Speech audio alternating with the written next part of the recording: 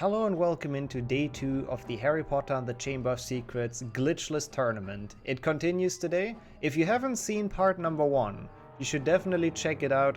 Somewhere here should pop up because you're gonna miss a lot of really insane matches and also probably a lot of like rules and whatever that we explained during the commentary during that day. So if you haven't, you should really watch that before you watch this video.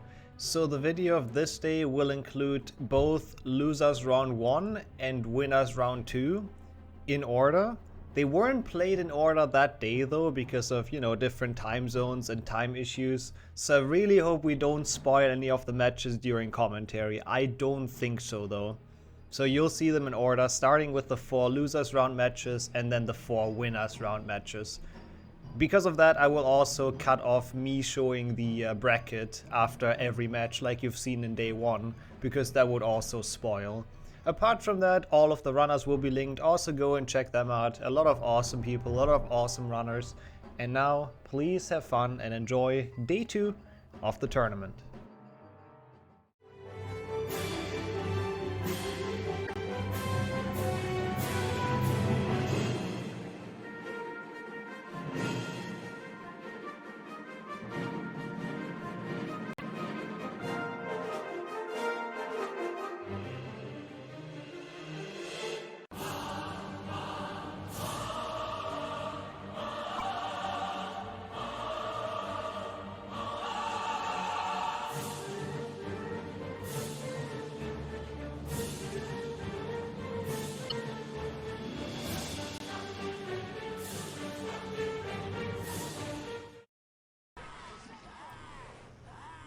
Nice. Hey, there we are. We're back for day 2. For the first match of the second day, we have Imek facing Flo. Welcome in. Hello. And it's gonna be the first elimination match of the tournament actually, already in the first match of the day. They will both fight for survival in this because they both lost their first round. Let's say it like that. So that should be a good one. And I am joined in commentary by Kaktus today. Hello, hello. Who we will later also see in his survival match. So should be a fun day. And apart from that, I guess if you guys are ready, I'll count you down and we start. Let me turn off debug mode. That's a good thing to do. Yep, good idea. Good job, sir. Good job. Okay, cool. Trigger level, stay strong. Then I'll count you down. So, 3, 2, 1, let's go. Good luck. Good luck. Okay, beautiful. Here we are. This should be an interesting one. Yeah, there's like 10 seconds PP difference. So yeah, that's nothing. Hopefully. That is actually nothing. Wait, we don't have audio. There we go. Actually, let's wait until Willow Skip. I have a couple of things to say about tiebreakers because we have new rules, but let's see how they do on Willow Skip first. Because first kind of important trick of the run, and after that it's just a bit of running. Ooh. And the first one falling down, and the second one as well. Okay, at least it's fair. Yeah, true. At least none of them got it. Also crazy how much faster Flo's loads are. Like he's already 2 seconds unsynced essentially with the timer.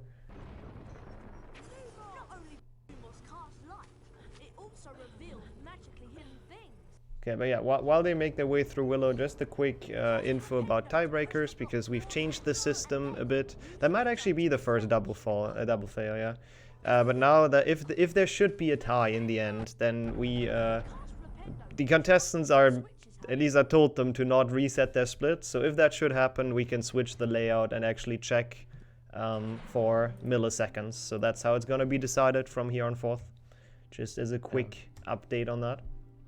Hopefully it's not gonna happen, but yeah, it sucks if you lose in like a tie. And even then, the timer isn't like super accurate, the loadless timer, so even that is not like super fair looking at the milliseconds. Yeah, true. Dude, if millis are the same, we play rock, paper, scissors again. I don't care.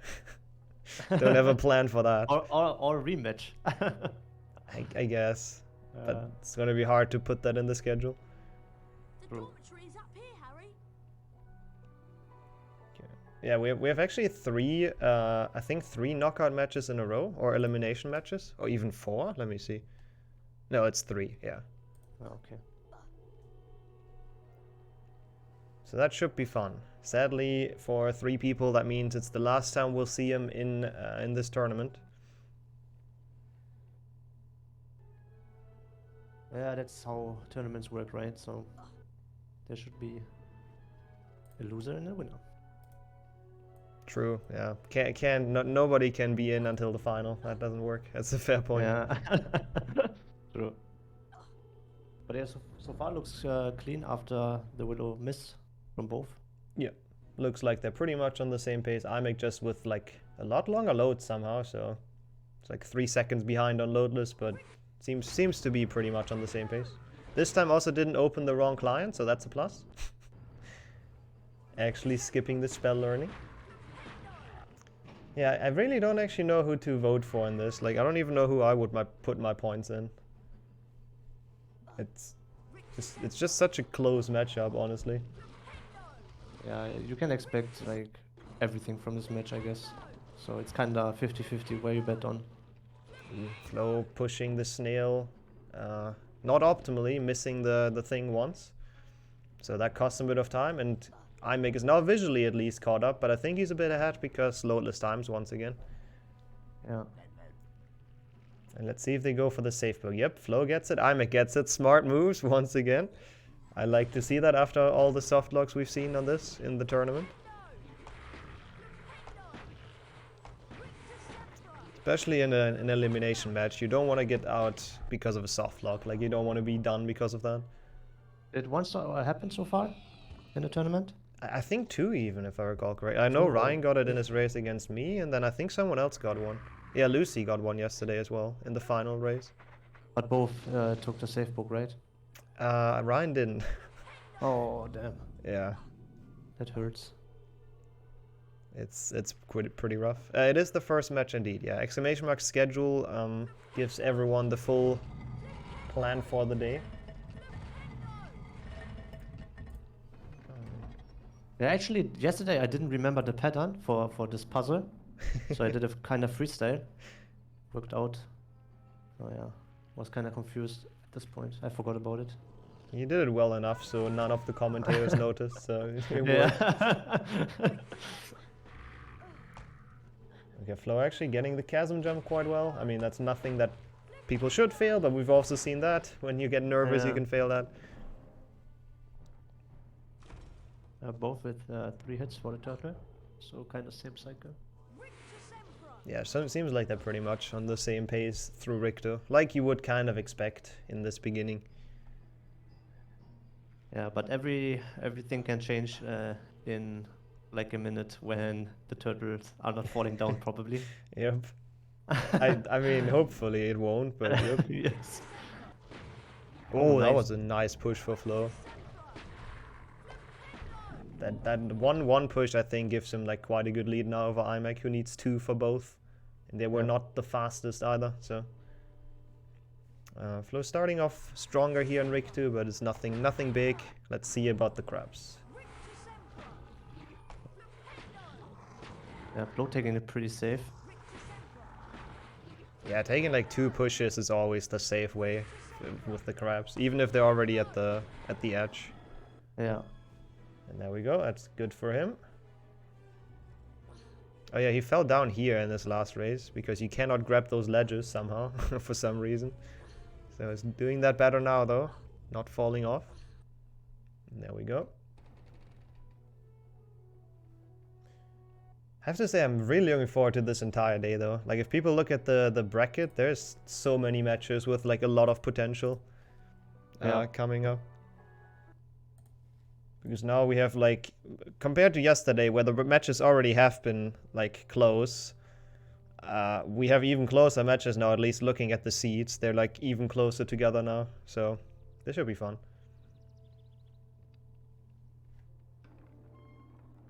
How confident do you feel about your match, by the way? The elimination one you have soon? I think I can win this, actually, so I hope so at least. But yeah, I think her PB is a bit better than mine. Or I don't know. I don't know if I did I send you a newer PB than on the board? I I don't know. believe so. I can't remember. It was too long ago, like 2 months or something. So I don't really know it again. But she catch up quite a bit, so I think she can also win. It depends if someone does a major mistake, Yeah, I would say. I think it But should after be a good yesterday- one. A close Yeah, one. after yesterday, I feel pretty confident, to be honest. So yeah. Yeah. Yeah, well, why is Imek stream so weirdly laggy? I mean, he had those issues yesterday before. I can... Yep. If it doesn't get better, I'll try to refresh. No, it looks better now. His What's a bit- choppiness is gone. Okay, for me it's still pretty laggy. Can I Okay. just restart it or something? Yeah, if you go to the... If you just put the link in again, it should work, I think. Oh, okay. Okay.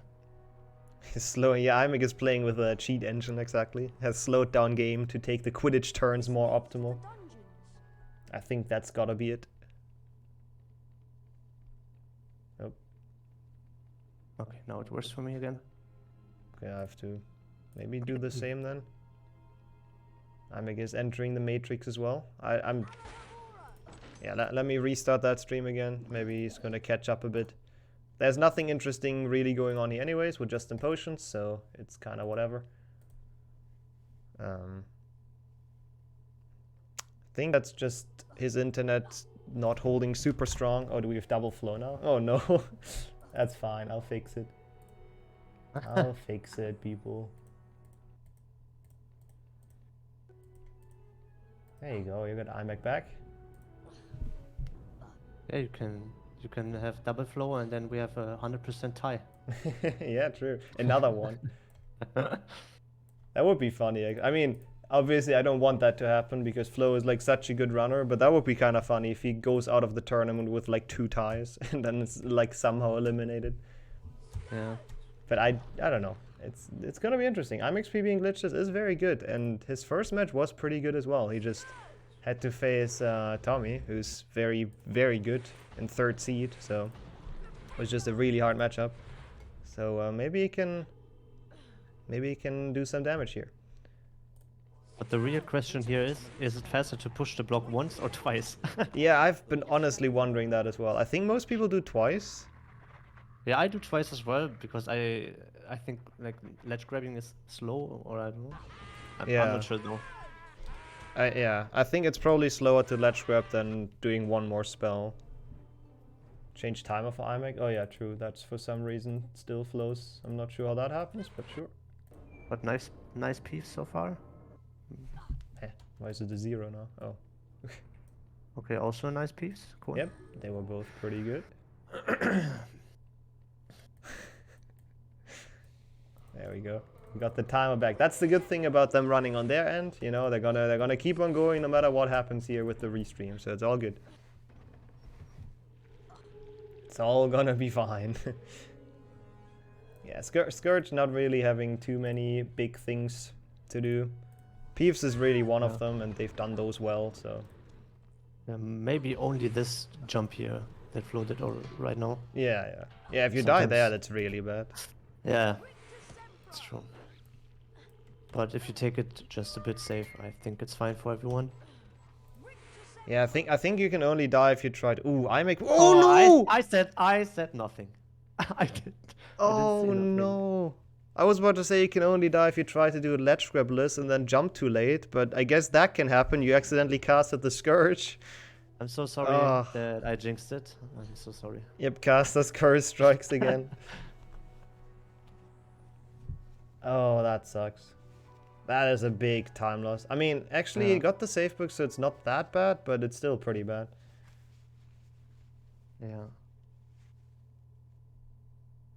You can see he's kind of tilted about it. Damn. That's very unfortunate. Honestly, considering what just happened, he still looks pretty calm, so... Yeah. He does some hand moves True, here and there, true. but I think now, like, best he can do is just trying to not tilt, obviously. Easier said than done, and then try to at least keep up with Flo in case Flo makes a big mistake, which we have seen yesterday, so it can happen. Even Flo can make the big ones that lose like a minute. Yeah.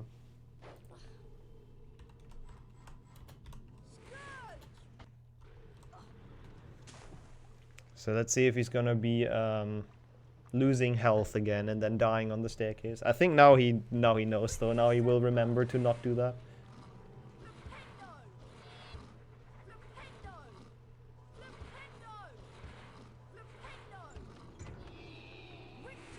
Okay, so Imek has also started. No, he has not started Bicorn yet, actually. Yeah, that is a big leap. I don't know if we have anyone keeping track in the chat what the difference is now, but that is a big one. Yeah, so far this like, I don't know, maybe half a minute or 40 seconds, something like this. Maybe a minute. I don't know. Yeah, I guess we can try to keep track of when or what's the time on Flo's timer when he gets out of Bicorn. Yeah. And then compare it. I mean, Bicorn doesn't look so bad, but the optimization in the segment is very hard, in my opinion, at least. Yeah, for sure. So yeah, there are like tiny things you can fix to get a couple seconds. And those are things that actually play into Flo's cards, I think, because obviously he's just very, very good at any percent and warpless and all of that, where you do the same stuff just with like pause casting. So like he knows what to do, and that's gonna help, even as a non-glitchless player. That's true. I mean, it comes down also on the like the segment where Flo is right now. Okay, he died. Oh, okay. Yeah. Okay, but safe book is close, so it's okay, all good. Not as bad But as Imek's death. Yeah, like the ledge grabs here, you can skip those ledge grabs for a couple seconds. You got one, but fine.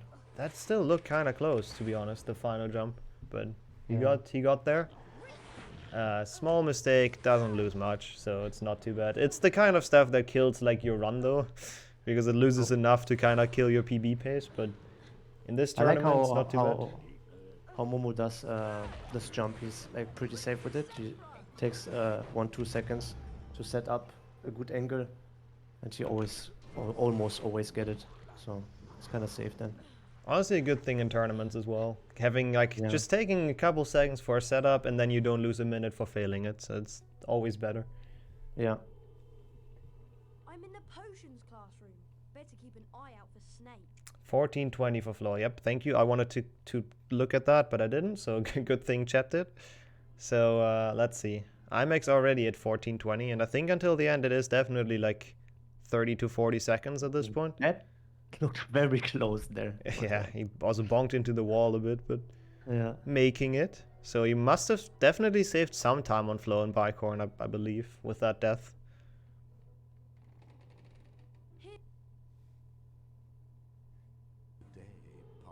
Let's see the duel from Flo. First one looking good, second one looking good. That's what you want to see.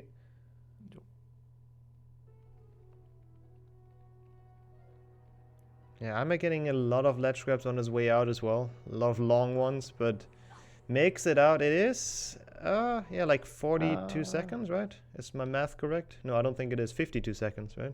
Yeah, 52. I think. Quick maths. I'm not entirely sure. No, 48. That's what it is. 48. Okay. Yes, we're math professionals. Yeah, professionals. Yeah. yeah. We got there. So at least it is sub 1 minute. That's like, I would say, within reason to catch up. Especially with like the hard level coming up Oh, he gets later a on. frog. Nice. Learning from past mistakes, which is good to see.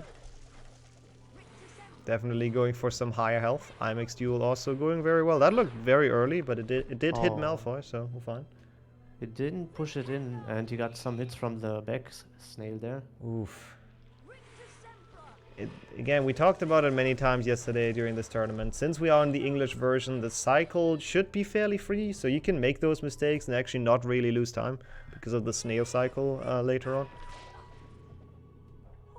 So we'll see. I don't think that really cost him much, but the health kind of went down a bit. Yeah, but there are many frogs on the way that doesn't lose that much time, or maybe no time. Maybe I don't know. Yeah, it shouldn't be that much of an issue. Defendo is one of the most frog heavy level, I guess. It's fair to say. Yeah, you can collect many of them. Third block push, nice. Spiky, prickly grass. Shoot their spikes when they're too close. Imek Snail going a lot better as well, a lot smoother. He's catching up. Yeah, I would say ever so slightly, a couple seconds he's making back. We'll see how it is after the end of Defendo.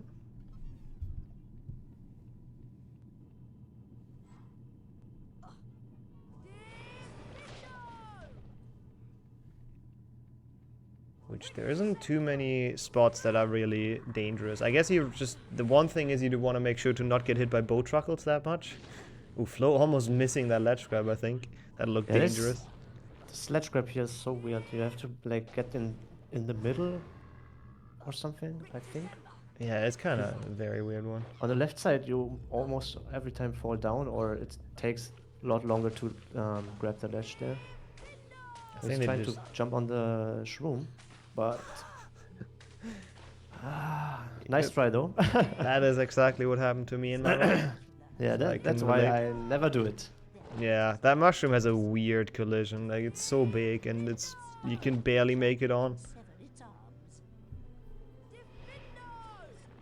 But all of that again shouldn't really cost him that much because of the snail cycle. So should be all good, I think. We'll see where the snail is gonna be. Yeah, I'm excited about it where they are now. Oh god, he almost missed that. Would have almost fallen down all the way. Oh, and now the damage is coming in. Potion? There is the potion gone. Oh, and he's still stunned. No, oh my god, Flo! Was that a wall walk? I don't know. I don't think it was.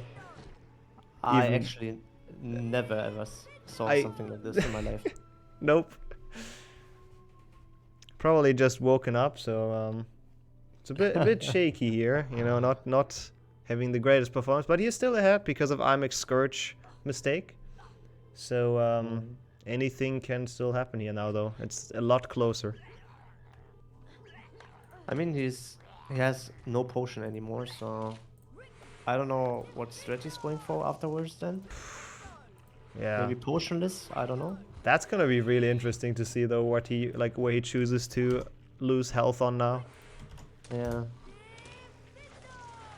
Yeah, I'm not sure what's wrong with strewn elements. That's what it's supposed to post. There you go. Links to people. I mean, he might make a potion. I mean, I think he has barely enough time to make a potion, and he's good at snake. Also, from any percent, naturally. So he might feel confident enough to make a potion, have Imek catch up, and then just like have a better snake. We'll see. Also, Imek running into the bush, taking like a third of his health as well. So that wasn't optimal.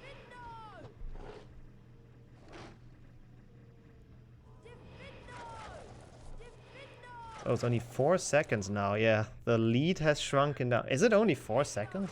Oh god. I'm not sure about that. It looks a bit more than 4 seconds, to be honest.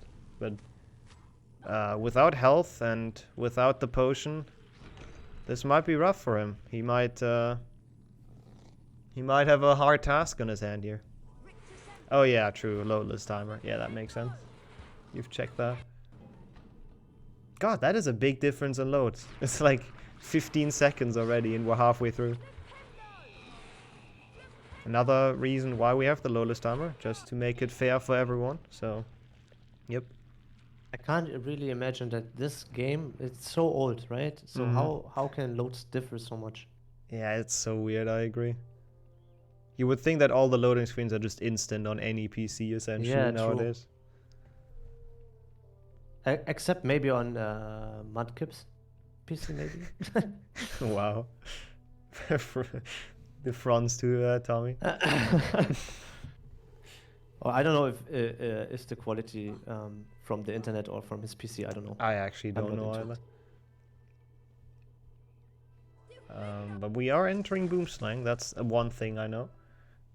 Oh, it is from PC. Okay. Yeah, fair. Oh yeah, your loads are also kind of slow. That makes sense. It's from the PC. Okay. Oh, Bad shrooms. Yeah, that's also an RNG part we couldn't cut out. yeah, that's true. The only one I would Um, say left. With crab slides maybe, but they're kind of... You can kind of control them. You can play them safe. Yeah. Yeah, Flo looking real focused now though, after what happened. Like I don't think he wants to go out after 2 matches here. That would be, even though it's not his main category, probably quite disappointing. So we'll see. I'm not sure about like Quidditch, honestly. I have no idea if that's RNG or not. Like the Quidditch match is so weird if she kicks you or not. Well, he's actually doing the shroom stacking. Mm-hmm. Interesting that Flo chose to not go for it. Probably doesn't feel too confident again after what happened in Defender. See? Looks... Barely not high enough. Yeah, that looks Maybe. good though. Yeah, should be fine. So Imek, I don't know if he saved anything with that, but at least going for cool strats. Like he's trying real hard to catch up. Like he knows he has a chance now, so Yeah. pretty good. I mean, if he's confident with this threat, so can maybe try it. Oh, there's a guest on his side. Some emotional support. Yeah, true.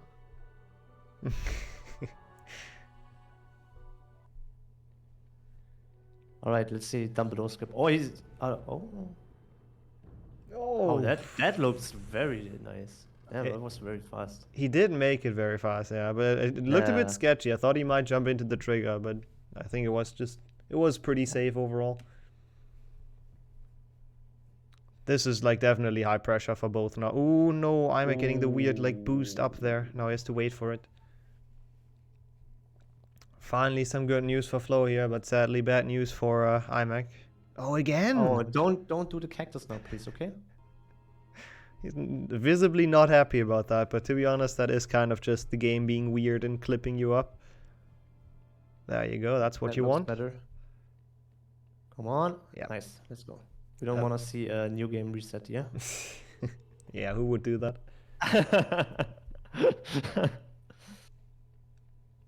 It's good that he got it though. Like after those 2 fails, at least he didn't fall down on the jump. So still in it, which is good to see. Flo at the Dumgoyle jump makes it with ease though. Yeah.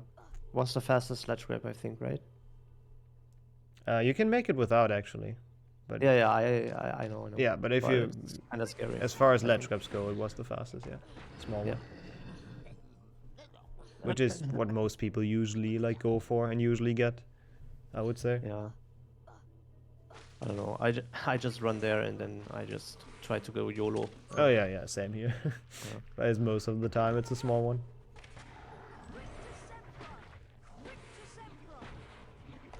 Okay, so we have Imek attempting it now. Really the only thing in Glitchless Goyle? Oh no! What? Oh, the flashbang on the stream. He got stuck in the wall. His lineup did look like he would get stuck in the wall, and so it was, I guess. Imek now choking. After Flo was choking in Defendo, now it's Imek's turn to choke a bit. Maybe got a bit distracted by visitors in his room, to be fair. At least I could imagine that. Let's see if he gets it now. Yep, that looks a lot safer. Now actually it's a kind of big difference again. With the 2 times triggering the stairs and falling down and die now. Yeah, I think now it's gonna be hard to catch up, but again, big mistakes can happen. We've seen one already, so yeah.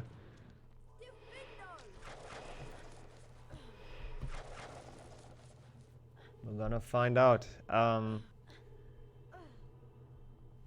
not sure. That's not good for your mental game either, to be fair. Having the death here and then the staircase stuff. That's gonna be tough to like recover from. Yeah.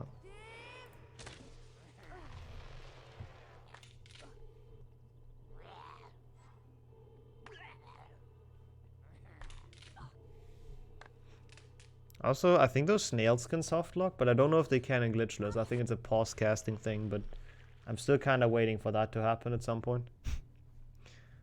I never I was never seeing this, so. Yeah, I don't I actually can't- know if it can happen in Glitchless. Oh, I hope. Oh, you can? Okay, so it can happen in Glitchless. Hopefully we Okay. actually don't get to see that, to be fair. That's a dumb soft lock. The real question now is what can't soft lock in HP2? That is a good question. Yeah. It's a very, very polished game. It's still a good game. Yeah, I like it. I would agree. It's just old, so can't Yeah, really true. blame the devs. I hope you don't hear the barking. No, not at all. Okay, good. Flow is at the spot where he lost, or essentially lost the race yesterday, I would say, at this drop down. He does have enough health this time, barely. Oh god, really barely, but is fine this time. Just doesn't have a potion and literally no health at this point, so that's gonna be interesting. I think if there is a way back for Imek from this, because it is like, that's actually not even that much yet. It's like 40 seconds again, or 45 seconds or something. But if there is a way back for him, it's Flow dying because he doesn't have the potion anymore, I would say.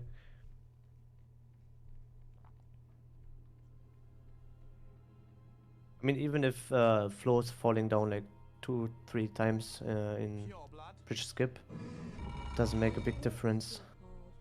Yeah, Birch Skip is just like very forgiving with the safe book right in front. Yes.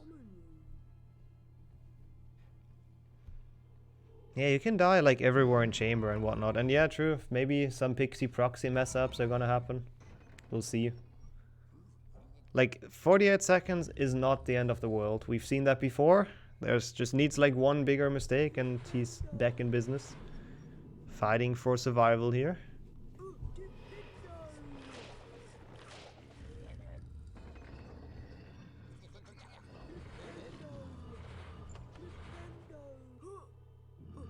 Okay, we'll see how Bridge Skip is gonna go first of all though, before they get to the actual parts where I think it might be quite exciting.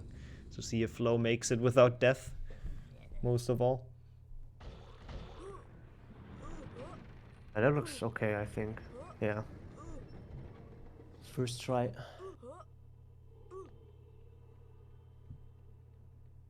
Yeah, very smooth. No problems at all. And I think we still have yet to see someone like die on that. We had people reattempt it, like jumping at a weird spot and then going over again, but I don't think we've seen anyone like trying it and just not making it in this entire tournament. Which is pretty impressive, I have to say. People are very good at bridge skip. Ooh. It's not the easiest trick, I would say.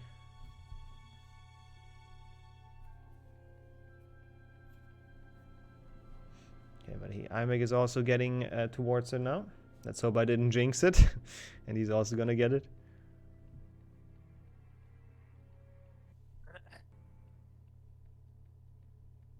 Or maybe, I don't know if you can say that this part is also a bit RNG, where the Slytherin people walking. I believe they're cycle based, right? Oh, okay. I think the one dude at the door is like always there, and so is the other one at the very end. Like as long as you're on the same pace. Like if you do take too long for bridge skip, and we jinxed it, I guess. I guess. That looks scuffed again. Yeah, I think he's jumping too Oh, early on the. okay. I'm surprised that worked. Right, yeah, me too. Not gonna lie. I guess he has his own setup for that in that case. Yeah. Because most people jump a lot later on like the second jump. But good to see. Only lost him like 5 or 6 seconds, I guess. Probably. So what Fract yesterday asked me if the guy with the broom, what is his name again? Oliver Wood? No, the with the cat. Filch. Yeah, is he always in the spot after? No. No, this is a bingo client only thing. yeah, it's because of the modded thing. Like, for some reason, what makes the character model disappear is the spell learning, like some part of Rick to Sembra spell learning. So, and since that's skipped, he just never disappears, and he's there from the first cutscene. Oh, okay. I'm surprised people actually noticed that during the run. That's kind of cool. Yeah, I misunderstand him yesterday. I was like, yeah, the guy's always there, and I was like, okay, no, he meant another character. I see. So yeah. And Mark says it's not bingo client, but Oh yeah, it's a tournament client. I guess that's the official word. didn't you wrote bingo client there? I might have. And, Bingo actu- one's a different one. Oh, okay. I never saw the thread that Flo did right now, actually. Oh, pushing the block down. Did he get Yeah, that? from Dang. the right side, yeah. Yeah, that's a really difficult like snipe that saves very little, but it's just really Okay. hard. Did I actually write bingo client? Oh, sorry about that. I didn't mean to. It's not the bingo client. Guess I was confused.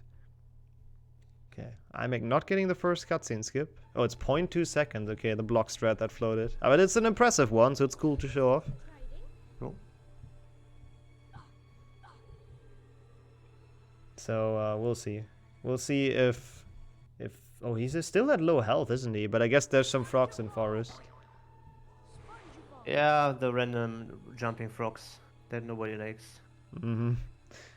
But I mean, at this point, he has to get them. Like, there's no way he's gonna Yeah. skip the frog, like one of them, or any of them. That Yeah. is actually no way true. Oh God! Alright, yeah, it's fine, I guess. it worked. Long ledge grip doesn't really matter too much in that, I guess, because I guess it still matters. But that looked very scary for Imek. The decanter jump barely made it on the Spongify, and then he almost died like after the Spongify. Come on now. But overall, it's fine for Imek. Nothing major going on in Spongify for him. Nice jump though. Just a couple of close calls. Tom? It's all over. Oh, and we have the Tom Riddle, the close-up Tom Riddle face. Let's go. Don't think we've seen that today, or like this tournament. Come on.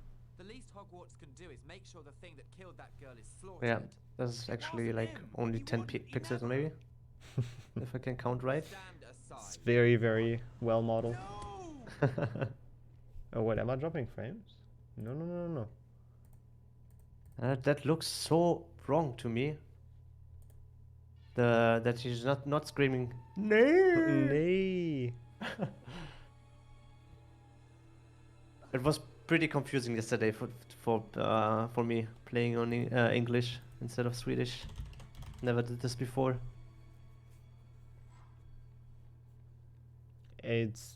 We've used to before we knew Swedish was faster, so it's actually quite nostalgic for me sometimes to hear like the old voice lines. Yeah. You're pretty old school with HP2, I guess. And Not like as me. much as like many others. I'm but- I'm HP2 boomer or zoomer or whatever. Hey, what matters is that we all play and like the game, so Cool. doesn't really matter when people join. Also, I want to point out I saw Flo practice Aragog in the transition or before, so I expect a really good one now. yeah, either the new strat or just like a really good Aragog. We'll see. Let's see what the frog is doing here. Oh, kinda okay, I guess. Pretty solid. Didn't really But don't lose health here now. Okay. instantly losing it back.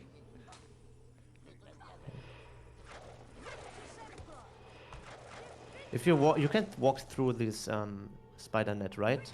The first one, yeah, the first one has Is- really bad collision, so you can just make it through. Is it invalid run then? No, it's fine. It's Okay. allowed in glitches. It's just bad collision. All right.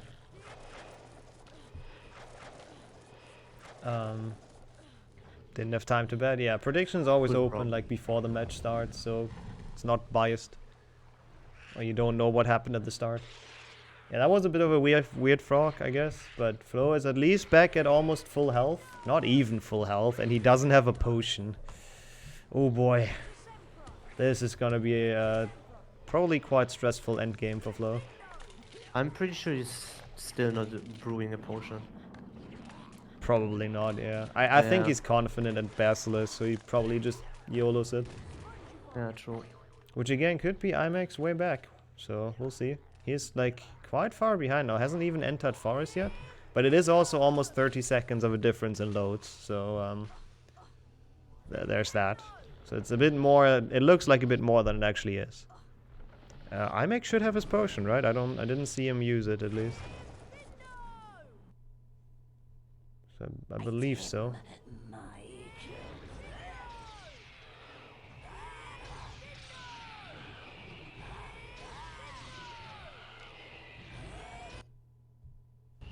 Okay, Imek getting the bridge skip. No issues there. Looking a lot more focused now again after the blunders that happened in the mid game. Probably gotten him quite tilted, to be fair. Understandably so. Flo is not really showing the new strat. I don't know if he went for it. I think he might have. But it's just doing classic Aragog, so I'm not sure why he practiced it beforehand, but hey, this works. Ooh, oh, the Imek actually did not get Imek there. That was way too close though. Or at least I don't think he did. What is happening on Flo's screen right now? Oh no, now he's doing it. Okay, nice. Kind of.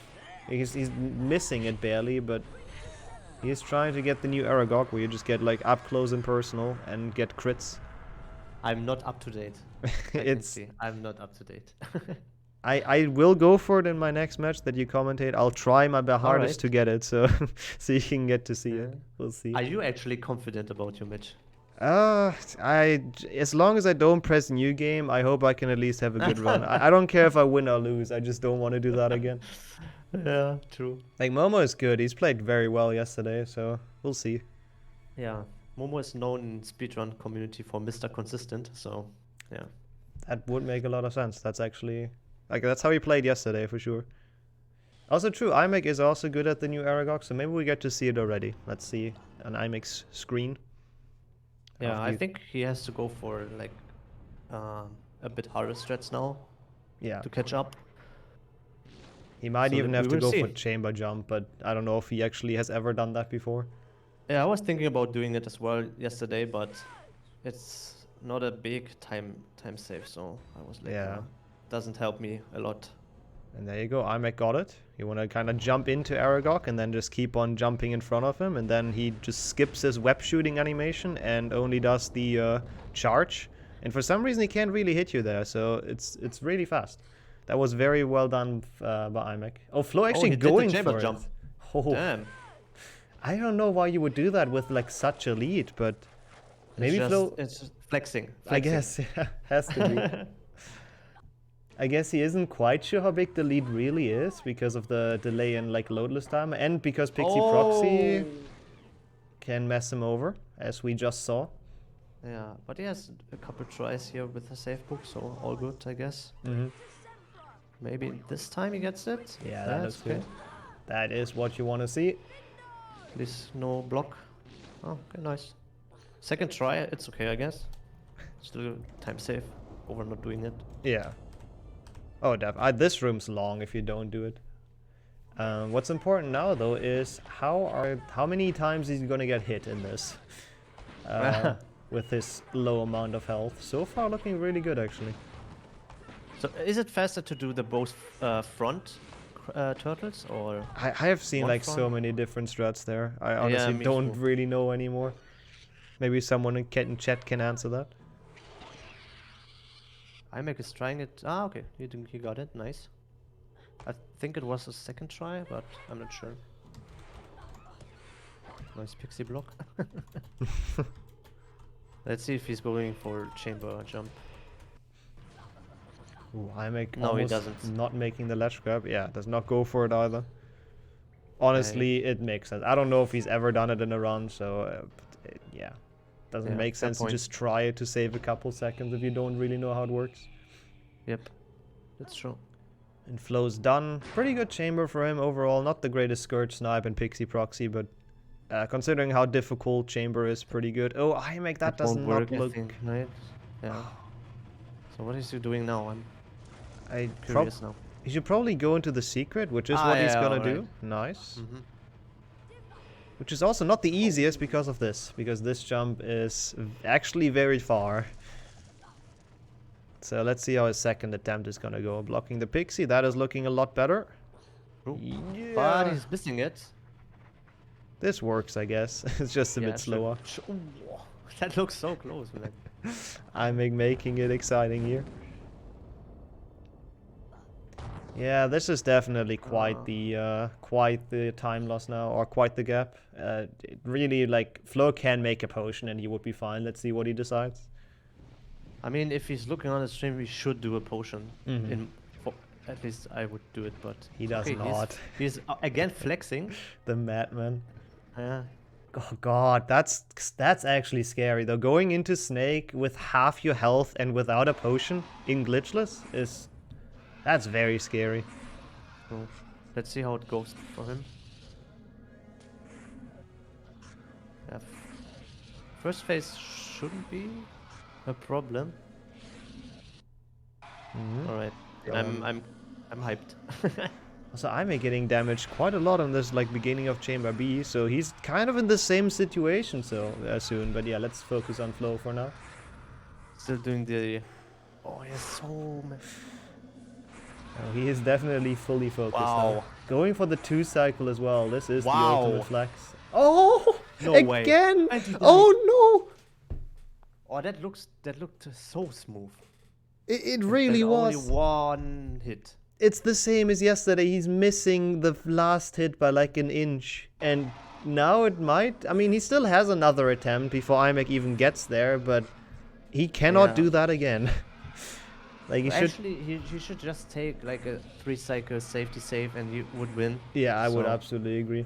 Like Flo is just going for all the insane strats right now, and I hope that really doesn't cost him the race. I mean, they're probably talking to each other, so he knows what he should do. True. Hope so, at least. Yeah, it looks like he's taking it a lot. He doesn't go for the damage resets on the spellcast anymore, I think. Oh, Oh now no, he never does. mind. Oh my god, Wow, Flo, he's a why? madman, bro. He's Why? a madman. Wow. I can't watch that. Okay, he's done it though. That's At this point, I would say well deserved. yeah, for Not sure. gonna lie. That's a crazy strat though to finish this out. Like what the hell? Yeah. And Absolutely not needed, but GG's. yeah, GG.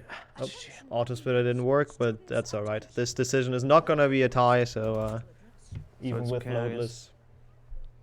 loadless. So this is basically like a sub 50, right? Like close sub 50 Uh, in retime. It's 6.5 minutes, I believe. Yeah, it should be. It's 6.5 minutes, I think, that it loses. So it should be like a 49.50 or so. Yeah. It's pretty good, actually, all things considered. Think we'll take it again this year? After you and Harry saved Hogwarts. You know what's funny, Mark? He actually did set it up before. The auto splitter. Thank you for not Yeah, none of those runs is valid for PBs or world records because And Imek died. be quite adequate. be- Unfortunate. because it's a modified client that doesn't have spell learning and RNG, so it saves like 6.5 minutes. Yeah, I'm not happy about this. He could have definitely won that, I think, with a clean run. Like he would have been good enough to win that, but I guess it's just a couple too many chokes. What can you do? If you know you have to raise flow, it's just a bit of a tough situation. But actually both had some bigger issues, so at first. Yeah, that's true. So both starting with failed Willow's clip already was kind of messy.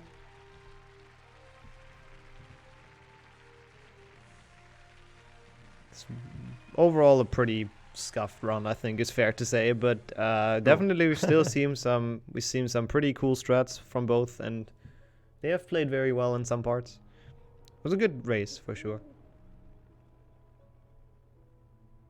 Okay, last hit on the snake. Nice.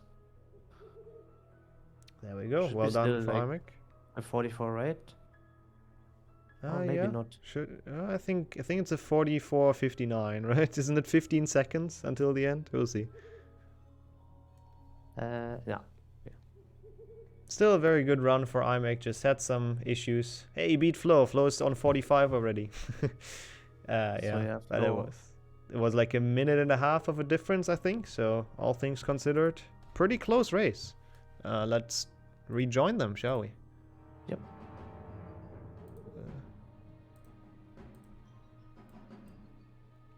Hello. Hey, GG's. Thanks. Two pretty fun runs to watch, I think is fair to say. Yeah, And 'cause played it was off so again, like, is garbage. very happy. Yeah. It was so garbage, it was just a comedy to watch. I mean, comedies are sometimes quite fun, so it's something. Also, Flo, why did you go for the freaking 2 cycle with that Because health? it's free! I got robbed again! Like, what the fuck? He was one hit away, and, like, I fucking missed the last one again. And then the second one, he had so much health, and that one I actually got it. Like, it makes I it- told you, it's all on flexing. It's flexing. It's always flexing. Very free. Yeah, very free 2 cycle. Cool. The second one, like, it was so hard to get, and I got the second one, but not the first one, which was a lot easier to get. Yeah. At least you could show it off, so that's something. Yeah, the race was kind of up and down all the time. Dude, the thing that happened in Defendo, where I got hit, and then I fell off, and then I lost my push. Everything yeah. Everything I practiced before tourney went to garbage. Yeah, sadly that happened. Unfortunately. I practiced 3 things: Willow skip, Shroom stack, and Nick skip. All of them went bad. Shroom stacking worked well though, right? Didn't it? Yeah, worked. It was a bit. Lost like 4. Oh, okay. Okay. Yeah, I mean, to be fair, you had a pretty tough tournament run with like Thomy and then Flo. That's True. not the My nicest run against bracket. Thomy had like 1 mistake. This one was just completely tragic. Yeah, that's fair.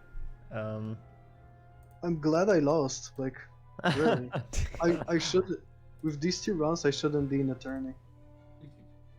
I wouldn't say that. You've done very well on the first one, and this one just had a Yeah. couple of unfortunate issues.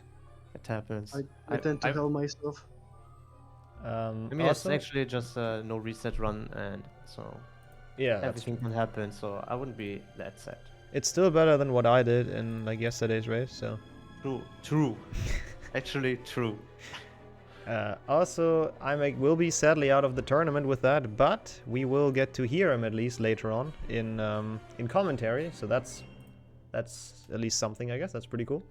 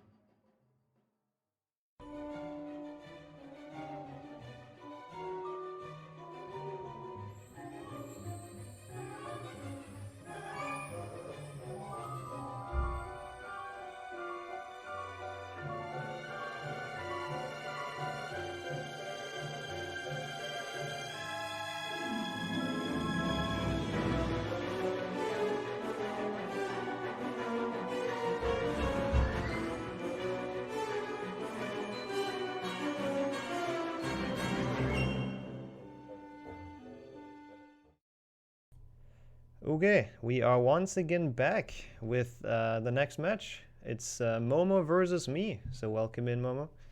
Hey, Nixxo. And we obviously, since I'm racing, will have 2 commentators who this time should not have any delay, so they shouldn't be spoiling stuff. And we have Kaktus returning and Gary returning from yesterday, so also welcome. And Hi guys. And I guess with that, feel free to count us down and get us on the road. Okay, Gadi, your part. My part? Okay. Yes. 3, 2, 1. Let's go, guys, and good luck to you. Good luck, good luck. Thank you, thank you. So hopefully Nixxo won't fail download skip and reset this game.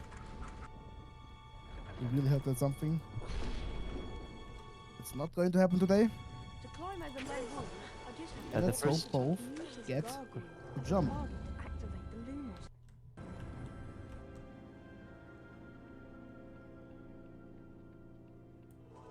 I bet I can pass the panda on that luggage. Nice block slide from Nixxo. Also Momo, nice.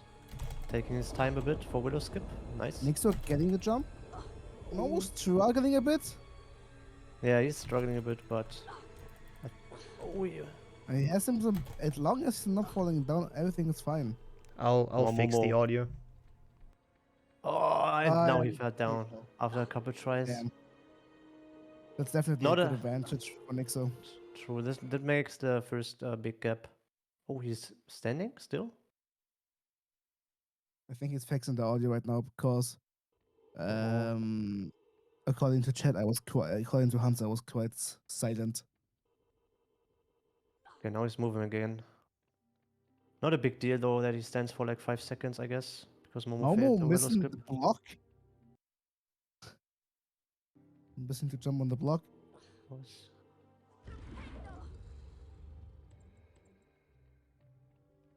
Momo also about to leave Willow.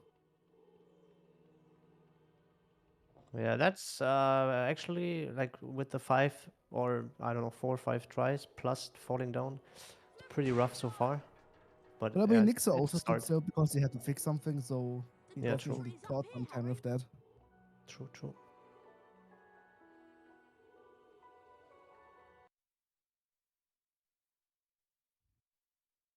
Um,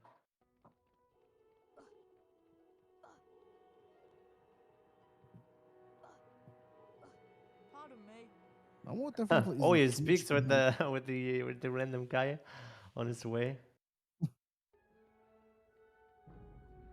Momo definitely isn't too much behind. Nah, it's fine.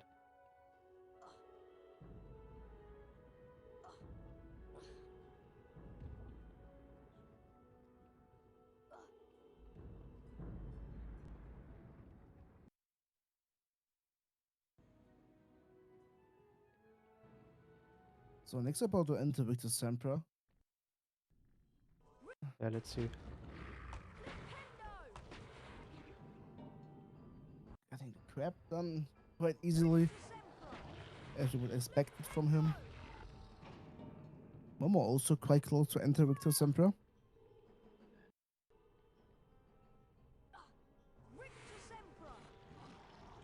There's in this segment there's not a special thing you can mess up, I guess.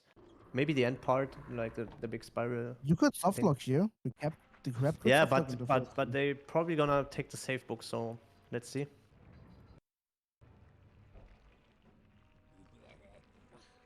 So Nixxo's gonna take it for sure, yeah. Yeah. For And race safety. I'm pretty sure Momo also takes the safe book.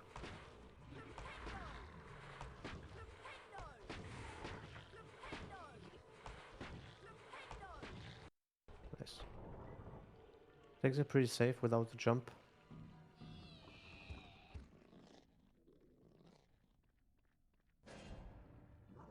And he's gonna get...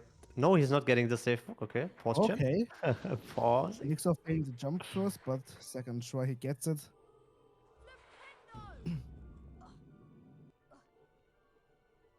Let's just hope Momo's not getting punished for not taking the safe book.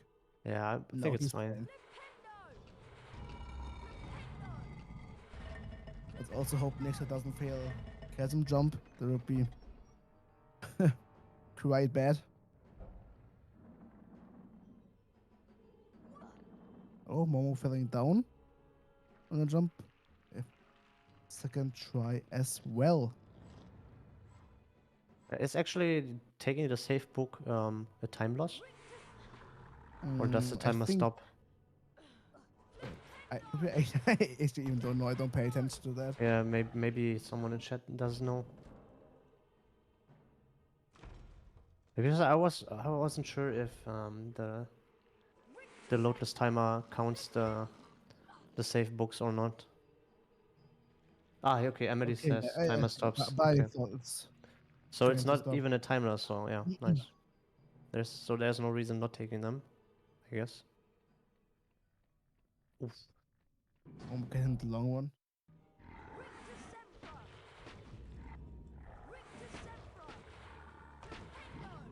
Let's also hope that the crabs don't troll Nixxo in the next room. They could be quite terrible for him.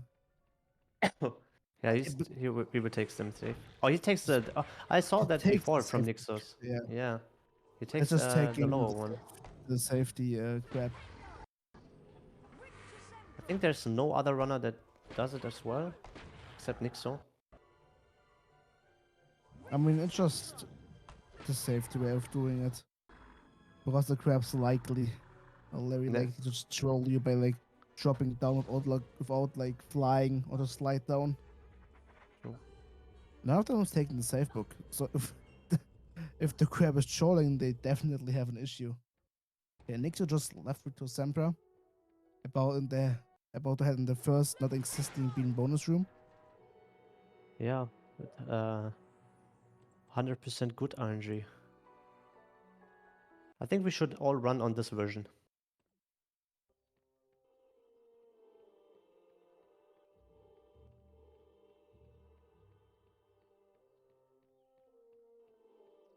I like how dramatic the music is on Momo's side, even though he's just walking up. Nice music selection game. All right then. You can use your arrow keys to steer your broom left, right, up, and down. Quidditch armor will help soften blows during the match. Nixxo heading in the first Quidditch. Momo's also on the way to Quidditch. That's it, Harry. You've almost got it. And the first one is an auto-scroller, I think. The second one... Both. Both?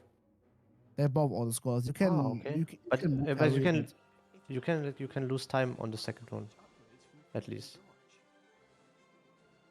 If you don't, if you mess up the fighting with the girl. I mean, I think you can also lose some time on the first one if you. If you get hit by a ball?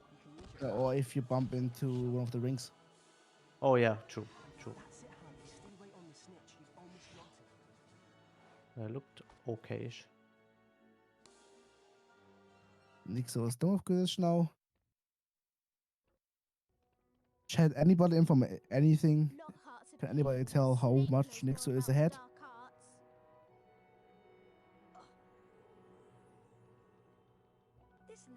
Let's also hope Nixxo doesn't randomly softlock on the potions.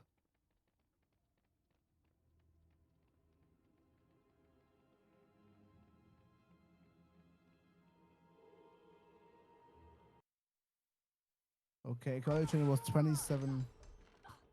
It was 27 seconds after victory. Okay. Nixxo being safe with the potion, waiting for a bit so it doesn't softlock.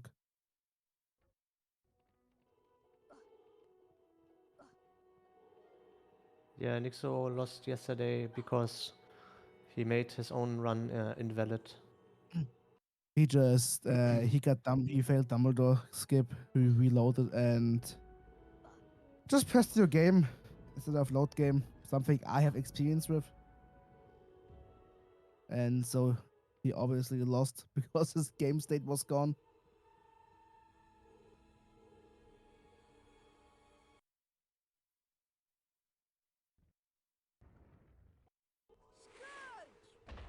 Scourge.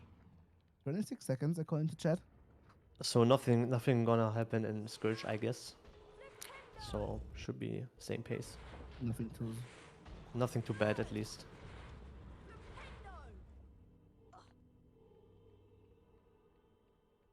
Ectoplasm takes away some of your stamina, Harry. The longer you're in contact with ectoplasm, the more stamina you lose. Nice turtle boost from Nixxo here.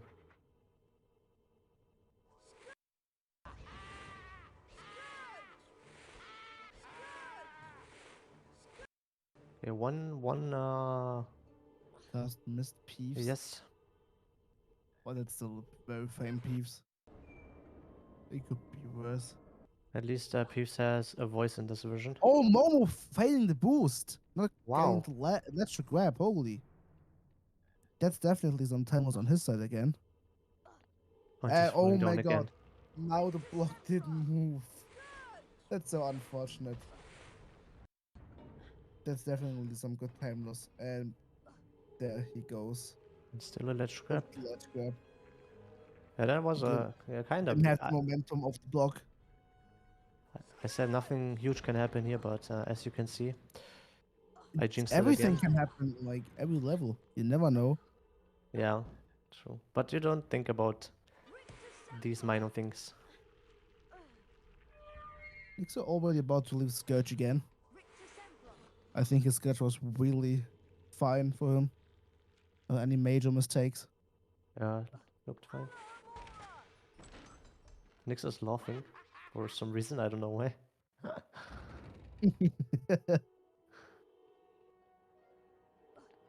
Okay, I can't check they have a similar facial structure. I mean, maybe because they're both German.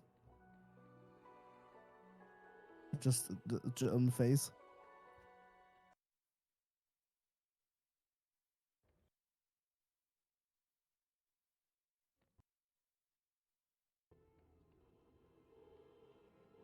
Nixxo on his way to enter Bicon. Bicon is a segment where terrible things can happen. So yeah, let's see. But we're also close about leaving the Scourge challenge.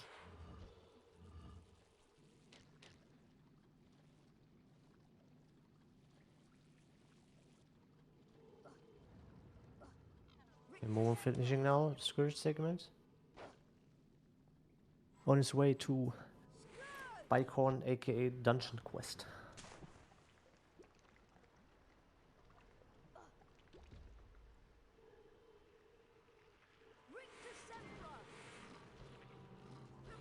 Oh, nice snare snipe there from Nixxo.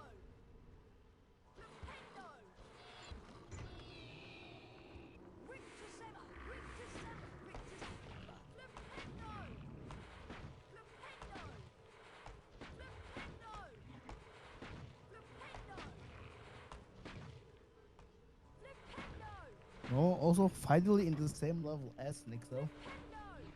It's They're still not- definitely he's definitely not that much behind that you can. Yeah, true. Close to him. Could have been worse.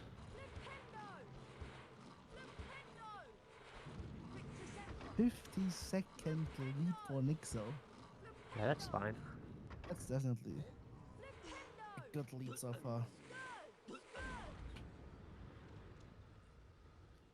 Let's just hope Nixxo doesn't fail. Get in the puzzle. Yeah, but he's fine.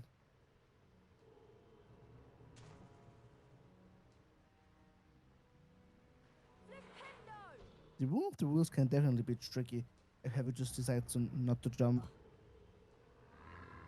Let's hope that does not happen. Oh, he I falls down jinxed it. once. I jinxed it. Die fast, please. Okay. Nice jinx. I'm sorry, Nixxo, for that. Yeah, he was probably a bit confused because the pixie was right in front of him, I guess. That shouldn't But matter. still nice. Yeah, it's not a big deal dying there with the safe book. It's definitely good for Momo. Momo, Yeah. Is it in? I don't know. I didn't see it. You will see it. No, Yeah, it it is is. okay.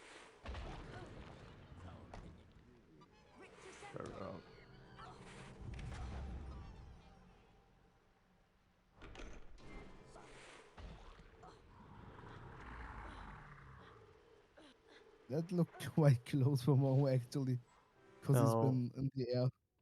What are you jinxing next? I'm in the potions. Any Nixxo plans on failing. jinxing? Keep an eye out Nixxo for failing. Dumbledore skip again later. And press new game? That's not hopefully no. Or is it too much ask?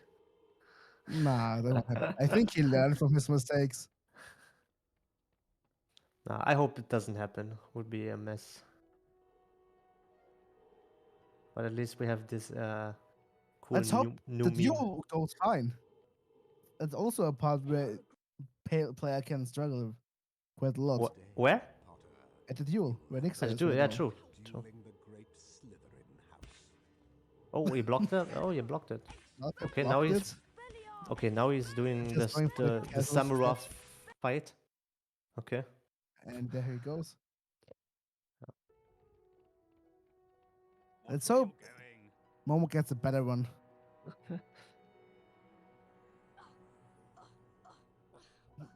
I will predict Oh, that. nice There's one Didn't- bouncing from Nixxo. Momo will get or will need 3 hits. Pretty sure.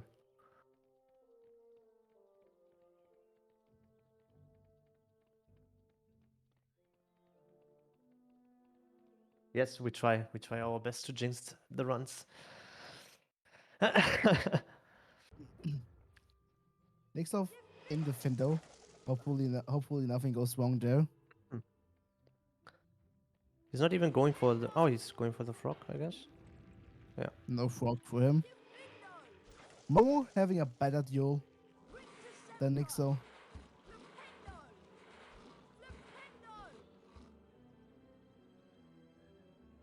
Oh my god, the crab is not in. Oh, the crab, the snail. Oh my god. That's very unfortunate for Nixxo. And now the other snail is way more behind. Yeah. So he Oh, it needs needs probably 4 recast. pushes instead of 2. Recast. What's What 3? I think it was 4, I right? can't account. I don't know.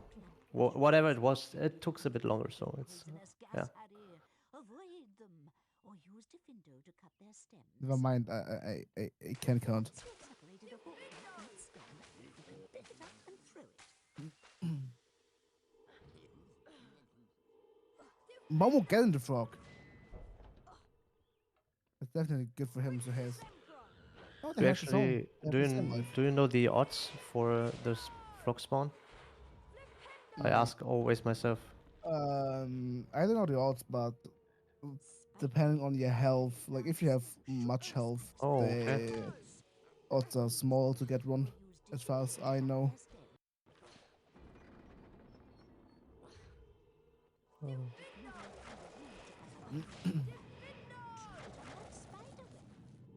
Yeah, still pretty close. I would say. I mean the loadless timer is a bit different by like maybe 10 seconds.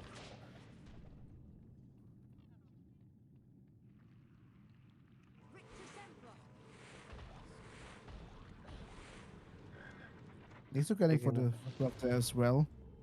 Now he's on full life.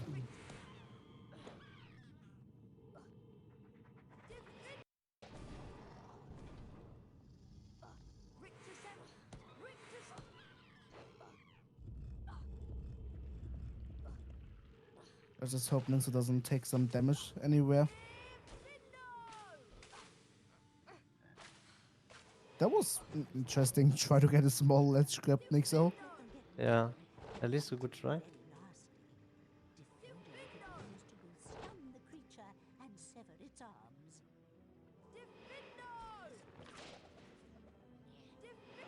Tree spirits that guard ribbon trees. Cast Diffindo on them to make them disappear. Momo also getting the extra frog there.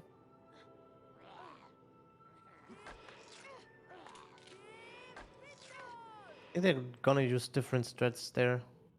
Nixxo is still very lucky with the cycle. No! Oh, he didn't break the Oh the my roots. god, it didn't break! Oh my god, but he should get the other one quite well still. Yeah, the other one is. If he wouldn't fail this easy jump. He's definitely giving Momo chances to get near to him again. Hmm. I think Momo is going for the upper wall instead of jumping down. Yeah.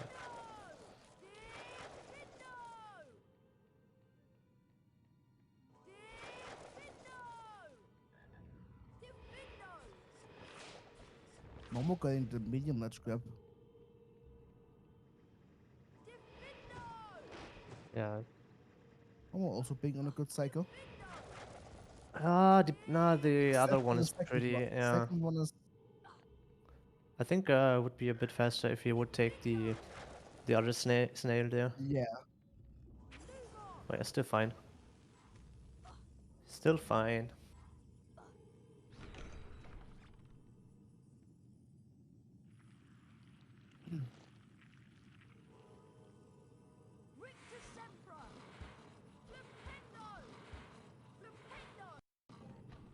Nixxo at casting and blast his nails. Before he's about to leave the window. Momo going safe of like not getting any damage.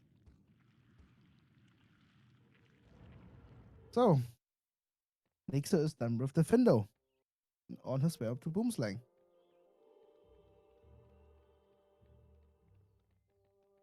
Do you know if you're going for Shroom Stack? I don't think he will. Okay. I mean, to be fair, if he really knows how good his pace is, he maybe just wants to stay on Play his it pace, safe not out. risk of losing any time. Hmm. Yeah, makes sense.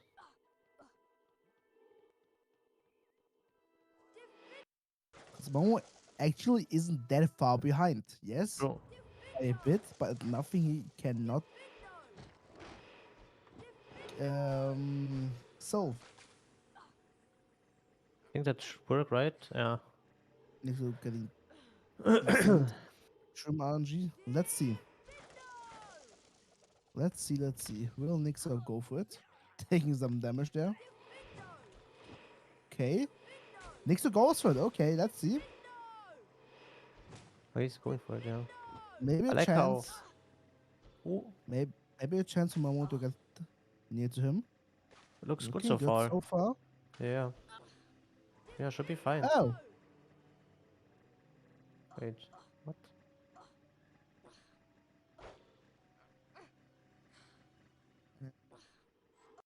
Yeah, good shroom for Momo as well.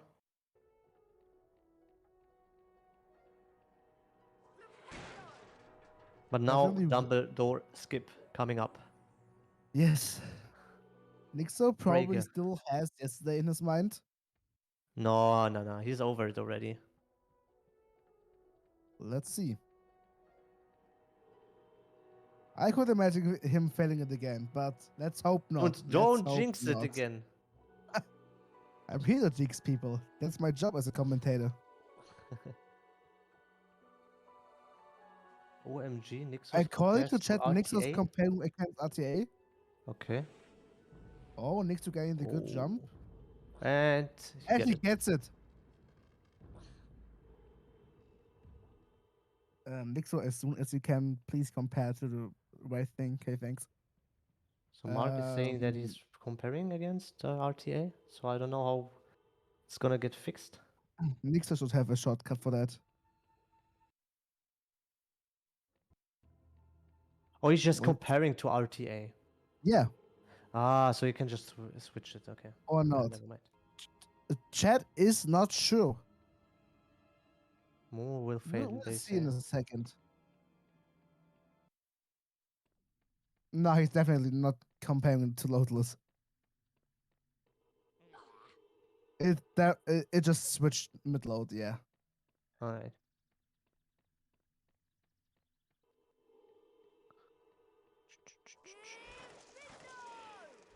Okay, let's see. Yesterday. Okay, nice. Or just a fast ledge grab. It's okay, I guess.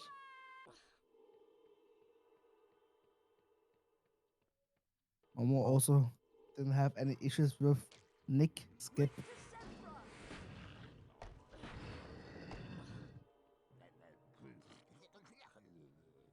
Okay, so do you actually call it Nick skip or Dumbledore skip? What's the right term for it?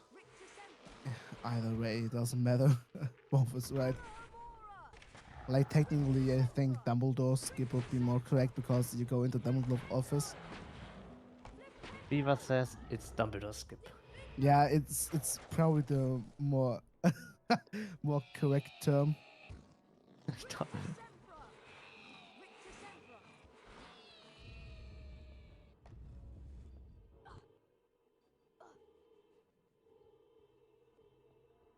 But I don't think either of I don't think Nick skip is too wrong. I think it's pretty cool that chat is keeping track of how far ahead someone is. Definitely. Yeah, it's pretty cool.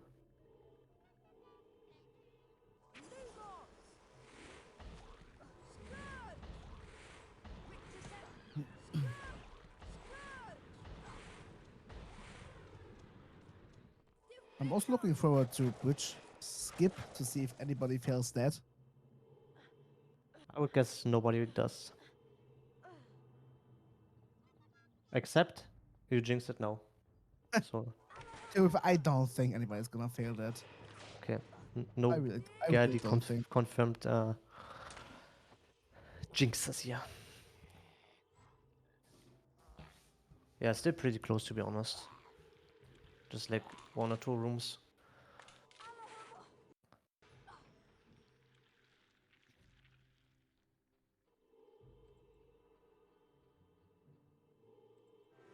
And Nixxo is done with Goyle.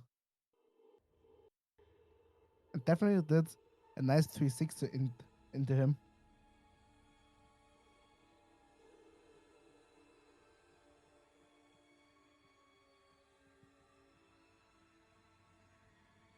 Nixxo definitely has the life to just jump down. So no issues there.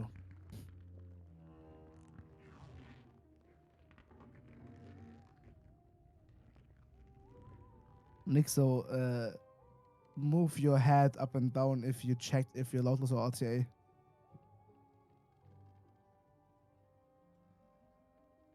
Okay, he checked.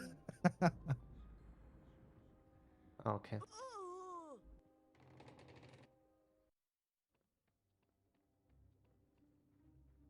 Okay, timer is fine, so he's comparing to loadless.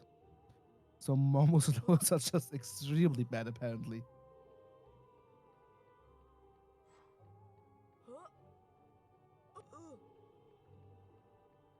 Nixxo on his way to this little bit common room. RTA is the real time, and the loadless is when you cut out the timing you need to load the maps for the game. Loadless is just essentially Pure blood. the game that the time that the game uses to load a level is just being cut out. So we just have the play time.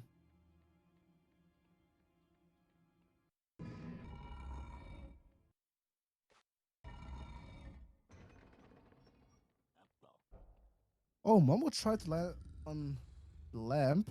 Didn't work out, sadly. Sorry, 1 second. My loads are different because I have less delay, Beaver. Sorry. I'm gone. Okay, Oh, there we okay. go. All right. There we Yeah. have it. There we have the explanation.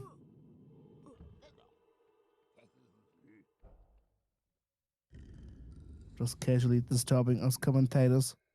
Ooh. Let's see. Will he fail it or will he get it? Looked fine, yes. Easy.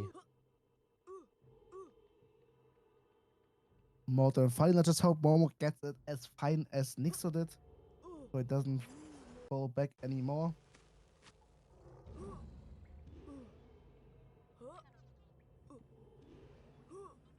Yeah, I think we have many HP2 German runners, I think. We don't have too many Germans, but we have some, definitely. Yeah.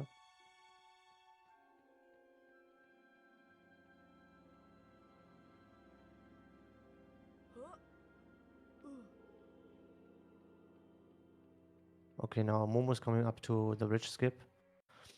Let's see if he's taking it safe or just YOLOing it as well. Let's see. Yeah, he takes a bit of time, but it's like not even a second. That So looks not. oh damn, He jumped a bit bad. I unfortunate. think. Let's see. Yeah, That looked way second try. better. Second try is fine. That definitely looked way better. And again, Nixxo's talking with this kid.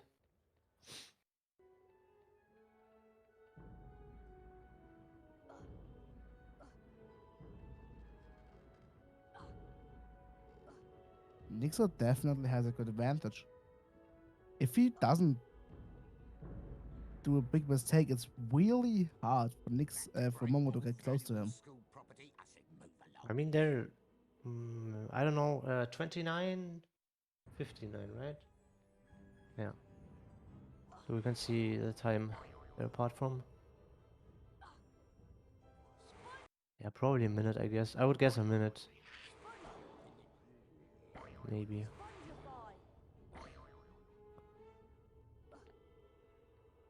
But you know chamber, right? So chamber can happen everything. Anything can happen in chamber. True. And he leaves at 30:43. Yeah, 45 seconds still, I think, right? Something around those lines, yeah.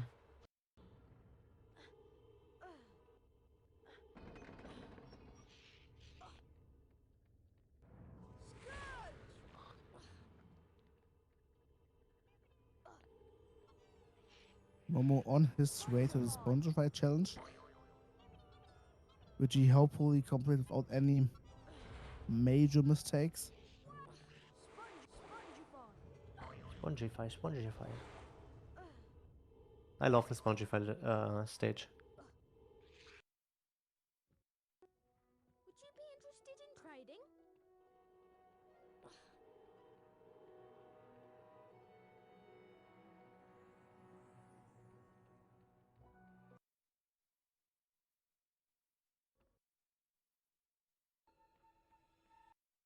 Wally 2 seconds behind according to chat. Would you be interested in trading?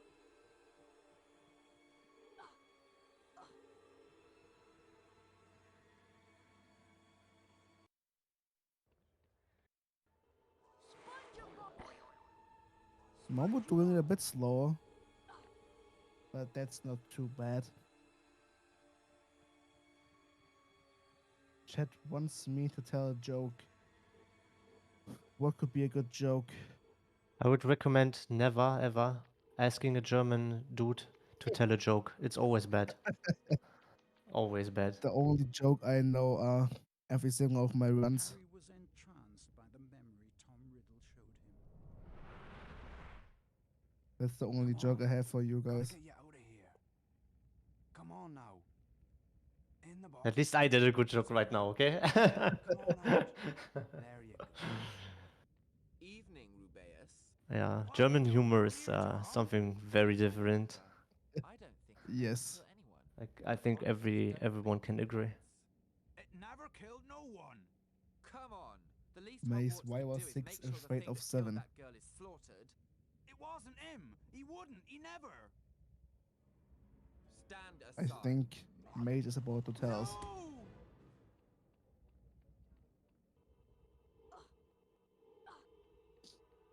It was 7, 8, 9. Yep, thanks, Mage, for that.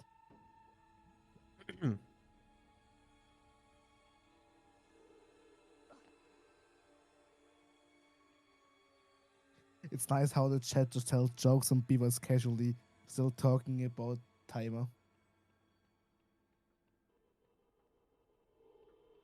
So Nixxo on his way to forest. Hopefully without any major mistakes. It could lose him the run or the race, actually.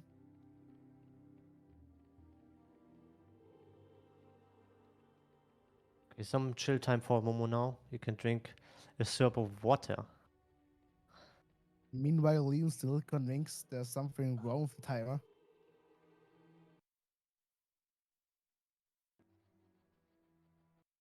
I guess that definitely has to be checked after the run. I'm also looking forward if Nixxo goes for the new Hourglass spread.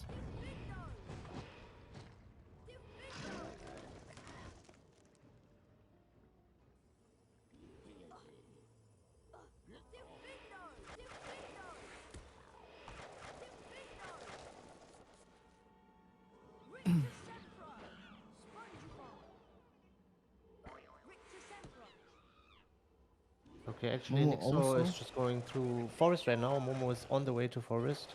Takes a bit of Yes. time now.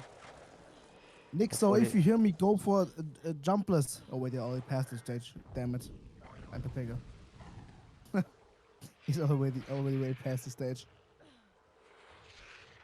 Momo, go for jumpless. Yeah, also gets a Can't hear nice me, drop. shit. Can't even hear me. And ledge grabless. Hoggers. Nice one. Let's hope he does not get hit.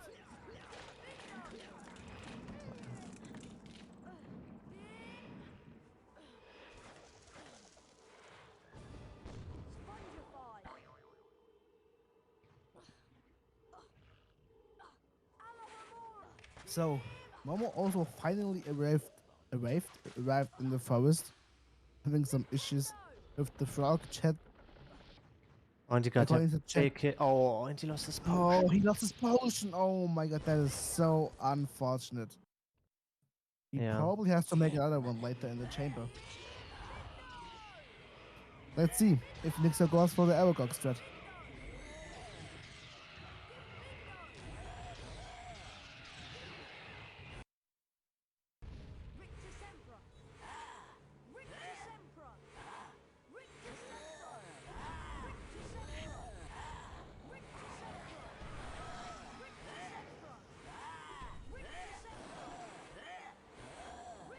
Is this the new strat you're talking about? I don't even know how the new strat really works. I just know there is an issue, but there is a new strat. So chat confirm, please. But it doesn't look like he's going for it. Or I don't know. Oh, and he got a hit. Yeah, there's some hot there. That looks so strange how he do it, but I can't tell anything about it because I'm not familiar with any other than the normal strat. So Nixxo done with Aragog.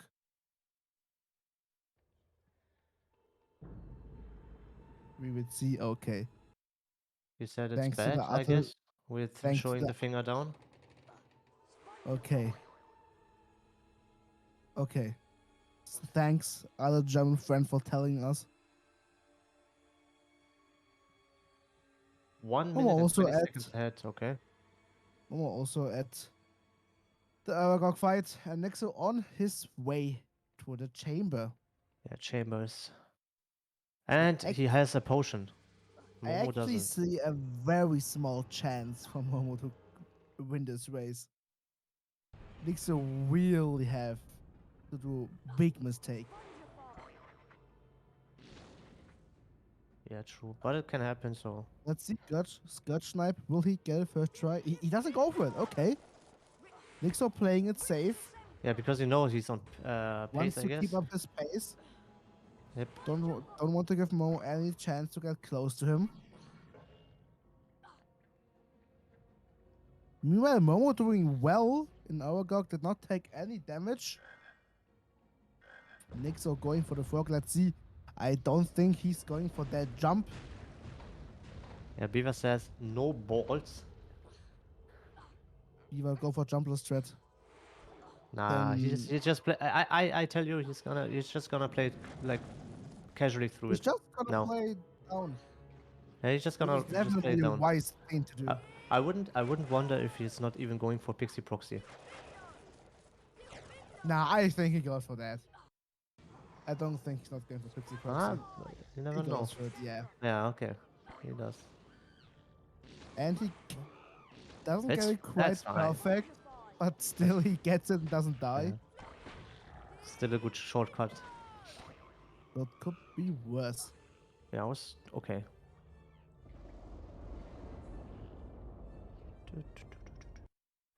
Nix, I'm not too happy about that, which you could see on his face impression. Yeah. Okay, one hit. How many is gonna? Nixo in chamber no. B. 2 hits. Let's see how it goes.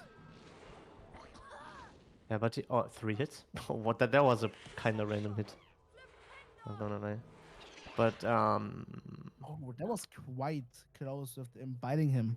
he still have the 1 potion left. So he should be fine. He's I guess. fine. He still has plenty of And health. another Oh, hit. I Okay, never just mind. said he has plenty of health. He has not. The pixie just bitten him. So the health is gone. But he still has his potion. We have to keep that in mind. Chat is yelling at me. Stop jinxing Nixxo. Hopefully doesn't fail this now. Let's see. No, he doesn't. And Momo's trying. I'm almost going Did he for the attempt it? casual I one. didn't see it. Didn't look like it. I didn't see a pixie there. I can. Yeah. Hopefully, Nixxo doesn't fall down here anywhere and get crushed by a big rock. He's That just would be doing the very safe strat now. unfortunate. Should be fine. I think Momo just wants to finish this raid as well. Yeah, true.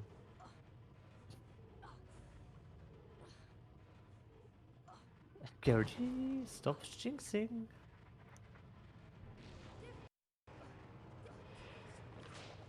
No, with Kaktus, I want Jinx here in the match capper. Yeah. Do you commentate my run afterwards? Yes, at Can least you I please should. don't speak in the next 1 hour, please, maybe? I will Jinx everything I can Jinx. Okay, Nixxo on its way to the big snake.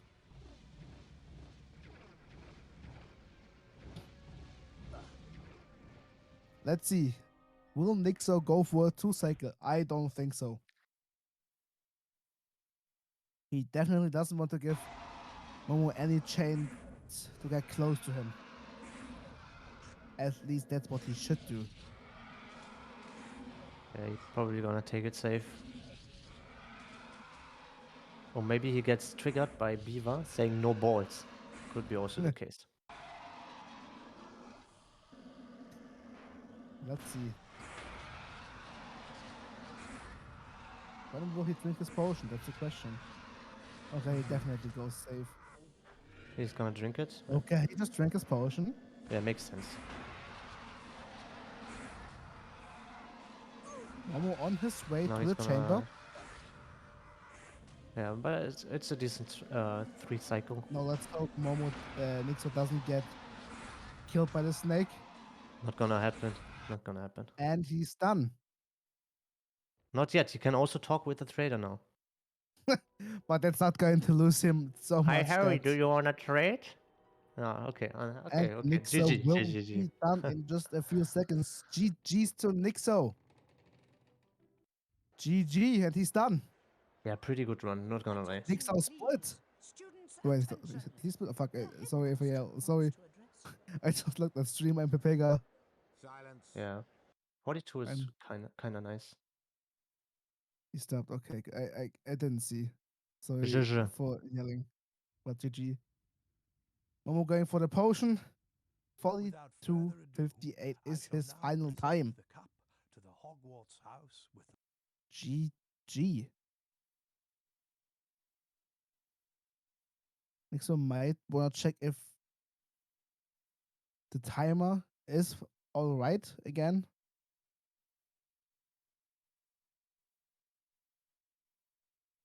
Should be. Nixxo with the favorite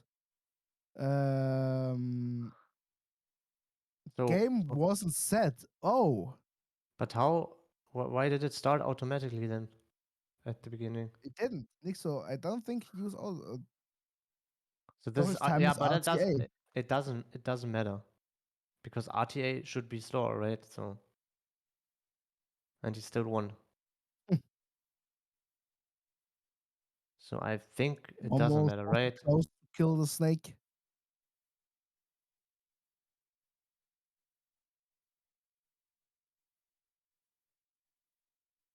And the snake is dead.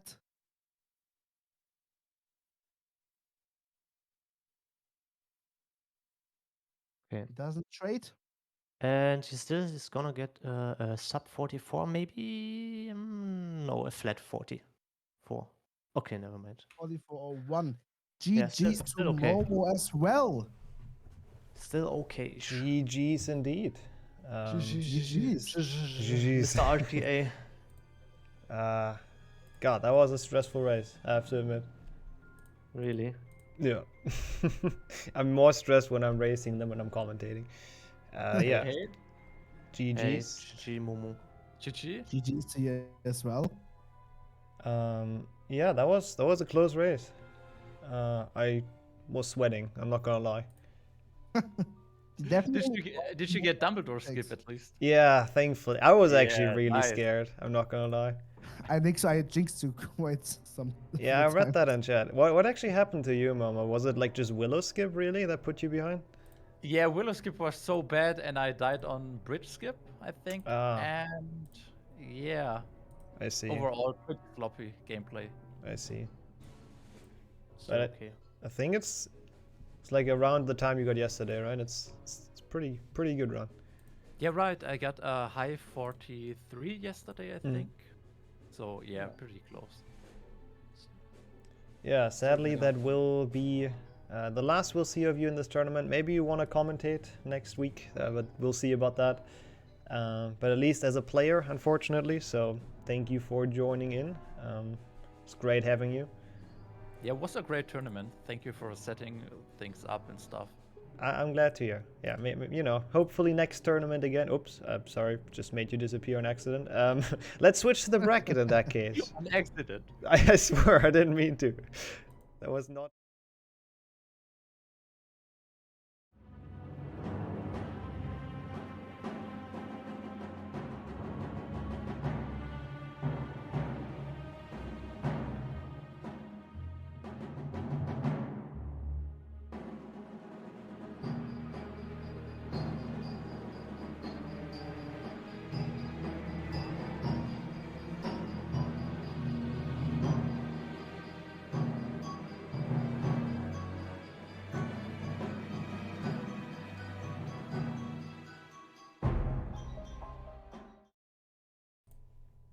Okay, we are back. Third match of the day. As we've teased before, it's another elimination match. We are having a Kaktus facing off Felix.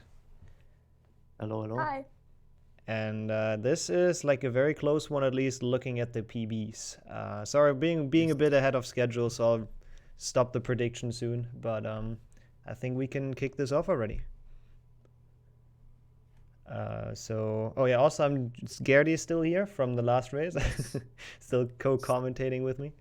Yeah, please don't say anything, Gerdy. I say you fail, will skip instantly. Blah blah blah blah blah. The master jinx is already at it. Wow. Okay, I shall give you the countdown then. All right. Cool. I'm ready. 3, 2, 1, let's go. Good luck. Good luck. to Cool, there we go. I am gonna stop the prediction in like 10 seconds, so get your points in now if you can. Oops, I didn't mean to do that. You should maybe wait a bit more because of the delay. Yeah, probably. I'll end it before the first one gets to Willow skip. That's probably the smartest. So yeah, this one should be a really good one. I'm expecting some really close, really good races in this. We'll see. Okay, yeah, I'll end the submissions now. There we go.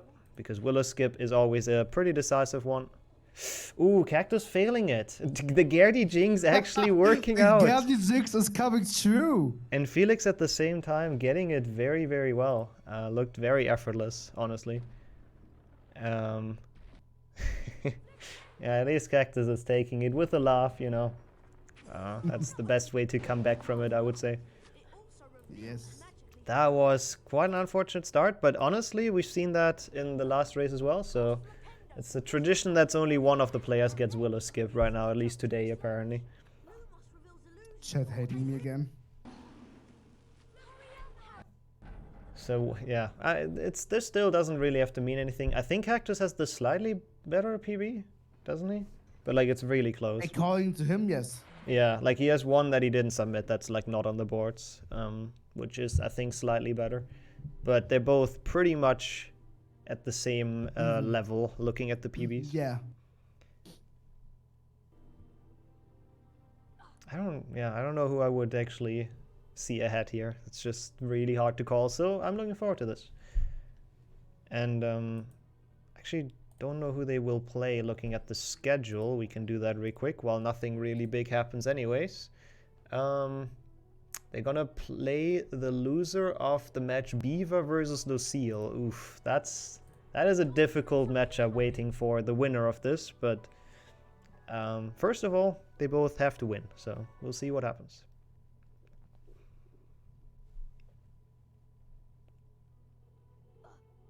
Yeah, I don't know how much of a difference that already is. Willow skip like 15 seconds, I think we've settled on something along those lines. Yeah. Or 20 even, according to Raku's timing. I don't think it's 20. It doesn't feel like it would be, but yeah. Maybe if the person failing it isn't like super familiar with the rest of Willow, with like casual Willow.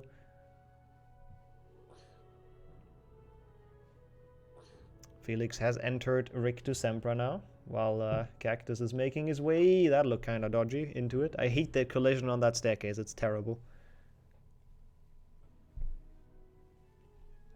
And like every time someone does the jump, I think they're gonna fail, I don't know why. It's just really terrifying.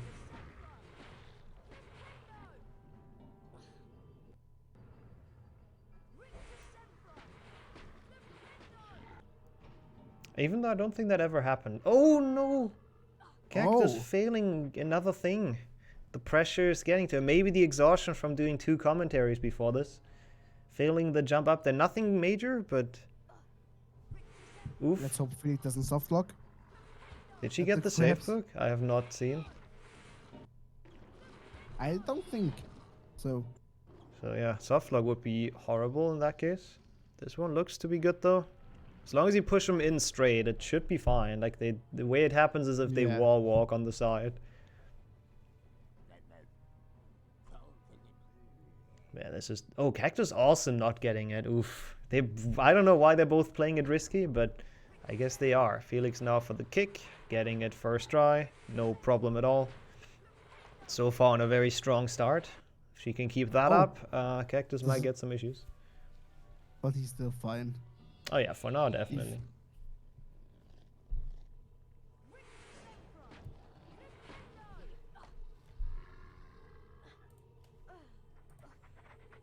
Gets the kick as well, no problem. Probably is starting to find his groove a bit here. Getting some confidence. But he already looks a bit unhappy though, we have to say. Yeah, I mean, I can imagine after that start. It's not the best start. Not the start you want in an elimination match, especially. Chasm jump did nothing bad happen there at least. Which we have seen happen before, so chasm jump can be a choke point for people. Or even the staircase afterwards. We've seen people fall down. Yep, Kaktus, long ledge grab, but makes it, so it's all good.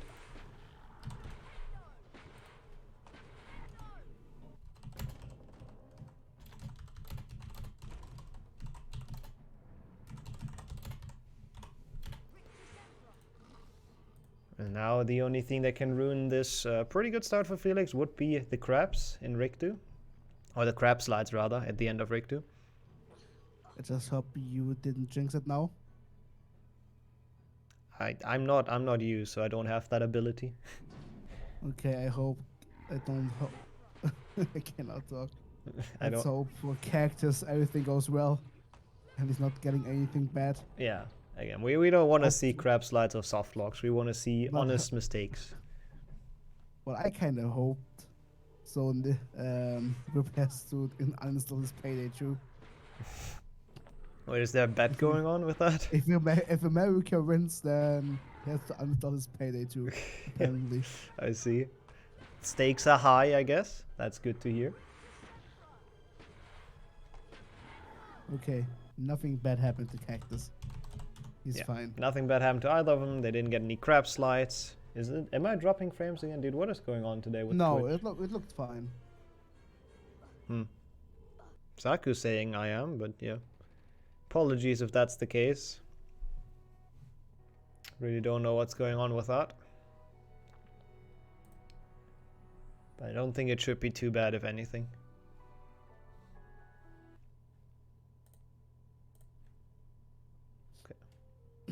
So, first person we can see that entered Quidditch. And it's still quite a good gap, I think. I think it stayed pretty close in Rig 2. Kaktus lost some, obviously, on failing that jump. 24 seconds, yeah. That early in the run, that is already quite a lot, to be fair. But we've seen it before. We've seen people come back from worse, way worse. So this is still far from over.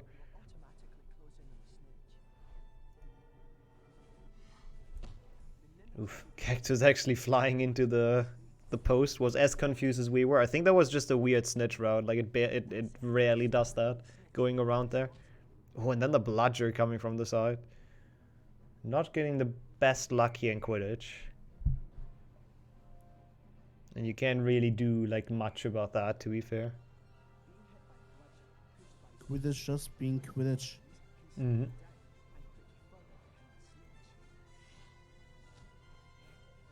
Classic German efficiency. Yeah, it's like they were 3 Germans starting and they all lost in round 1, so no, we're not going too strong, gotta admit. Let's hope the last German in the B tournament won't Yeah. do any big mistakes Well, like there's that. there's multiple in the B tournament as well. Wait, who's still who's Saku there? is also in there. Oh, Saku is the one I face. Lol. So there's more coming in the second Glitchless tournament, and then there's even more in the Warpless tournament. True. Yeah. This leads to the dungeon. But for now, Which also is going to be very interesting. yeah. But for now, that's all in the future. No ties yet. Nope. We do have a new tiebreaker though. I've mentioned it earlier. We can talk about it again. It's pretty simple. If there is a tie, people are supposed to not reset their timer, and then we check the milliseconds, which only works if they actually split on time, which people like to fail quite often. We just hope. Yeah. We just They hope do. if there should be a tie, they've actually split properly. And if not, we just have the line boom boom. Yeah, Rock, paper, otherwise scissors it's again. rock, paper, scissors, yeah. Cool. But Felix has entered Scourge. Scourge spell learning skip successful. Now at the probably most consistent level is either this or Goyle. That is probably the most chill, I would say. Like there really isn't much that can go too wrong. If anything, the first room, where you can like fall off the lock, and maybe Peeves can be a troll. Hopefully, Kaktus does not have any issue with the block now. Let's see. We'll see about that. Felix at Peeves, already done with Peeves. Didn't quite see it, but I think that was a decent, pretty good fight. Yep, Kaktus So getting not that well. having yeah. No ledge grab. Kaktus. Ectoplasm takes away some of your stamina, Harry. The longer you're in contact with ectoplasm, The structure of the tournament, it is a double elimination tournament, so you can lose once and you're not out, essentially. So, oh god, this Peeves is loud. Oh yeah. Please beat it quickly, Kaktus. Haha. But he's having some issues. There we go. Missed one spell, but pretty decent. But yeah, essentially you can use once and then you go to the losers bracket. If you lose in there again, then you're out. But you have one like leeway. So if you look at the bracket, the top half is people that haven't lost yet, that went on winning. And then the bottom half, which this match is also from, they've unfortunately lost once before yesterday. So for them, it's do or die. Whoever loses this will be eliminated. Yeah, I'll turn it down for Aragog, I swear. I'll remember. Okay, Felix done with Scourge. Yeah, as consistent as it usually is. To be fair, Imek did die here earlier, so there can be mistakes in this. It's possible. But I think it's very rare that there's any like actual time loss in this.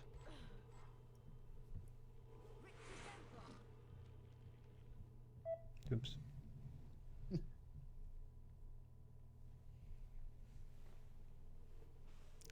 Different level where there can be a lot of time loss will be Bicorn that is coming up. We have seen that many times. At least people failing at cycle skip is the most common thing.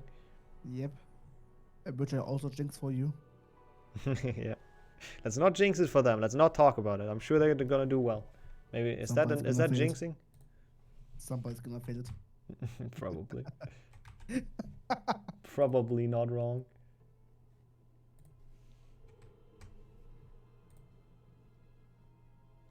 Let's hope they don't. Yeah, let's hope for the best.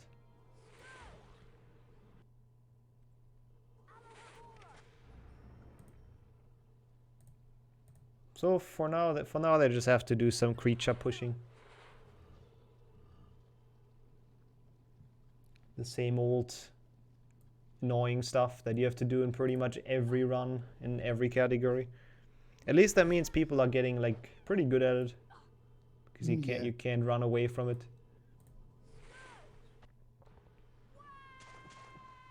Ooh, Kaktus. That's unfortunate. I think didn't quite see what happened to him. I just heard the scream. Yeah, I just heard him like splash into the poison. I think he might have gotten stuck in midair. Like, there's a weird collision on that bridge. I'm not sure if that is what happened. I was focusing on Felix's creature handling, but maybe Chad can give us a clip of that. Yeah, maybe Chad knows. Or he just dropped. I think he just dropped left to the bridge. Is that what happened? I think that might be it. That is an unfortunate death. It's not. I don't know. That's probably like 20 seconds. You know.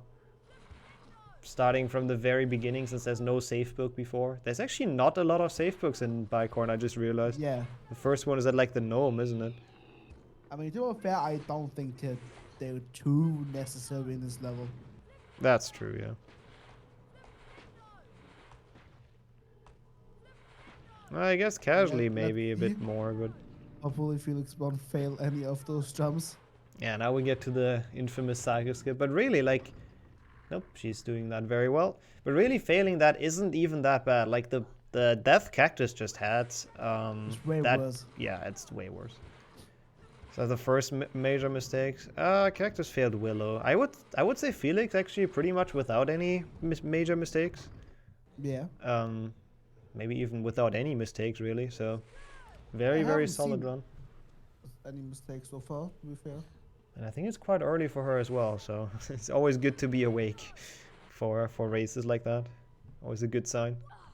Where can you find the Twitch usernames?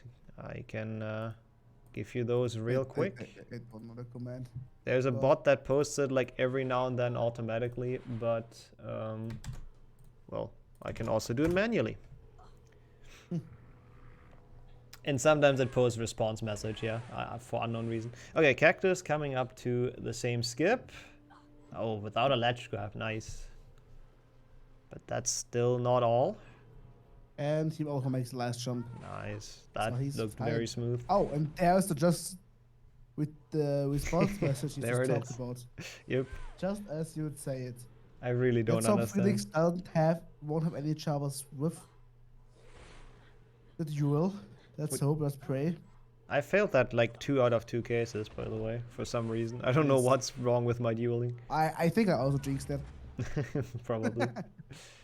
As a Kaktus getting a couple long ledge grabs on the way out here, which is not ideal, but nothing too bad. Yeah, I think he just wants to go like as fast as he can, and then those mistakes happen to catch up. But that's just a couple seconds. Yeah, definitely. If he won't, he's out of the tournament. Yep, this is definitely a high pressure situation here for both.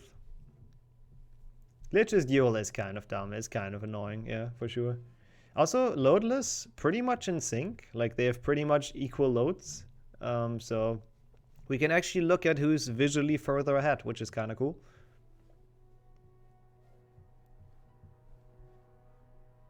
Oh, Felix not getting the frog. Unfortunate RNG. But there is enough in Defendo to so that it doesn't really matter. Okay, can Kaktus do this fight as well? Looking very good. I think he's gotten back into like his rhythm, because it's looked pretty solid what he did for a while now.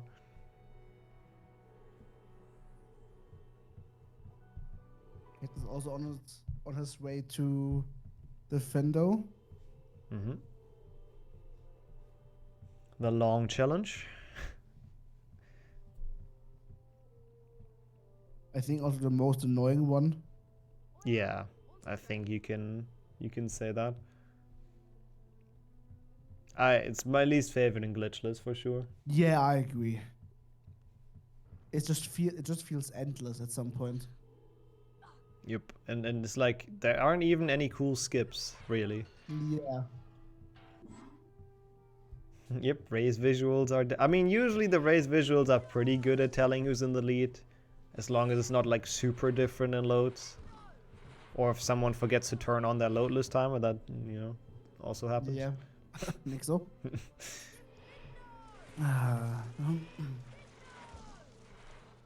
Yeah, the pixie, right? That's definitely gonna happen. What pixie right where? That is like the one strat that's theorized in Defender. We can talk about it once Felix gets to the room. I'll mention it's very soon. It's like the next room once you climb up there. It has been done segmented as well by Max, but it's just like incredibly impossible for an actual person. But there's this pixie that Felix just killed, and the idea is to lure it all the way into this room and then make it through the roof, so you don't have to cut the block. Like you jump on it and then bounce up, and the pixie like carries you up. But it's just very stupid. That's an interesting way. So yeah, you use like the pixie elevator, get onto the roof, and then skip the rest of the level. Yes, on the block. It's that room. Where you cut the thing. The room before. The room before doesn't even have an open ceiling. Oh, that one. Oh, that before. Okay, I see. I guess that also works. Both of them are equally as dumb, so it doesn't really matter which one you do it in. Mm. Like, don't pretend like anyone is doing the strat and if the room before is the correct one, because no. Show me and I practice at Kappa. Yeah. Imagine actually somebody in the B goes for that. I mean, that would be a good time save. It would be a good world record pace time save, I think. Like, we see how much there is left of this challenge, so I don't know, we'll probably do like 2 or 3 minutes saved. Defender's long. Okay, Kaktus getting it to the big mushroom. That looked really smooth. I hate that mushroom as well. So this is the point that's important. Felix, not at full health, but there's gonna be a frog soon that she can take. So this is like just important to manage your health. That's really the only But their thing. health is still fine. Yeah. Both of their health is pretty alright. They should be full health at the end of Defender if they want to. If they want to take the frogs. This one, yep, Felix is getting it. That's usually the quickest.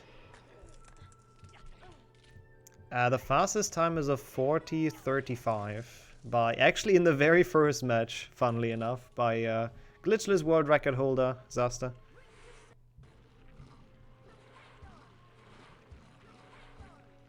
And that has not been beaten since. He is gonna be racing in the very last match today though, so if he has a good day, maybe we'll see that being beaten. I'm pretty sure he beat his own time. I think at some point in the tournament it will be. I don't know if it's gonna be today, but I think someone will beat that again. People did get close. They were like a low 41s and I think a high 40 as well. I don't remember what Thomy got. I don't know if he had a low 41 or a high 40. Anyways, we made it out of Defendo finally. The one person. Most fun level. True, yep. Felix made it out. Kaktus still in it, but not for too long. Probably is gonna go for the frog now. 41:03. Okay, so Thomy was close to also getting a 40, but yeah, that's the closest people got to Zasta's time.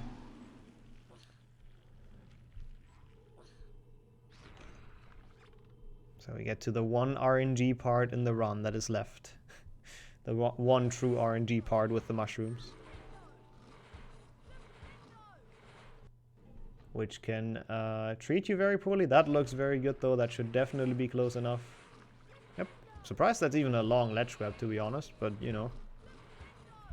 Okay, I guess I have some delay on Felix. Oh, you have? Yeah. You can try to refresh it, just like putting the link back in. She does not go for mushroom stacking, same thing as we've seen in her last race. Yeah. Probably gonna consistently do that. It makes sense. It only saves 8 seconds and it's just a very dumb strat, or it can be at least. So I honestly absolutely understand that decision. I assume Kaktus is probably gonna go for it though, right? He has to catch up. He kinda has to go for it. Like 8 seconds can be huge in this run. Like it can be a lot of time save over, like when you're behind especially. Guess we'll see what he decides on. Maybe he's still gonna play it safe to keep the window open to come back eventually. Oh, that's a good mushroom. That is pretty much as good as it gets. Let's see, will Felix go for it? Yeah, I'm really, Cactus. yeah, I'm really curious. Looks like, Doesn't look. nope. It doesn't look like it. No, he's not going for it. I He's thought, just playing it safe. I not thought he wasting would as time. well, but yeah, safety first, I guess. Which is also still understandable. It just doesn't save enough to like potentially risk it if you're not super Yeah. confident at it. Okay, first next skip. Let's see. Gets on the banister well. We've seen people struggle with that, and just very smooth. And That was is. his game an accident. Oh yeah, no new game exactly. That is how you could have the skip in the tutorial. That looked very good. Kaktus also on his way to the next skip. The Nick skip, I see what's going on here. Okay, so it is actually almost a minute of difference. That does make sense after the death in Bicorn. Yeah. Yeah, it's gonna take some work to come back from that for Kaktus. But no we know Beaver here to blame me for saying next skip. we know he can though. Like we know Kaktus can come back from this. He's good at this run and definitely has some tricks up his sleeve still. No, oh my god, no, he fell down. Oh, that's so unfortunate. Oh my god. It's a repeat from his first race as well, where I think he failed it like twice and the staircase went like up twice. Oh, standing like really low. Oh, getting it he though. was real, but he got it at least. That looks scary, but I guess it's just a setup.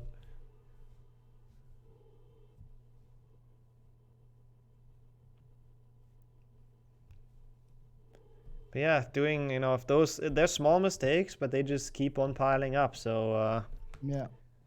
with that, he won't be able to catch up. Small mistakes can also decide the whole race. That's true. I mean, I'm sure we're going to see that at some point, where it's just like one small mistake killing the race for someone. I mean, we've technically seen it at Flow vs. Luzak with like a little mistake changed by a lot. True. To be fair, I don't know if I would call that a small mistake, dying on there, but yeah. That did change the entire race. Okay, also Felix, easy, doing the thumb goil jump. Now it's Kaktus's turn. Struggling with it, just hopefully he's not falling down, but he is. Yeah. That's very unfortunate. It's not happy with that either. And now it's looking very grim, gotta say. Yeah. He has a hard time to recover from that. That is now probably a good minute and a half or something of a gap. Yeah. And Felix still, I think, without really mistakes. So just steamrolling through it. He goes for it again. And he barely gets it. So close again. But he gets it. That was dodgy. So Felix don't get too much damage. Yeah, health is looking very fine for both actually, so that's good to see. Yeah. Don't have any weird, or we won't need to see any weird potion strats in the end. But yeah, definitely ain't over until the fat lady sings, very true. Even though this game says the pink lady for political correctness. Oh, really? Yeah, she's not the fat lady in this, she's like the pink lady. I never noticed that. See, good thing we're playing actually the cutscene isn't even in this tournament because it gets skipped. So it's not a good thing we're playing the English version again. Cutscene % tournament when yep. Yep, sounds It will good. be such a long tournament. That would be kind of awful because it's mostly just like Quidditch menu. That would be so awful, yes. Okay, so I believe, yeah, Felix has almost full health, so this drop down is definitely gonna be quite easy. Time to plug Warbless Tourney. Yeah, that's gonna happen in a month. I think people know at this point. Oh, actually, oof. She barely missed the lamp. Wanted to go onto the lab. I actually didn't expect that. I thought she would just jump down, but wanted to actually preserve some health. And it was so close. Yeah, that was a bit unfortunate. The staircase hitbox makes no sense up there, so... Staircase is just very glitched. It's insane. Probably the most broken, like, mover in this game. Going music is coming once Kaktus gets there. I hope the audio is fine. You hear the game, right? Didn't ask before, but now I'm scared. Chat would have already complained if Yeah, I think the so sound would too. be bad. I think so too, which is good. No, I don't think we have seen anyone hitting new game in this tournament and like completely destroying the race. That Who wouldn't. would be so prepared? Come on. Yeah, that wouldn't happen. Saying the two persons that did that. Yeah, Peace was definitely audible. So they can't complain. Yeah, good. Let's hope good Felix won't have any issues with the bridge skip. Yeah, we're getting to Let's the hope. next part. At this point, people probably know the problematic parts of this run, but we still like to point them out every time again. So let's see how this one's gonna go. And maybe jinx bad things. Kaktus, by the way, having enough health as well for the drop down to do it comfortably. Using this version, interesting. I don't know what the benefit is of that. I guess maybe it's just like easier You for don't people. have to deal with the weird stairs collision. Yeah, I guess that's true. That's the benefit. Also, Felix, no issues at all. Really still on a pretty flawless run, apart this one weird lamb thing, but let's not talk about it. I'm curious to see what this final time will be. But it's still interesting how the loads are almost the same. Yeah, actually throughout the entire run. It's like maybe 3/4 of a second or something of a difference.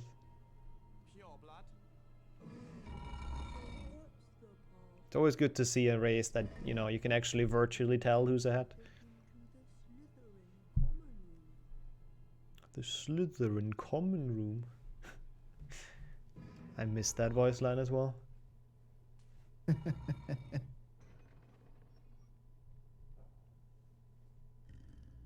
Dude, that dude Felix was in a bad spot. on a way to leave Slytherin common room again. I'm a bit scared about like 2 of the students. They were in a really weird spot.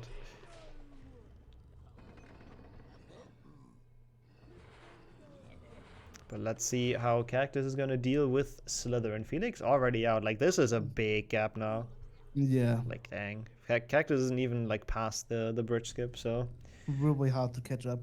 yeah, essentially there needs to be a disaster happening for Felix, so Kaktus can have a chance here. This looks very So good though. He doesn't fail. Oh my god! Kaktus failing the jump. Struggling a bit there again. Missing the trigger. That's unfortunate. What is he doing? Why is he jumping there? I guess it's probably a setup as well. That's an interesting way to do it. Oh. And he fails the second time. He's definitely not happy about that. Nope, definitely not. And this is like definitely mentally tilting as And well. without the setup, it just works. That's how it's supposed to be. Yeah, this is the stuff that destroys you inside. You know you're already behind by like a lot, and then this happens and you're further behind. It's not looking great for him. You can see he's not happy at all. Nope. Which is understandable. Yeah, absolutely. Like he definitely can do all of that better, but just sometimes you have bad days. It's just the pressure of the tournament. Probably. The pressure of being on the brink of elimination.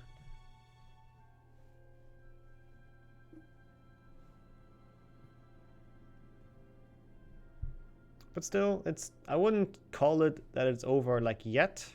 It is a big gap, but there's still a good 10 minutes of gameplay, so who knows?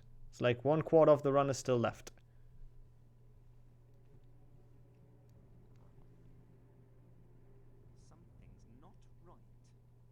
Yeah, there goes Spongefur for Felix, also smooth. Kaktus on his way to leave Slytherin finally. Yeah, now he's like an entire challenge behind, pretty much. That's really very hard to catch up. Even though it is a fairly short challenge, but yep. And they're both on the way up the stairs to the grand staircase, but just in different parts of the story. Also true, yeah. Anyone could like have to restart the game and just press new game. Yeah, I'm not sure. Like, I think Felix time is really, really good here. I'm not sure if she's gonna get like in the 40s. Like, what the heck is? Why was Filch in the middle of the corridor for Kaktus? I'm not sure if she gets close to like Zaba's time, but this is definitely a very, very good run. Like, pretty much without mistakes. Yeah, high 41. That sounds about right, yeah. I think that's a pretty good guess. Oh, wait. Oh, I thought she died. It was just the fade out and Hagrid. I was really confused what the hell happened there. Yeah, but usually he's standing in like the normal spot. For Kaktus, he was like in the middle of the corridor and he had to dodge him, which is kind of unfortunate. I'm not sure why. Like, usually he's in a different spot for people. Oh, triggering the crabs on accident. At least he didn't multitask, which can happen here. Which, oh no! Oh no! And he fought, but he's laughing at least. Yeah, smiling the pain away. That's all you can do. He just knows he has a hard time. Just not his day today. Happens. It's a bit unfortunate that he can't like show what he's capable of. He showed it in the first race as well. Like he had a good first race. Yeah. Kind of seems to be a bit of a theme today. Kind of the same for Imek as well, who wasn't happy at all with his performance and who had a pretty good first race. Nice small ledge grip there. Yep, jumping into it on accident. Hey, we didn't... Okay, Gertie jinxed a couple times. I didn't, okay? Leave me out of that. Jinx so and get jinx. Yep, get jinx. That's a nice nickname. I think that's a very appropriate one. I can't change my nickname on the server. No, I can enable that. The Kaktus now also through Spongify. Yeah, I think at this point it's kind of just a formality for Felix. Even Chamber, I don't think will lose her. Like, I don't know how much time it is, but she can still get like a really good time here to set a statement. So if she continues this flawless run, that could be a very strong time in the end of this. Yeah, Riddle Star is kind of the only break people get, so it's for me it's quite nice to fix some tech stuff if I have to. So always looking forward to it. Also true, fast Aragog we might get to see. I know Kaktus. I mean, when we were commentating, he said he doesn't really know. I didn't even know about the strat, so I don't think he's gonna show it. But Felix should know it, so we'll see if she goes for it. Gets the frog pretty quickly-ish, or quick-ish.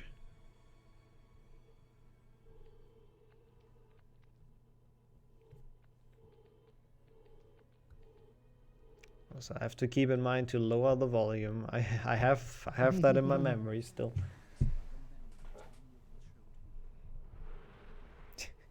Kaktus just standing in the darkest corner.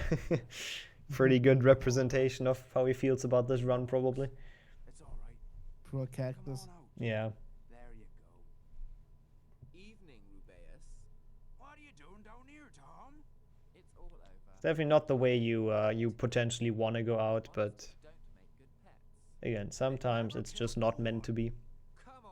Keep it loud for us. Okay, you asked for it. In that case, I'll leave it unchanged once he gets there.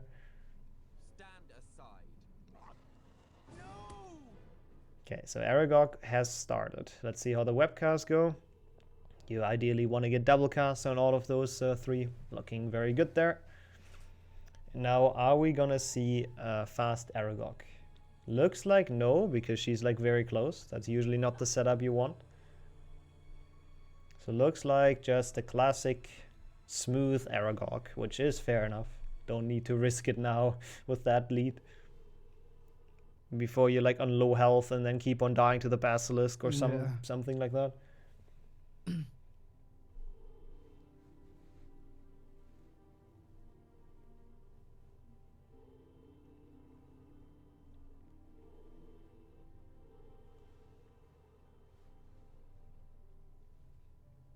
Some overly excited shouting commentary. You'll get that in, like, you know, when we have some closer races. Like we had with Blown Luzak. I think I Yeah. shouted enough That wasn't in this match. That was actually insane, that match. Also, that's a fair point, Artful. It probably is actually faster to stay close. And also with German. Chat, remind them, please. Have that in mind. Missile German.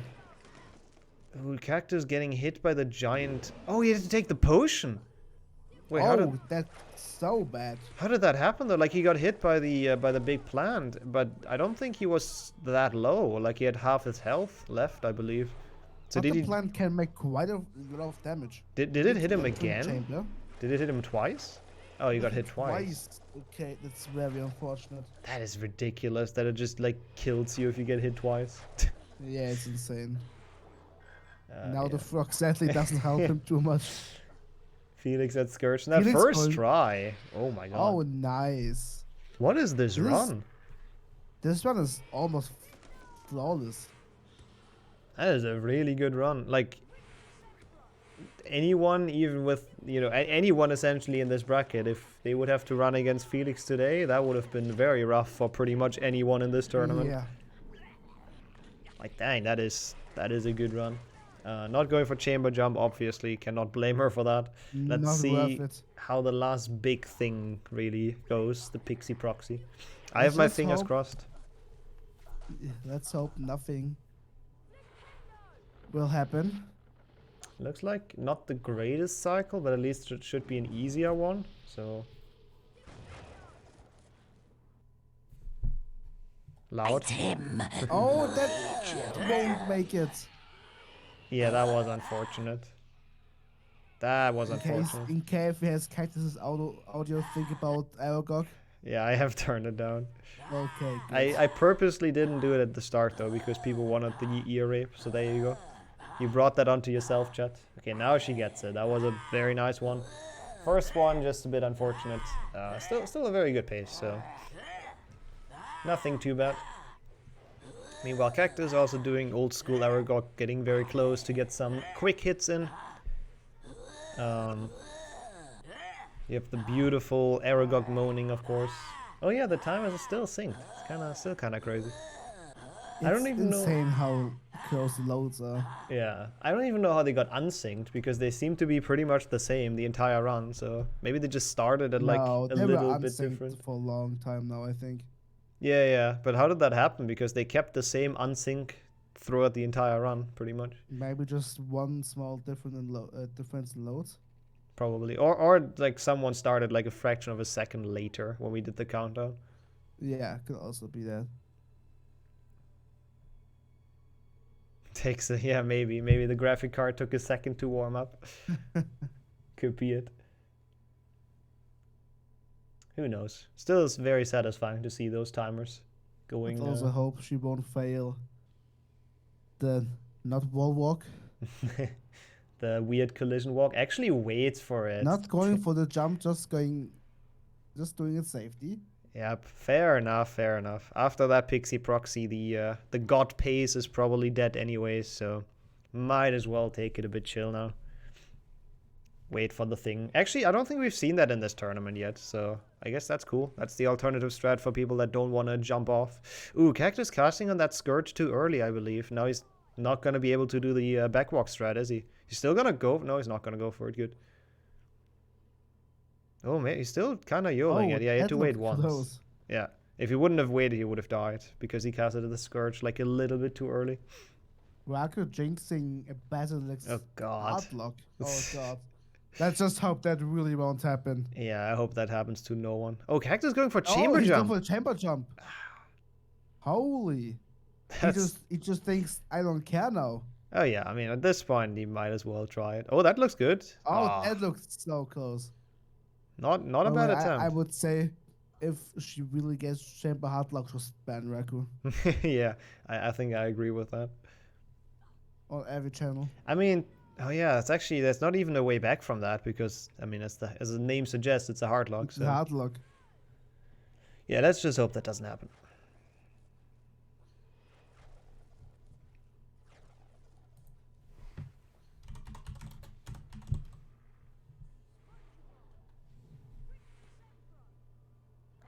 Pixie proxy, very well. Let's go. Yes. That was a very smooth one.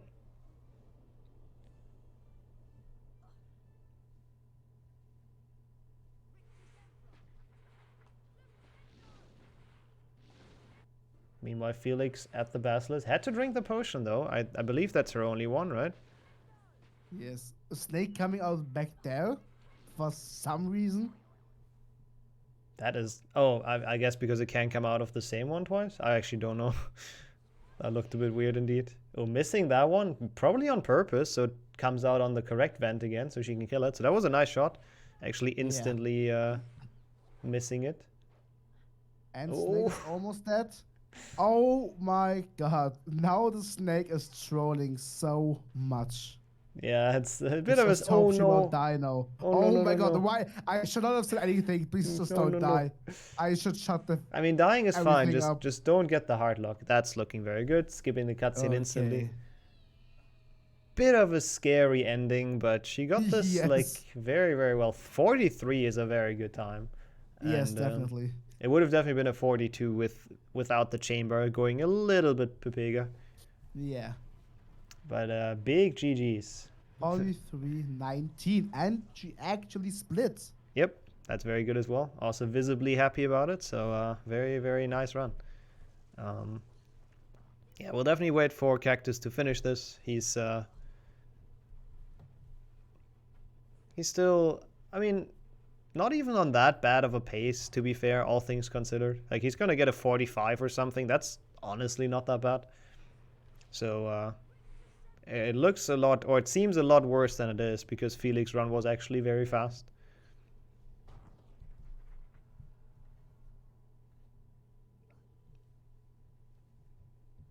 I don't actually. He doesn't have the potion though, right? Oh yeah, you can. You can resolve it. I see the issue. Can you set the next one, Hans? Oh, actually, I don't know if you know who's up next. He's not going to get another potion. Okay.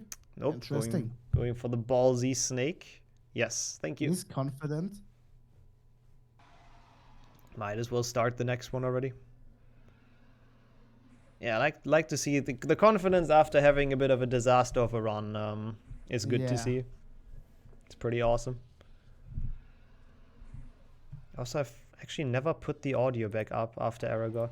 Whoops. There you go. I mean, chat did not complain, so everything's fine. I was probably audible, but probably quite quiet. Kaktus having some issues with the snake now. That does not look like the health you want to be on, to be honest. Maybe he doesn't remember that he doesn't have the potion to be... I'm not entirely sure. Because he's standing like really close to it. Oh god. He's going like full all in with this. Yeah. God. That's Just what... don't die, and he's dead. Yeah. It had to happen. That's what floated as well, but like for him it ended well, at least in the second attempt. The snake body shooting him, big disrespect. Dumbstone to snake. Now you have the beautiful snake audio chat, the beautiful snake theme. There you go.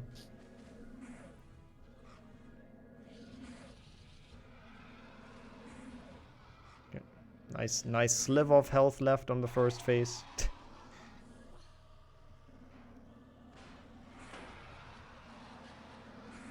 I would say it's not an easy fight in a speedrun, definitely, especially on that health. Yeah. Like, usually you want to have at least one potion in your inventory so you can refill your health. Casually, you get here with like 5 health bars and 20 potions, so it's really not that big of a deal. But yeah, in speedruns, this can definitely like ruin your day any time. Like, absolutely not an easy not an easy fight at all. Yeah.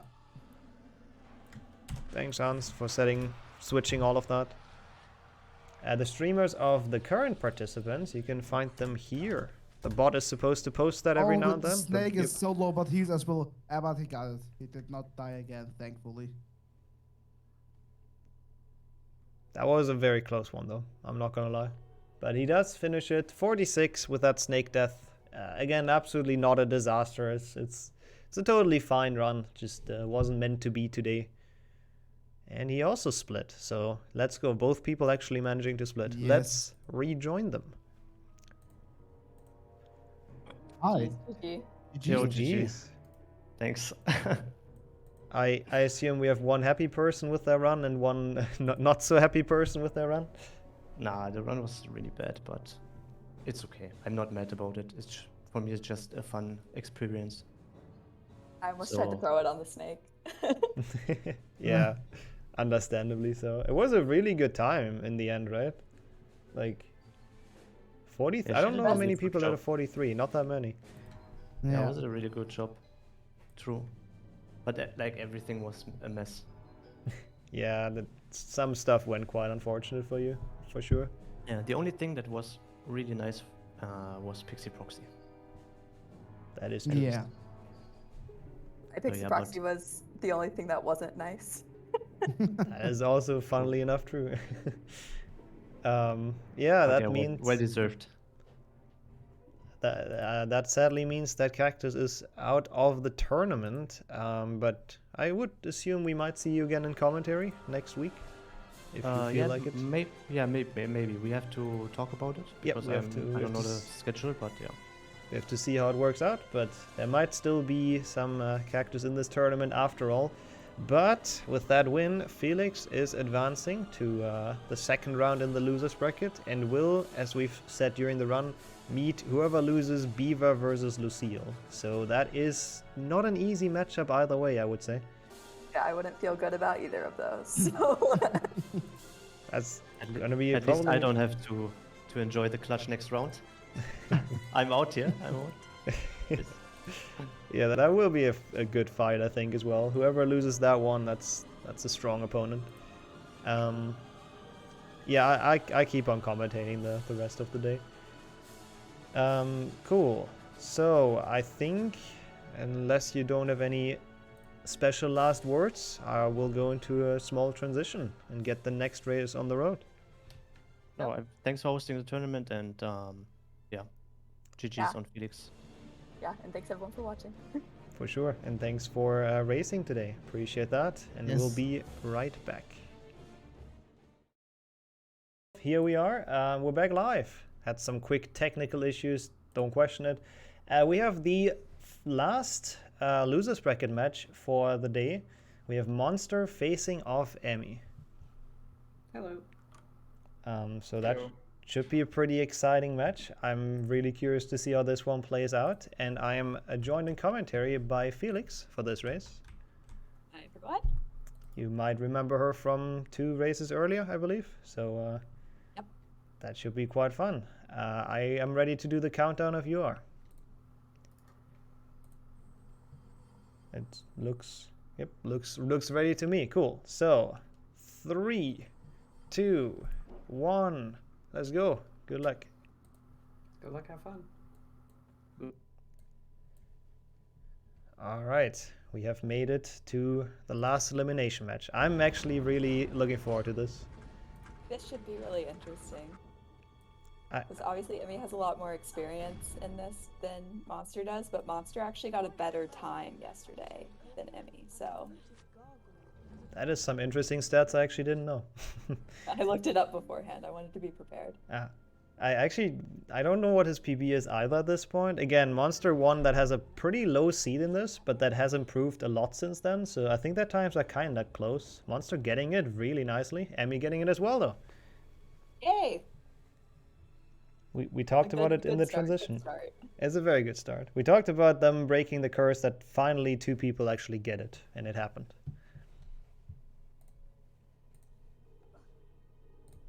I look a little relieved from that.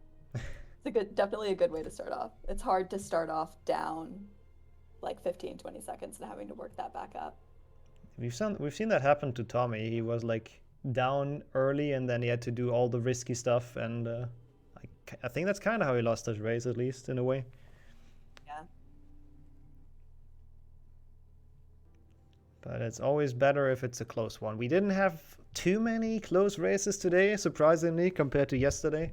So let's see. Maybe this one has for us some excitement. It is interesting because today's matches were supposed to be a little more equal, but yesterday's ended up being closer overall. So Yeah, it's kind of weird actually. I guess people overperforming when they have like really strong opponents. yeah, you meet the level of your opponent. Mm. It can be quite nice motivation, I guess, seeing like that you keep up with the seed 1 or 2 player.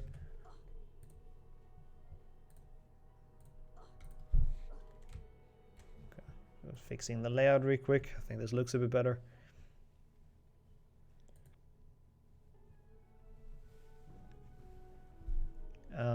Yeah, they're on their way to Rick2 again. We don't expect much to change until like Bicorn, honestly. Rick2 has a couple dumb spots where people can softlock and whatnot, but I don't think anything major is gonna happen until then, but we'll see. Hopefully that doesn't happen to Emmy again like yesterday.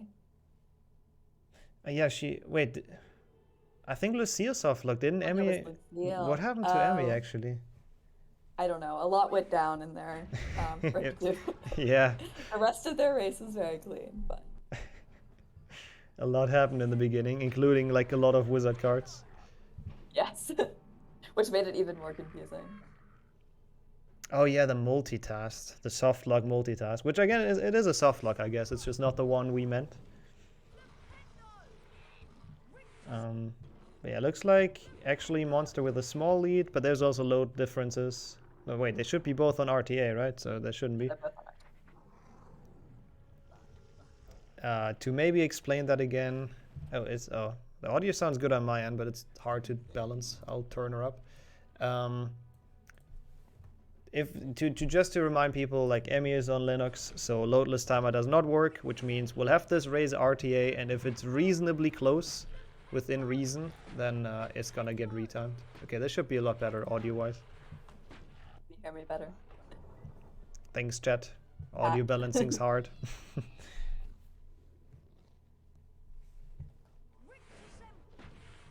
They seem to be staying pretty close, but that's expected for Rick too. Good kick for Monster. And Emmy going for the Rasp, the swag strat. Love to see it. It gets the medium on it too. Yeah, that has some swag going for that strat. Such a nice one. I feel like Monster looks a lot more calm and focused than against Beaver. Like it's good to see. In this match, he believes in having a chance, which I like. Well, he performed really well against Beaver. He did.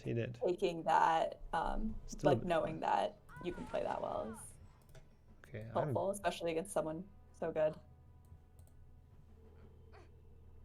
I put you on 190%, so if people still complain that you're quiet, I'm not sure how that can happen or how that Should can I be. just talk a little louder? Like it's perfectly fine for me, so I'm confused. But thanks chat for the feedback.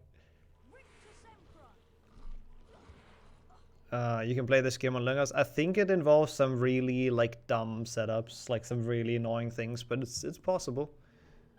It can be done. Apparently you can do everything on Linux. I don't know how to do any of it, but I mean, me neither. I have absolutely no clue. Requires emulating the PC version, I see. we had really nice crap hits. Oh, never mind. Oh, I thought that's in as well, though, I have to admit. I thought it was in. Yeah, She gets the safe book to be safe though. Emmy falling a bit behind in Rick2. Monster's Rick2 felt pretty clean overall. So he's probably going to be able to keep that lead at least until Bicorn, if there's no crap slides coming in now.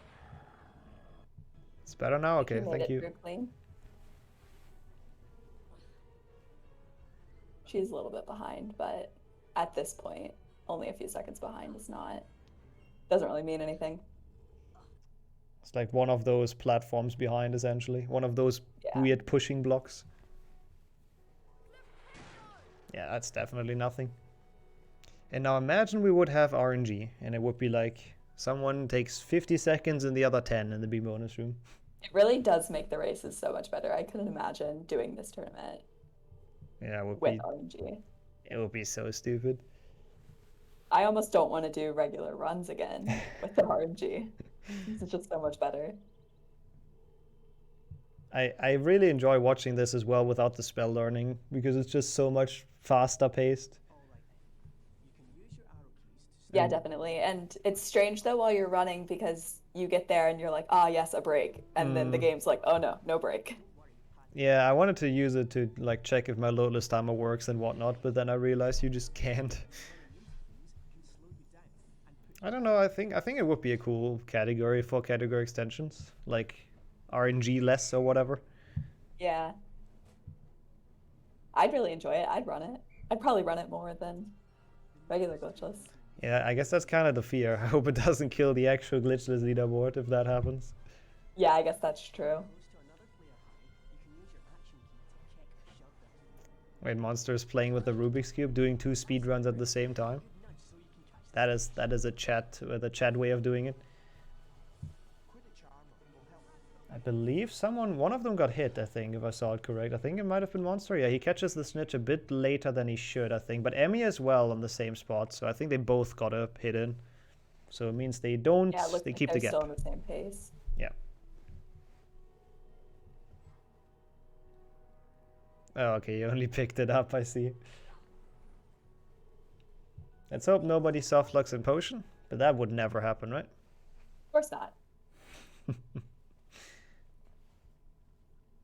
I do think it really proves that you need to take it safe when you're in a race. No matter how much you think you have the timing down, races are the times when things go wrong. Yeah, I don't feel like it's worth it saving a couple of frames for Monster the risk took it really of... close. It was close, yeah. I think that I was a bit scared that it would happen again, but I was a little scared, yeah. timed it well. Emmy as well. Both out of it now.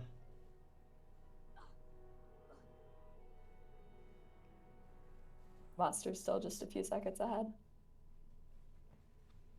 Probably 5. But it's hard to tell without knowing loads, so. Yeah, we won't, if it keeps like this close, then we won't know until when Emmy retimed it, essentially. We do have a tool for it that works quite well, so no worries. Actually, how does the prediction look? Let me see. I think it was quite even last time I checked. How are we looking now? Okay, it is very even. That's probably the closest prediction yet. That's Somebody good to went see. big on Monster. True. Oh yeah, 55k. Holy hell. Have to see if that works out. That's a ballsy bet. Also hopefully Peeves is not as loud. Nope. Looks pretty, or sounds pretty good. Ooh, missing 1 shot. So maybe Emmy's chance to catch up a bit with a very good Peeves fight.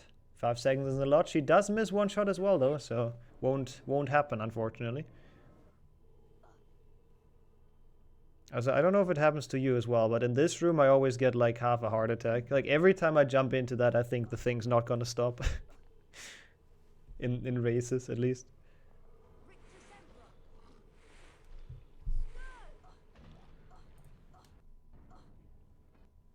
Just a really weird room.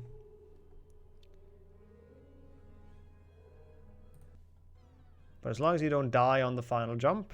Not. Oh, Emmy falling down though. Oh, at least everyone knows the backup. Yeah, I think Felix had to mute. We'll wait for her when she's back. But yeah, Emmy falling down on that thing. That's also weird. We've seen that for the 2nd time today. Interestingly enough, that mistake, which is a very uncharacteristic one, I would say, in Glitchless. Like you barely see that happen in actual grind, so it's just the tournament nerfs, I guess. Monster with a facepalm. I'm not entirely sure why. He played that Scourge quite well, I would say. So I don't quite understand. Also, nice timer, nice layout. There we go. Oh, Emmy fell down in Scourge. Oh, Felix actually left. Oh, power went out. Okay, that explains a lot. Yeah, no worries. We'll be here waiting. Thanks for the info. Well, that's unfortunate. Good thing it didn't happen during her race, but that does kind of suck. That happening during commentary.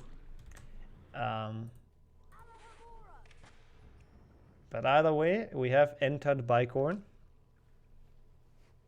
Hope it's only a short outage in that case. Well, Monster has entered Bicorn. Emmy now entering it. Nobody got the weird Thomy softlock in the beginning, so that's something. It's already back. Nice. Then that's only a quick one. Yeah. She can take her time with that. There isn't really much going on in the beginning of Bicorn anyways. Just a couple of creatures you have to push around. How can you softlock in Bicorn? Yeah, how can you... Actually, good question. How can you softlock in the beginning of Bicorn? Like, I'm still not sure what causes that. Like, we thought maybe shooting the door twice caused it, right? Does that make sense? Like, one Alohomora opens it and the other one closes it, so to speak? You didn't cast again? Okay. Yeah, I don't know, honestly. It's just really weird. That was a cursed softlock. Maybe someone has a clip of it, I'm not sure. Yeah, Monster done with the first level. Or the top level of this awful room. Pretty good for him. The crabs were in a weird spot when they came up. So I think Emmy could maybe catch up sometime, but she is actually, I think, falling further behind. The 5 seconds we had are now definitely a bit more than when we last called it. Yeah, she's like an entire room behind, an entire snail push room, so it's getting a bit bigger. Monster absolutely looks super focused, and I mean Emmy does too, but he's really not making many mistakes right now and playing quite smooth. So this might actually be a close race again, if they keep it up. Emmy going for her trademark strat, the better than dry storage 6, I believe, is the name, where you snipe the thing from below, which is such a cool strat. 7, god damn it, close. So yeah, really cool strat. I love to see it. It saves like almost nothing, and it's kind of difficult, but she got it down very consistently. Hello, I'm back. I'm sorry about that. Hey, welcome back. Oh, no worries. We're in Bicorn now. Cool, wonderful. Didn't miss too much. Nobody died. It's still a pretty close gap. My whole computer just went dark. Oh! And then I was like, oh no. Yeah, I heard power outage, right? Yeah. Yeah. Also, you might have missed that because your stream isn't up yet, but Monster had the save of the century. Got blocked by pixies on the bridge, but somehow saved that with a ledge grab. He lost his potion though, which is unfortunate, but just being alive on that is kind of sick, because that would have been awful for his pace. Like, holy hell. Wow, good job. Yeah, I did miss it, so...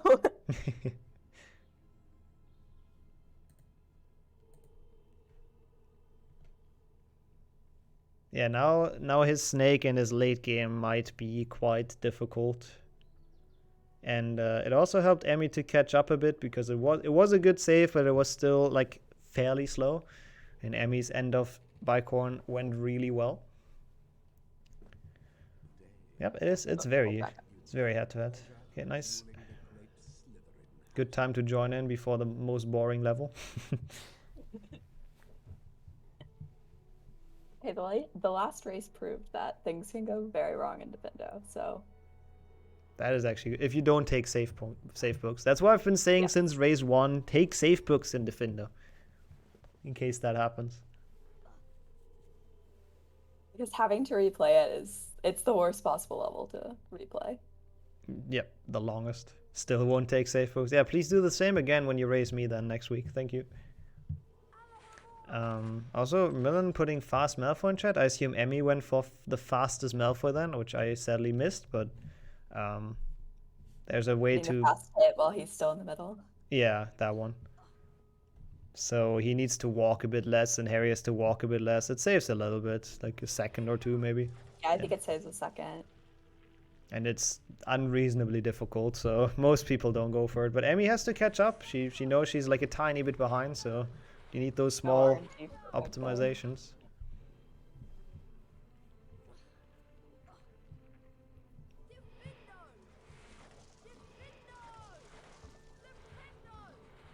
we'll see how they do it with the safe books. I'm actually curious if they get them now after they've maybe watched the last race.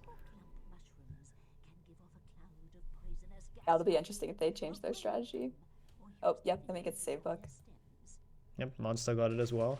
So now they're pretty much in the same room because this cutscene is quite long. Boring.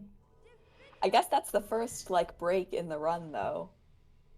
Yeah, Until actually. you get to Hagrid. That's the only time you're kind of sitting there doing nothing, except for Quidditch, I guess. But you still have to maintain semi-alertness in Quidditch. Yeah, you have to do like some small things at least. But the issue is that cutscene is not long enough to do anything. Like you can't drink, you can't like stretch or whatever. It's just too short, really. It'd be nice if it was right before like a big trick or something, so you could kind of mentally prepare for it. But the only thing you have to think about is like, oh, I will continue to run through Defendo. Yep, big tricks in Defendo. Nice. That would be great. Again, we talked about the Pixie ride though, the potential strat, but it's just not humanly really possible. In the room Monster is in.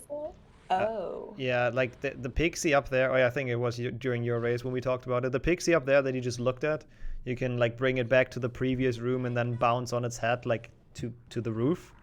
But you actually can't if you're not a robot, so it's probably never happened. Heard of that. There has been like a segmented video of it, but it just won't happen for like an actual person. In 3 years, everyone will be going for it. And they'll think it's crazy Probably. that we thought it was impossible. Someone will find like an easy setup or something. Yeah. Yeah. It's cool to know like strats existing like that, like theorized strats. There's still some possible time save in those runs. Like some big that would be multiple minutes, so it's like big time save.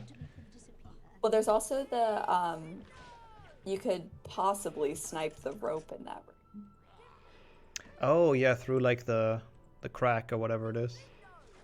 So if somebody found a consistent setup for that, that could be a big time save. That would be pretty cool. Glitchless. Like Scourge snipe in chamber. Yeah. So I believe Monster's on the perfect cycle. That's kind of what you want. If you go for, you know, the non-Thomy and Zasta cycle at least. Oh, you can actually do that? Holy hell. I didn't know that's already a strat people go for. So why? Well, I think it's just been proven that it's possible. I don't think anyone's actually gone for it. That would make sense. Because I was about to ask, like, why wouldn't everyone do that, right? So it's probably I just... sat there for a few minutes and tried it, but it's very hard. So that, I guess there's just no consistent setup for it. That would make sense. Okay, I think they're both past the Bridge of Death now. So none of them will have to restart their Defender. I think Emmy just getting hit by the plant there, right? Have I seen that correct? So needs this extra frog now. So but now they're both on full health, so looking good for the future. Monster though, we can't forget that does not have the potion. So that might be the one decider if the match continues to be this close. Yeah, if he can't get any lead before chamber, then he won't have time to make a potion. And we've seen how wrong Potionless Snake can go multiple times. Yes. So he has to hope that Emmy makes a mistake so he has some time to make a potion, honestly. Yeah, they're still very close. Yep.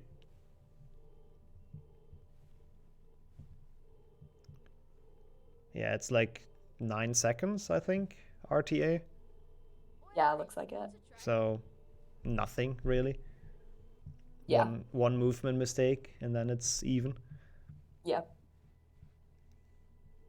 Or one mushroom in the wrong spot. Yeah, the mushroom RNG could either equalize them or give Monster a little bit more of a lead. Also, I suspect that Monster won't go for shroom stacking, but I'm fairly certain Emmy will. Monster gets a good mushroom. That was a very nice one. So that might also change the lead here. A good mushroom as well, though. 2 good mushrooms. Either one of those would have worked. Yeah, it's good to see both getting good RNG, and not just one. Oh, it looks like he is going for the shroom stack. Okay, he does surprise me with that, I'm not gonna lie. But I don't feel like he's done it last race, but maybe he has and I'm just an idiot. This will be the battle of the shroom stacks right here. I think this is like the first time we've seen two people shroom stack side by side. That could definitely, yeah, oh, side by side for sure. And looks like he got that really well. Holy, that was super good. And Emmy as well, though. Okay. Yeah, they got good ones. We have a race. Yep, they're still very even. I think Emmy might have even caught up a little bit of time there. Yeah, hers looked like really smooth. Monster had to wait like once a little bit for the mushroom like poison, but still very good. Someone asked what bad RNG was for the mushroom. So those mushrooms, you want the mushrooms to fly like towards Harry. If they fly too far away, then you can't jump on them to make it to that ledge. So that's kind of the last bit of RNG left once we patched out the rest of it. So them both getting good RNG there means that basically RNG doesn't affect this one. Yeah, it's the only one we couldn't get rid of. Can't just delete Boomslang out of existence, so that's still in there. Oh, that might be big. He just waited too long to jump. Emmy gets it really well. It's fine. Like, he only lost a bit of health and didn't die and didn't trigger the cutscene. So this is like best case. That's not best case anymore. One stair too far. Ooh, Monster with a small choke. The pressure of the close race getting to him, I guess. No.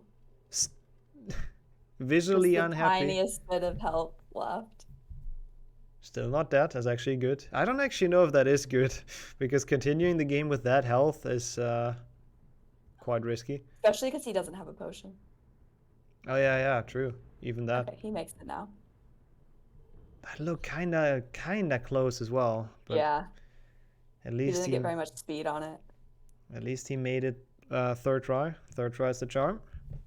So now Emmy's got a pretty good lead. He's even going for that cauldron for frogs. Oh, it's any frogs. I mean, to be fair, Not a bad idea. With that health, they have a really high chance of spawning, so it makes a lot of sense. Yeah, good chance of getting back there and at least getting one, we hope. If he doesn't get any of them, that's just really unlucky, honestly. Yeah. You couldn't really have a better chance of getting it. I don't think less health is possible, yeah. Really don't feel like it is. I think he's one hit right now. Yeah. Emmy, meanwhile, I think did the goal jump without issues. Not too big of a surprise. Let's hope Monster gets it as well. I mean, to be fair, with his health, it doesn't matter. He would die anyways.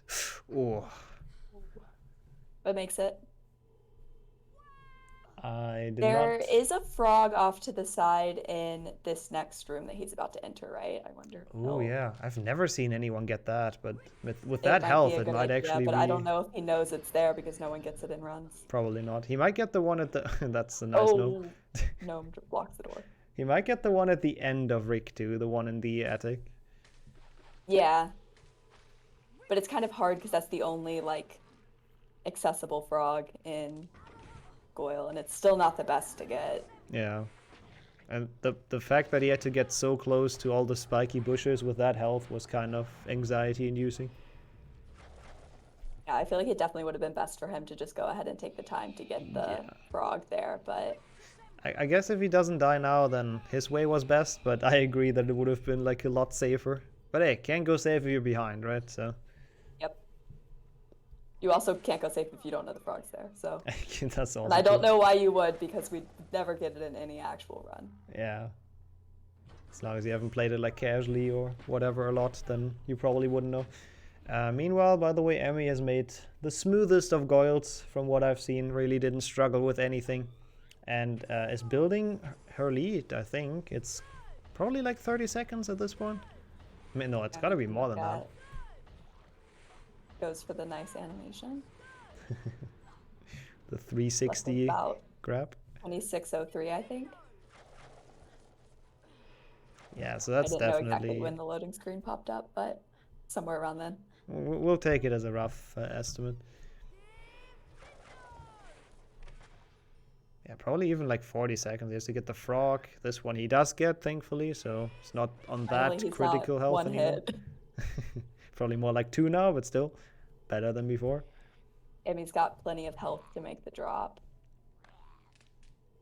And Monster won't have. Another reason why probably actually should have gotten the frog you mentioned. So he can make that.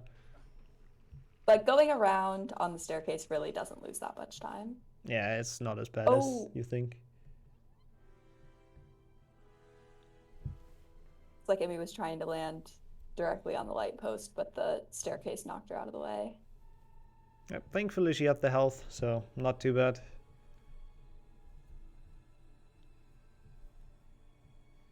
Yeah, this remains interesting to see if Monster can bring this back. Like, he still seems focused. He looks a bit sad, but I think he's fine. But He's definitely not out of it. no, definitely. Did either one of those drop a frog? Oh no. I don't think so. That's so disappointing. That is. I don't know how high the chance is if you're at that health, but it's gotta be like very high. So surprising. Definitely going around that is definitely the right decision. Yeah, don't pull a flow. Yeah. I guess you could have also done the drop that portal does onto the railing kind of across. That doesn't lose any health, I don't think, but I just thought that like most people probably just don't know how it works, including myself. It's just I don't know either. I've never tried it. If you just jump down and without knowing the setup, there's probably a high chance you'd take damage anyways. Yeah. Definitely going around is the right move. Okay, so we have also once again entered the bridge skip area, or at least Emmy has. She's the first to attempt it. We'll see how that one's gonna go. But I feel like Emmy should be fairly confident at all of the glitchless tricks. Like I'd expect the first try. That is looking quite good, I think. And there we go. She makes it quite easily.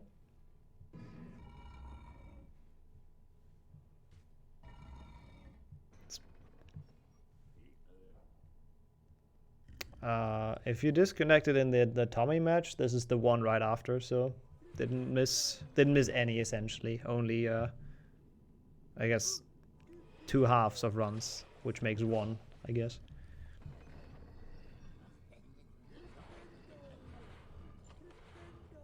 Hopefully Monster gets bridge first try here too. Yeah, it would be very nice to keep this close, or closer at least. Yeah. And we also had that situation a lot, like one person getting back out of the common room exactly at the time the other person enters it. I think we might see that again. He does get it very well. That was a nice jump. It's safe. Didn't try and get it straight out of the save book. That was a good idea. Yeah, for sure. Looks very relieved with that as well. Yeah. Yeah, we have exactly the same thing. Like, Monster's gonna enter it exactly when Emmy's gonna leave it, or pretty much synced. Not quite exactly, but yeah. So, quite a significant gap already. Nothing that a mess up later can't erase. And there's a lot of possibilities for a mess up with all the tricks we have left. All the different ways that people have messed up in past races, any one of them could happen. Or we could get a new one. I'm sure people are creative. They always find new ways to mess up. I don't want to jinx them, but I don't think anybody's died on the staircase yet, so... I'm pretty sure nobody has. I thought about that as well before, so... I'm surprised who's gonna, or curious who's gonna be the first.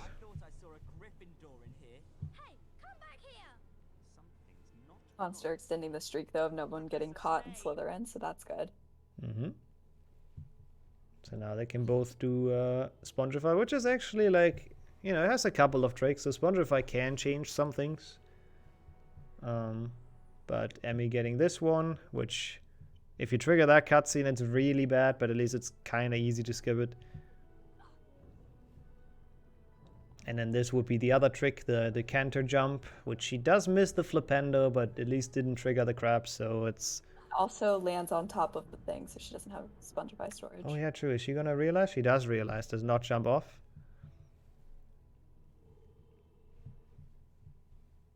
Which was the... It's a good jump to land all the way on top. Yeah, it's actually really hard if you want to try to do that, I think. So quite well Like done. a little too good of a jump because you don't get to keep your storage. Yep. I think she would have died as well without the storage, so good thing she did realize. With that little health left, Monster now at the cutscene skip, gets it no problem.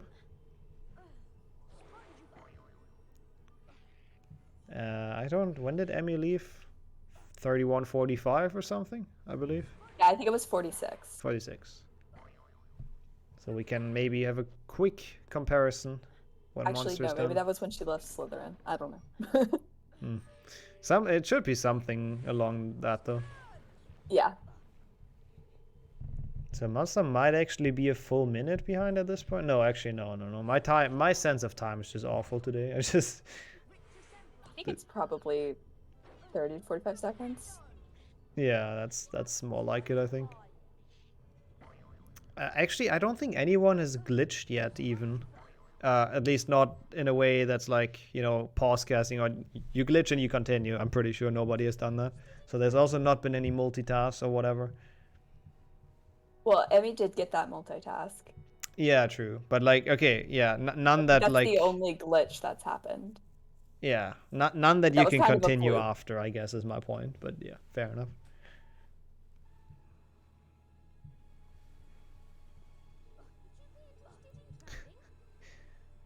I mean, we can both do it, Thomy, in our match.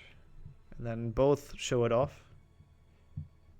32-50. Young Hagrid. Yep, 32-52 apparently for the Hagrid. According to chat.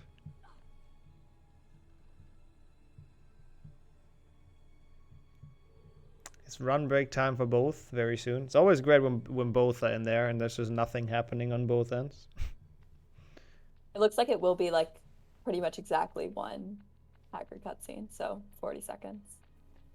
The unit of Hagrid cutscenes is back. The best measurement. Monster's back to cubing. Gonna flex on us. Oh, is he actually gonna solve it? Let's see, he's got 40 seconds. That would be sick. I mean, I don't know how quick people can solve cubes in. I mean, a world record is like 5 or something, but that's just kind of silly. I think he's getting Hopefully there. he doesn't miss the cutscene skip afterwards. Oh, he's really spinning it. This is almost more exciting than the race. He still has some time. It looks like he's getting there, but I also don't know anything about Rubik's Cubes. Yeah, there's not much time left. Uh. He needs to be ready to skip the cutscene. That was a good attempt. It looked like a lot of it was solved. Did not make it within 40 seconds, but good effort. But made it back to the keyboard in time. That's all that Yeah, true. Did not lose time in the race, which is good. Oh, now he did though. Jump barely not making it down.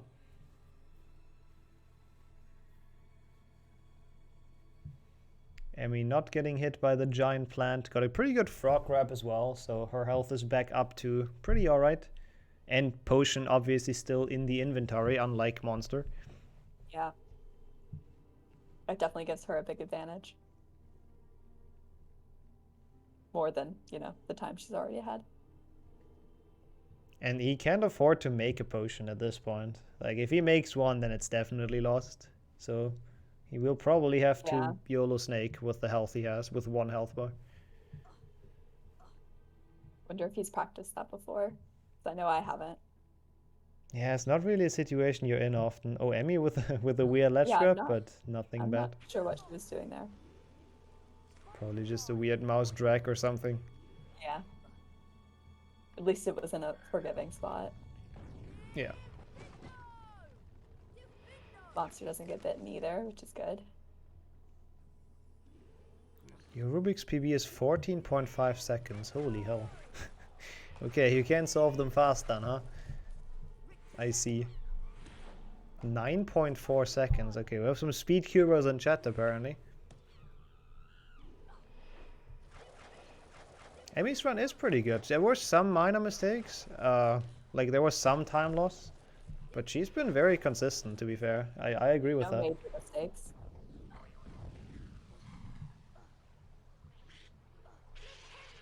Oh, Monster with an interesting jump. That saves it. Without a ledge grab, too. Yeah. Then probably didn't even lose much time. Oh, Emmy had a good save. Dang, I didn't see that. But now she is probably doing the classic Aragog, no Chungus strat business. Standing very close. Yeah.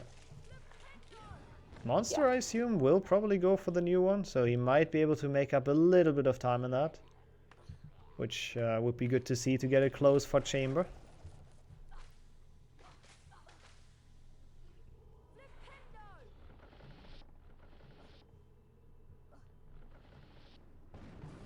There's a hacker cutscene behind, and now he's an Aragog behind, so... Interesting that those are the same. Are they the same link? I don't know. I don't know, I don't feel like any of them lost much time in Forest, right? So I don't think so. must be like roughly the same at least. Okay, let's see. Let's see how the new strat is done. Let's see if he gets it. Looks like he's going for it. Yep. That looks good, I think. Yeah, that looks very good. Is the spider right on his sides? Oh, but I think he jumped too early to go behind it. I'm not entirely sure what happened either. He's neither. He's also... He went too far through it. Ah, that would make sense. Goes for it again though. Nope, never mind. That did not quite work. Now it's not really worth it anymore. I might have still been a bit faster. She sniped the chest on the way to Chamber. Ooh. To flex. That's pretty cool. Flexing with some cards. And now maybe flexing with a Scourge Snipe? Nope, not first try. If this takes her a while, then Monster might have a chance to catch up. Like at this point, if you're that far ahead, at least that's what I thought in my race, you might as well just go around. But third or fourth try. Probably still worth it over going around. But that's like a high pressure thing, honestly, if you do that with like a small-ish lead. Yeah, you have to really think about how long you want to sit there trying it, because you always think like, oh, this next one's going to make it, but it could not, so. Yeah.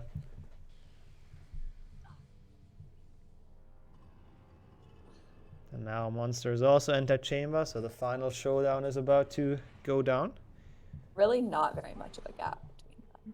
The gap certainly is there, but definitely not anything insurmountable. Oh, that does not look like a good pixie, does it? Nope. Can she does save it with the secret though, and makes the jump, so not terrible. Yeah, it looks like she knew that pixie wasn't gonna work and went for that. Yeah, that would make sense. Monster getting a good Scourge Snipe, or like reasonably good. But with that pixie proxy, Emmy might have just gotten herself the win. Yeah, it's gonna be hard to come back now. There isn't too much left that can like... Oh, Monster with the miss. There isn't the backup. There isn't too much left that can ruin your run at this point. Yeah.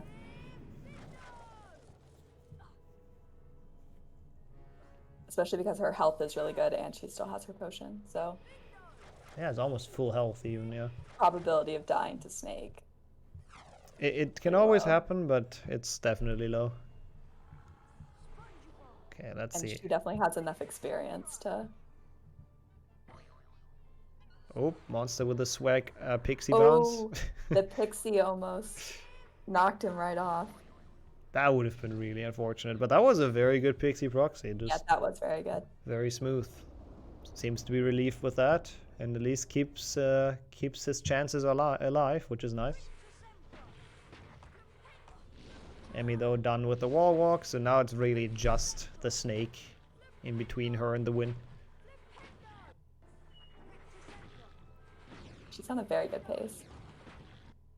Yeah, I'm curious what this time is going to be, actually. I mean, it's RTA, we have to keep that in mind, so there's no loadless on, which is probably like 30 seconds or so, usually, for most people. 35, maybe. They said for the last race that her loads are about a minute. Oh, a minute, okay. Fair enough. So, really good pace. For both of them. Yeah, it's whoever loses this, it's kind of sad, because they've actually played pretty well for most, like, pretty much the majority of this run, so gonna suck to lose this one, but someone has to. Yeah, it is interesting. We've had like several runs happen where the loser would have beat several other people with their. Yeah, several winners as well, even. Yeah. Who Emmy even waiting for the flames, taking it very safe now.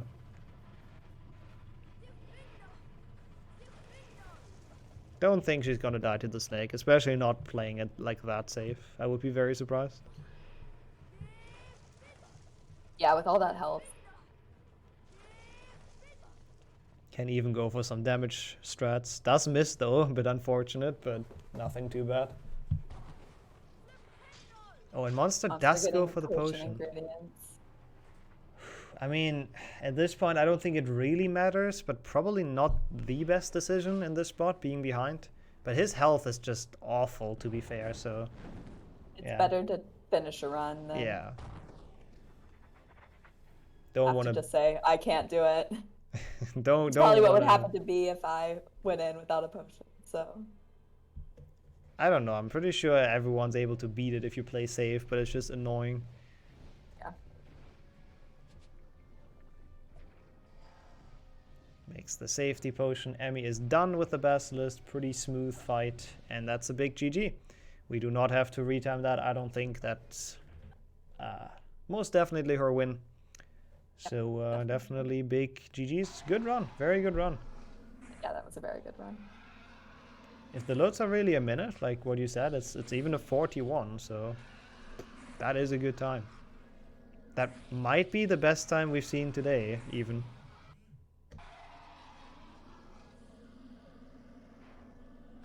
Yeah, Monster still put up a really good run though. He's also gonna come in on like a 43-ish, I guess, with like loadless, if it would be loadless. If this fight doesn't go too bad, his health is again kind of critical. Especially considering how long he spent getting Dumbledore skipped, the rest of his run was very solid. Yeah, that's definitely what killed it. I mean, he was a tiny bit behind before, but then after Dumbledore skip, it was just unrecoverable, really.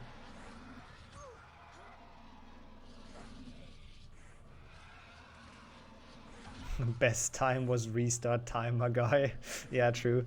Beating it in 38 minutes is the best we've seen today. Ooh, misses completely. But also knows the early, like the cycle skip, so...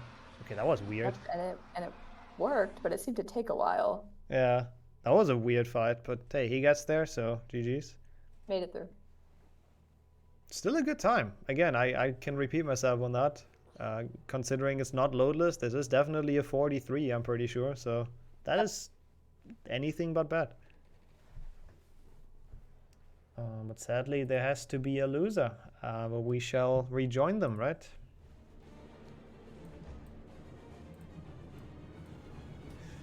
GG's. Well played. Thank you. If you want to know my time, I timed it out. It's 42:05. Okay, I was about to say probably the best time we've seen today, but now we actually know it for sure. That is, I believe, the best time we've seen today. So. Oh, really? And in losers too, huh? Yeah. So GG's in for that. Monster though, who's still deafened, but he's solving his Rubik's Cube. Also played well, definitely gave you a run for your money, but that was just a run that was really hard to beat, so well done on that. Yeah, I was scared of Monster. The only thing that went wrong was that Dumbledore skip. He would have beat me if he didn't fail that. I think it would have been... It would have been really close. I think he was a tiny bit behind, wasn't he, before that? And then he failed it and it was just over. Yeah, maybe. I'm not entirely sure either. It was only a couple seconds difference before that. Yeah. That is all I'm going to say. I think Fract, Artful, they're going to put up a good run. That will be a good match to watch, which I believe... Is it the next one? I think it might be the next one. And they're seed 4 and 5, so definitely both very good at this game. So I can't wait to see that losers bracket match in a week. Excited to play it. So I guess that's probably it from us for now. We'll go into the transition, and we'll be back in a bit with the next, hopefully pretty exciting match. Thank you very much for racing to both of you, and don't go anywhere, chat.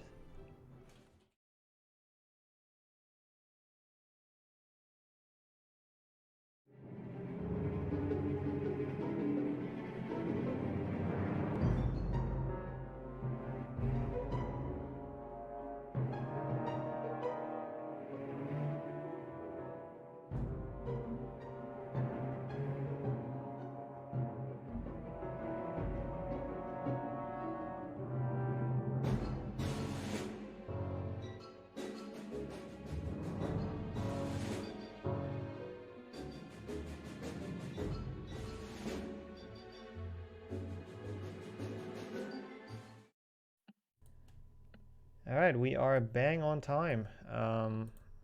Back now. Wait, you have no game, right, Luzak? Yeah, I'm okay. opening. Okay. I was just confused if I messed up something. But yeah, here we are, we're back. We have the next match, and it's, for the first time today, it's actually a winner's bracket match. So we have Thomy versus Luzak going on. Welcome in, both of you. And that should be a good one. We have Luzak winning against Flo in the last round, and Thomy winning versus, I don't remember. Imek, there you go. So we have two people that beat some strong opponents, and we'll see how they will do against each other. I'm joined in commentary by Araku. You might remember him from yesterday. So hello. Hello. So I think we're ready to kick this off. If you guys are ready. Sure. Awesome. Cool. Then I'll give you the countdown. 3, 2, 1, go. Good luck, good luck. And we go down in here. It seems like the timers have started. That is good. Thomy already is second behind. Yeah, it's match of the winners, so it'd be good to see like both doing willow skip. Okay. Yeah, that's true. First winners bracket, now they have to perform. Yeah. No excuses anymore. Nope. And winner of this match is advancing further into like winners bracket, but loser is not eliminated as it was previously. It just drops to the losers bracket. Yeah. So, Thomy, that's a surprise to be seen. Yeah, definitely worthy for Luzak. That's like good message for him because, like most people predicted Thomy to win this, but with this early lead, Luzak might surprise us. Yeah, it shows everyone that Thomy can make mistakes, which we haven't really seen him do yesterday. So that's not the greatest start. Yeah. Imagine if Luzak can actually like upset twice. I mean, that would be insane. Yeah. But it's still way too early to call that, that's for sure. That is quite a gap. Like, what did you tell him last time? 20 seconds roughly, right? Last time one got it and one failed it? Yeah, it was 19 seconds, but to be honest, Kaktus was like, he wasn't expecting to fail and lost some time because of confusion, I think. But Luzak also did it twice, and the first time he could still save it. Thomy did it twice, could save it once with a ledge grab, so he lost some additional time on that, I think. So it should be like 20 seconds. Yeah. Not the greatest start. Yeah, as I said, Thomy is a favorite because of his PB, and top 3 predictors so far, like one of them predicted Thomy and 2 predicted Flo because they expected to beat not only Luzak but also Thomy in this match, but Luzak is fighting very bravely now with the lead. Yeah, we'll see what he can do with it, if the nerfs get to him, or if he has a clean run from now on out. I'm not sure how much Thomy can make up just from like his insanely good movement. I'm not sure if he can make up those 20 seconds just from that. He might be able to, but I think if Luzak like just stays 16 clean now. Yeah. I think like Luzak has like really good movement, but Thomy is like top 3 in Glitchless, so his movement is really saving a lot of time over Luzak everywhere. But if Thomy makes like another big mistake, then Luzak can surely take it. Yeah, I think so. Oh, Luzak though. Oh, the pressure is getting to him. Failing that, that's such a weird mistake. You don't see that normally when people grind for PBs, but for some reason in this tournament setting, it happened like 3 times already or something. Yeah, maybe a bit nerfs. Probably. And all like just like that, it's pretty much essentially even again. So throwing his lead away there, unfortunately. Yeah, we're talking about how like Thomy is gonna make up his fail in Willow, but just movement. But with this mistake, Luzak basically made it even now. Yep. Thomy doesn't even need movement to make it up right now.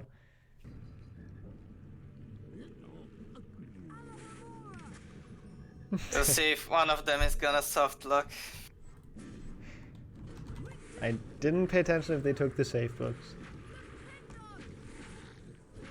Let's hope they are not gonna need them. Yeah, that's a good point. Even if oh that looked kind. I don't know why, but I expected the bridge to come up earlier for Thomy. I actually thought he got it for a second. Yeah. That would have been disaster. Yeah, good to see. Oh, Luzak going for the resp and failing it. Thomy getting it first try. With a freaking medium ledge grab. Kick. Yeah, that 2 fails by Luzak put him in the disadvantage now. Yeah. It's still not a big lead. No, not at all. But after being in the lead by like 20 seconds, this does hurt you, I think, quite a bit mentally. Yeah. If he's watching the stream. It's still very like early on. It's like 10% of the run, and not the most important 10%. So yeah. So a lot can happen. Absolutely. And again, we've seen Thomy make mistakes. So if he's a bit shaky today, then who knows? Who knows what's gonna happen? Now not great, getting long ledge grab and missing the rig to cast. Makes it pretty much once again fairly even. Just like a door opening behind. Yeah, his quality does look worse. His PC is not capable of streaming in like much higher, or his internet, I'm not sure. He says it's his PC. So it's a bit of a toaster quality, but as long as we can tell what's going on, I think that's fine. Yeah, playing on this GBA, exactly.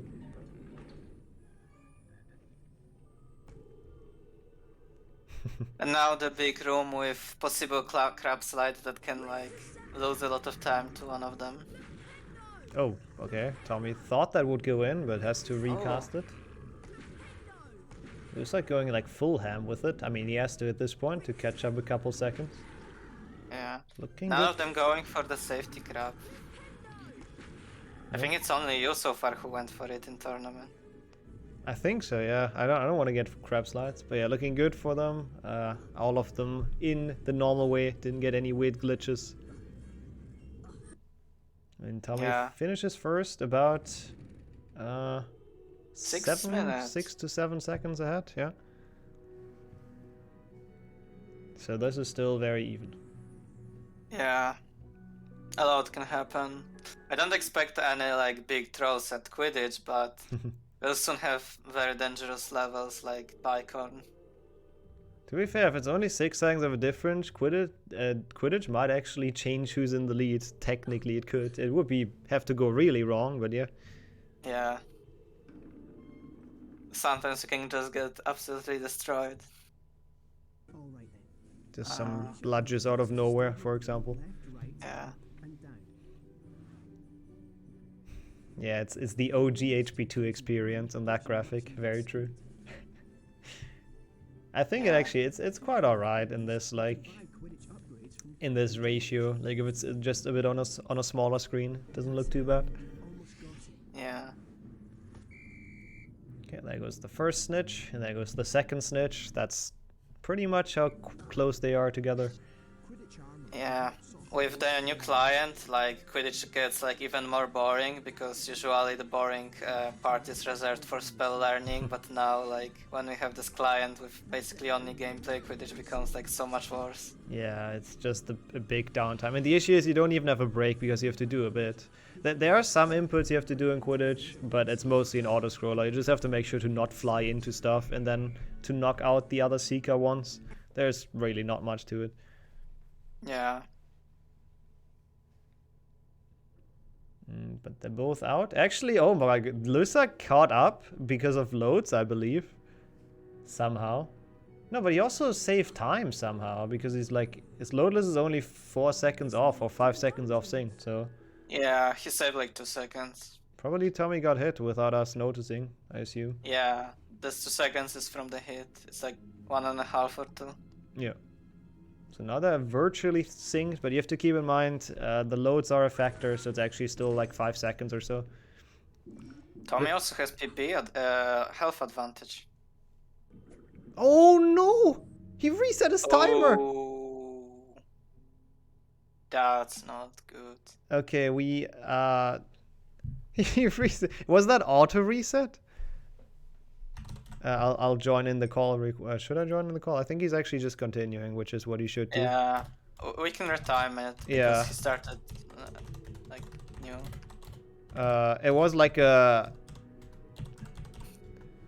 It was like a 6-second I think difference in loads, I believe. Yeah, at least he didn't overwrite his game. At least he could reload it. Yeah, but that's like huge opening for Luzak to take this victory, because opening the game and once again completing potions like takes a lot of time. Oh yeah, So- this is awful. Like this, now he needs to play really well to come back. Yeah. I think I said that yesterday. We won't see the potion soft lock, but I guess we did. Thomy just wanted to go a little bit too optimal on that and just went a bit too fast. I think Thomy, being like one of the top runners of this game, have like a setup for like basically touching this cauldron in the perfect moment, but that can hurt you sometimes. Yeah, and maybe in a tournament you don't want to do those strats. You want to take it a bit more safe. Maybe we'll see what he can do. Like since it's Thomy, I wouldn't count him out. Like he's definitely capable of coming back from this. For sure, a lot of can happen. Like Luzak admitted before the race that he's basically now running 100% glitchless, and this run doesn't have Dumbledore skip, so that is the place where Thomy can gain advantage. But definitely bad position for him now. Yeah, it's not where you want to be in. It's not the position you want to be in. Yeah, it was like 5 or 6 seconds of a difference. Oh, Luzak failing down. That's something Thomy needed. Doesn't know, like, yeah. Another thing I didn't expect to see in this tournament. I guess the nerves are showing for both being in the winners bracket. But the Luzak's mistake is definitely less costly. Oh yeah. Less costly than we saying, but it's actually like getting closer now again for Thomy. Like, I don't know if Lucille is gonna throw this lead again, like the Willow one. We'll see. Hope he keeps the nerves up and stops with those small silly mistakes. The timer, Thomy reset it on accident, so if they should be close in the end, we have to retime it. Like, if they finish within like 30 seconds or so, we probably have to look at that and retime it. It's fine, like it's gonna be okay, I think. It might have been auto reset, which is the dumbest feature that exists, honestly. Might have just screwed him over without his fault. Maybe out of habit, like usually reset timer if you face something like this. Also true. Or maybe he just like pushed his keyboard and actually there was a reset key there. That would be really unlucky, but could be. Yeah, like definitely failing something like this gets you angry because you know how much time you lost and how like unfortunate this mistake was. And you know how easy it is to avoid as well. Yeah. Extra tilting.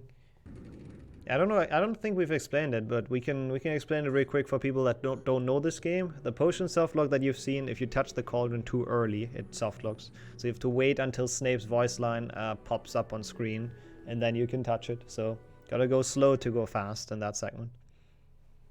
I think it's some sort of multitask. Yeah, two things playing at the same time. Yeah, I think so. I wonder if anyone ever like got it casually. I guess I don't think so, because you wouldn't stand on the chest, right? You wouldn't just straight away understand what to do as well, and like, I don't know. Probably not. Both in the same level. Bicon can change a bit because not only Thomy getting the softlock again. That's unlucky. Yeah. This one at least is not that costly for him. But yeah, he almost caught up, but now like this mistake putting him even more behind. That I was is about to say unfortunate. that like Bicon is the level where like a lot of bad things can happen, and there's like a lot of small tech that like Thomy can use to gain advantage, but I didn't expect him to just cast 2 times.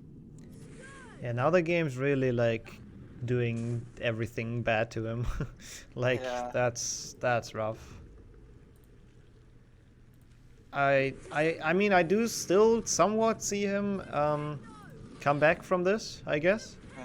Like, he can, and especially if Luzak, he's also made some mistakes, so it's not like he's played very, like, flawless this run, so...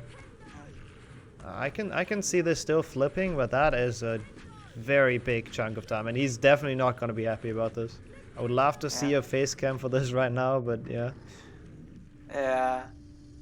But Luzak doing makes slightly differently than other runners and losing like almost all the health. Yeah.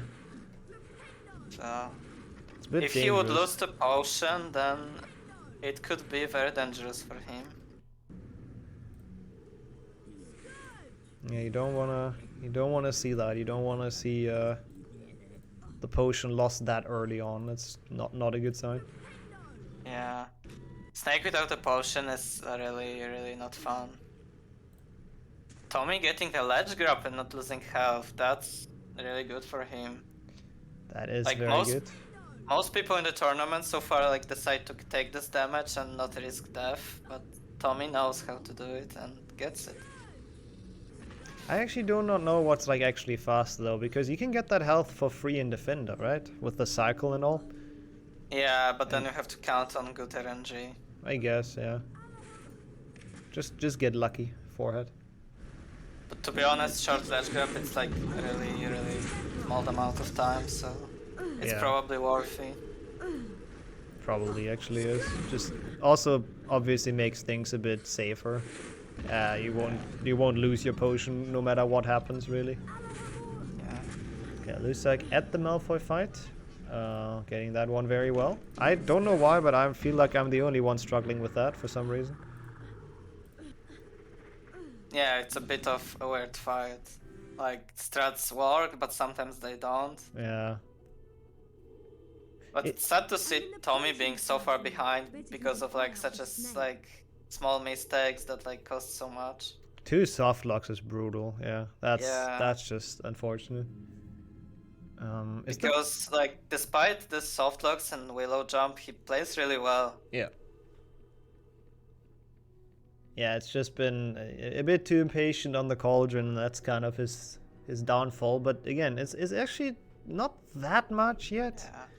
Like it's hard to time because the timers are unsynced as well. But like I don't know, we'll see. Yeah. Isn't there only one cycle in Defender, by the way, in English because of the mushroom cutscene? I don't think you can catch another one, can you? I'm not sure. Overriding saves is indeed more brutal. Oh, the soft lock he got is like as you enter the bicorn, he like doors didn't open. I'm not actually sure why that actually like happens. I think it like one of the reasons why it can happen is if you cast Alhomora twice. On it, if you are fast enough. So it closes again essentially. The first one opens and the second closes, I assume. Yeah, and then also at the cauldron bit, yeah. So disaster strikes for Thomy. If he can bring this back now though, then that is gonna be very impressive. So at least he has an incentive to do his best and go as fast as he can. Now he has nothing to lose, so he can go for like every fast strat. Yeah. Obviously you have to take into account like lowest timer, which is not 8 minutes for Thomy, but he still should like gain some advantage from it.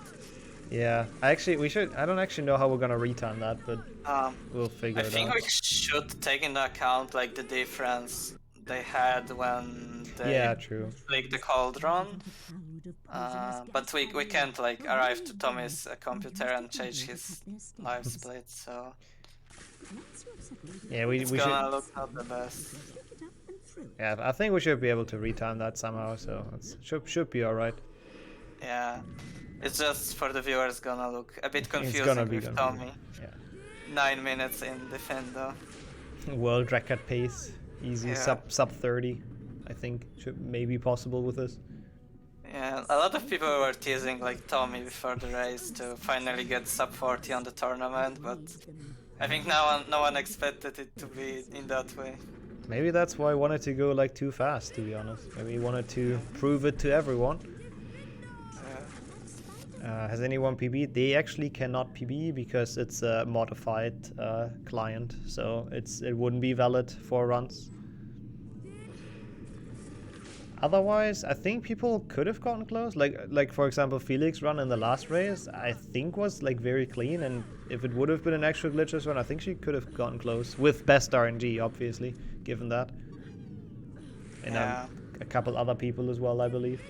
Okay, Luzak. Yep, that's the cycle I meant. I thought that's the cycle everyone gets. Gets it like a very bad one though, because the snare's all the way back there, so should have probably pushed it in. Yeah, let's hope he's not gonna soft dog. Oh no. But Thomy getting the third that's soft lock, possible. maybe? We'll see.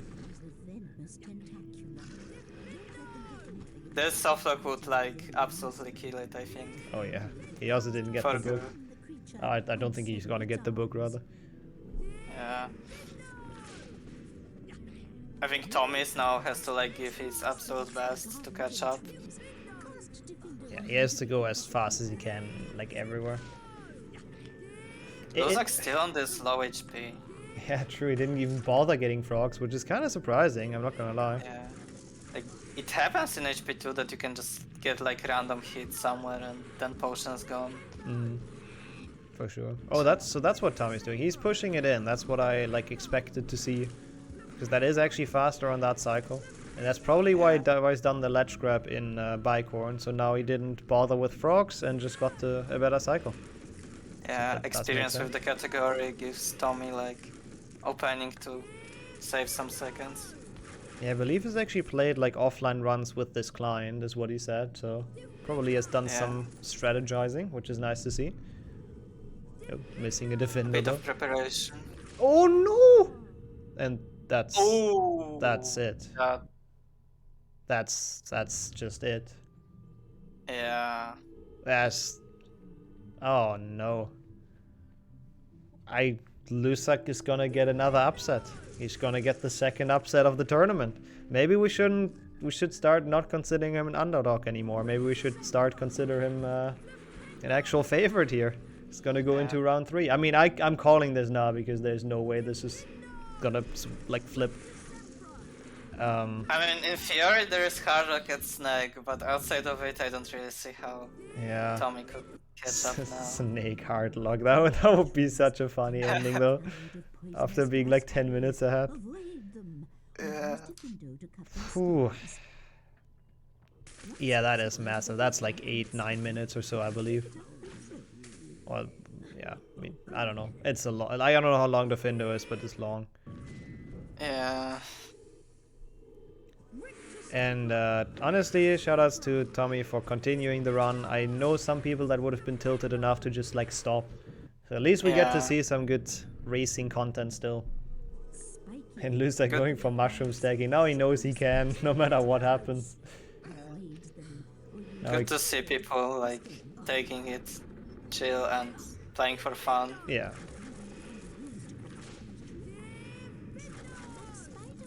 Hey, I didn't stop. I couldn't continue. I overrode my game. I even debug mode back to the same spot and continued. I mean, to be honest, Nixxo and Ryan like continued the match.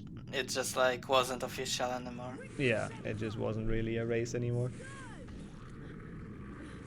Yeah, Luzak can just like practice some strats now, I guess, at this point. Oh, bit unfortunate, obviously, that it just kills the thrill a bit, I guess, because we kind of know who's won, but Thomy gave it his best shot, tried everything, and if you try everything, there can be costly mistakes. That's just unfortunately how it goes. Now like Luzak arriving to the point where like there's like one of the places, if he was to lose, then it's like this place that's gonna take the blame. True. If he's losing it, like failing it like a lot of times, then Thomy could catch up, but he gets it first try, so... Gets it very well. I think he did fail it against Flo like once or twice, right? I think, yeah, he failed it twice and had to like reload the game. You can see by movement that like Luzak knows. Yeah, I mean, I assume they're talking with each other right now, so... Yeah, that's just... I mean, absolutely unexpected though is gonna completely throw over the predictions of many, I think. Thomy being out here. It doesn't mean that he can't win the tournament, but he just made it a whole lot harder for himself as like one of the favorites going into this. Yeah, maybe we should start considering Luzak as the dark horse of the whole tournament. Oh, I mean, he's beaten two very like big favorites, I would say. Even obviously Flo and Glitchless is a love-hate, but yeah. Or well, a hate rather. But still, he's beaten two pretty big names in Harry Potter speedrunning and Glitchless, so who knows what he can do in this tournament. Yeah. Very nice. Tommy's still giving his best. Like you can see, like small things he does, like cutting the spider web and using the same one to like shoot the next one. Yeah, so, I'm glad to see that he keeps on going, like just seriously, and just still tries his best at least. Yeah, you wouldn't do such a small optimization if you would like, no, you're lost. He still fights. Yeah, I mean, who knows? You said it. I think that was his game and not the internet. That looked really weird with that snail. Yeah. But you said it. This chamber hardlock can still happen technically. Yeah. So there's a chance Luzak could press new game somewhere. It also can happen. So yeah. It ain't over till it's over. Gotta keep on trying at least. Yeah. But like you never know. It's still like possible, right? Yep. Until sure. the final time is gone. I mean, if one person can lose 6 minutes, so can the other. So yeah. Yeah. But this is, I mean, this is a big gap. I don't even want to know what this is in time. Yeah, it's even hard to measure because the timer of Thomy got like stopped once, and the usual method of like thinking of the place and checking both runners, it's not gonna work because there's like 6 minutes difference. Yeah. I mean, the good thing is, at least by the looks of it, we won't have to bother retiming, so that's good. Yeah. But we'll see. Who knows? As we said, it's not over quite yet. Yeah. Thomy going for mushroom stacking, of course. I think did he actually cut that head? No, he didn't. I thought so. Oh no. Oh. And that's another tilter, I think. Yeah. That is not fun. Like those tentaculars have 2 hitboxes, or 3 even. Oh. There's one in the middle that just stuns them, which is what you absolutely don't want. And then there's one on each head, which cuts the head off, which is what you want, so they don't bother you and kill you. Thomy having some troubles now, but still decent mushroom stacking. Going through with it. He recovered from it really well. Kept his posture. That's true. Actually kept a lot of health as well, which is quite nice. And Luzak already moving around his Goyle, which is interesting to see. Yeah. Taking the damage. Actually tried to land on the lamp. That was almost really bad, because if he would have fallen down to the bottom, I think he would have died. And he almost didn't make it onto the lower platform. Wait, bracket doesn't work? Why is that? Huh?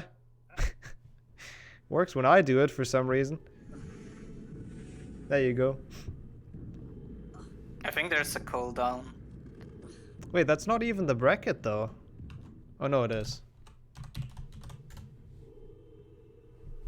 Oh, true. But it should be like a minute cooldown only. So I don't know if anyone has done it recently in the last minute.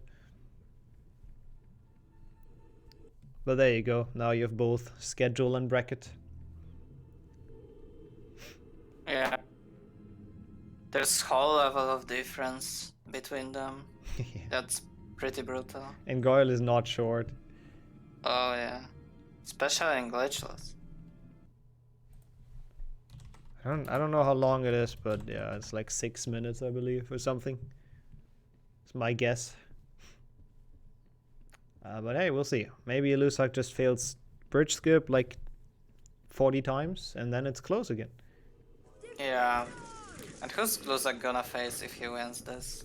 I shall look that up real quick. If Luzak keeps this up, he will face the winner of Beaver versus Lucille. Oof. Ooh. That might be 3rd and 2nd seed in a row, but who knows? Obviously none of that is decided. Oh god, that would be such a tough tournament run for Luzak. But hey, so far it's done well, so what can you say?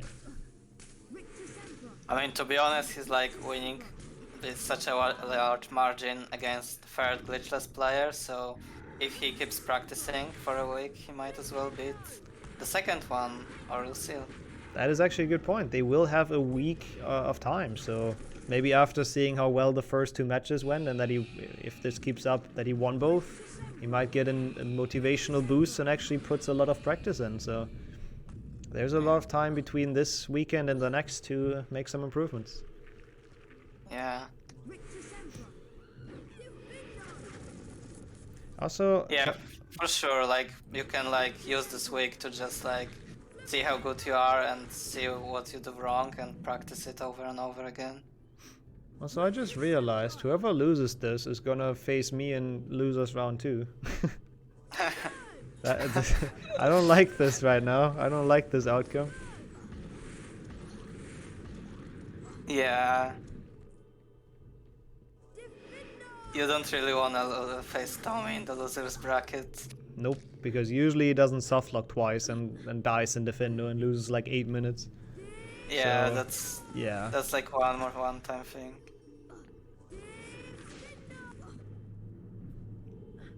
Oh, small ledge grab on that. I didn't even know that's possible, to be honest. Holy hell. Yeah.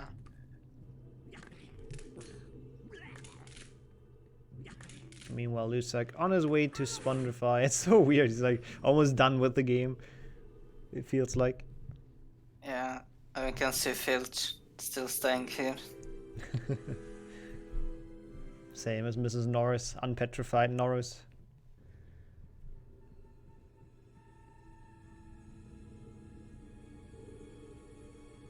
Luzak skipping the cutscene. Always love to see it. Pointed out every time, pretty much. Yeah. It used to not matter with the old timer, but now... Yeah, now every cutscene skip is not loadless anymore. Yep.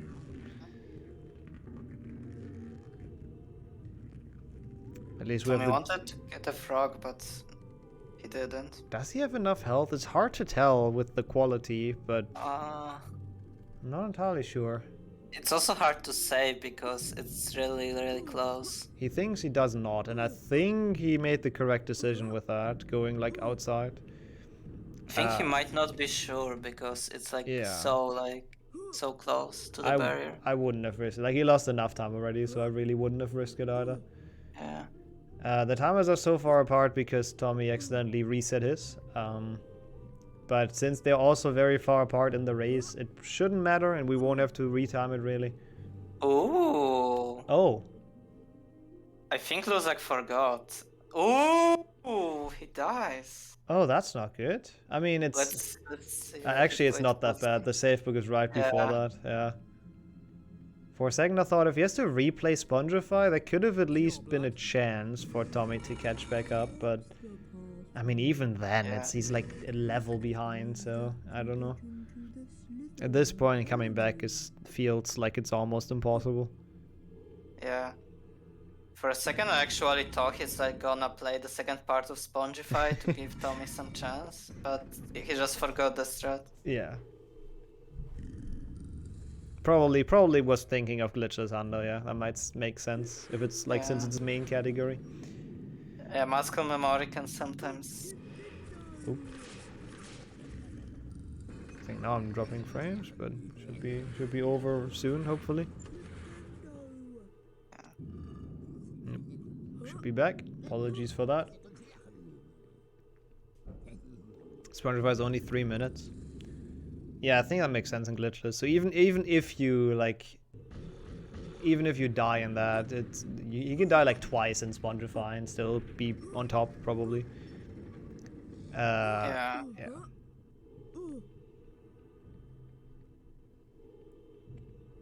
Now we have the Hagrid cutscene for the first time. Gonna be a while until we see it on Thomy's end. It's a nice break before the late game, usually in rounds. Yeah. Yeah, I'm gonna be eliminated next Saturday. It's nice. Don't worry. I mean, hopefully it does this again, you know, and then I might have a chance. maybe.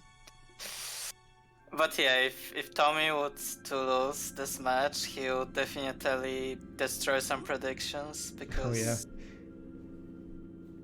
I'm pretty sure most people had him at least until like semifinals. Yeah. Or at least to round 3, where like there's a potential Beaver Luzak match, Beaver Thomy match, which probably went a lot of different ways in predictions. Yeah, but it's also good to see like some surprises. Yeah, I really like to see him. It's pretty great.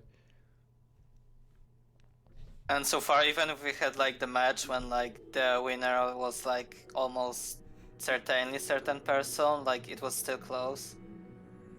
Yeah, I'm overall like really happy with how close the matches have been. This is not a good example of a close match, but pretty much. At least it was exciting. Yeah, like... yeah. Got to see some big fails, which is also something. Thomy still though going hard, trying to save milliseconds still, which is cool to see on those jumps. Even though that like the danger of dying again is definitely there. Yeah, I think Luzak would have to like die at Snake 3 times now. Which is possible. He doesn't have much health, but he should change that. Yep, there we go, that's Frog number 1. He does also have the potion, I'm fairly certain, so... Yeah. I don't see that happen, but who knows. Again, hard luck at Snake, he really needs to make sure to skip that cutscene. That is kind of the only thing that can change the outcome of this. I would say at least. The only realistic thing, somewhat realistic thing that can happen. I guess to explain that hard luck, if you die at the snake, or if you kill the snake and then die in the cutscene after, then you just get into an infinite death loop. So you gotta make sure to instantly skip the cutscene after killing the snake, because if it kills you after, then it's really bad.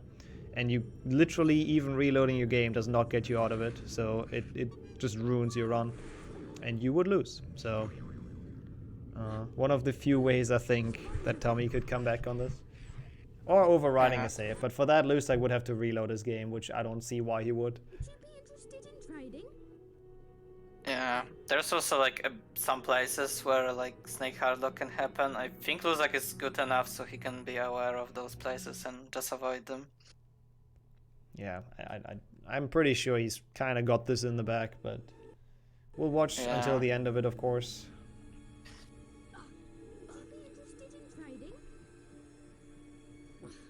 And maybe we'll see new Glitchless Aragog strat.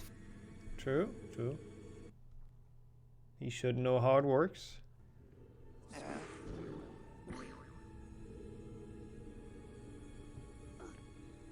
Yep, does position far away from it, which is a good indicator that he wants to go for it. So he can like make the jump into the spider.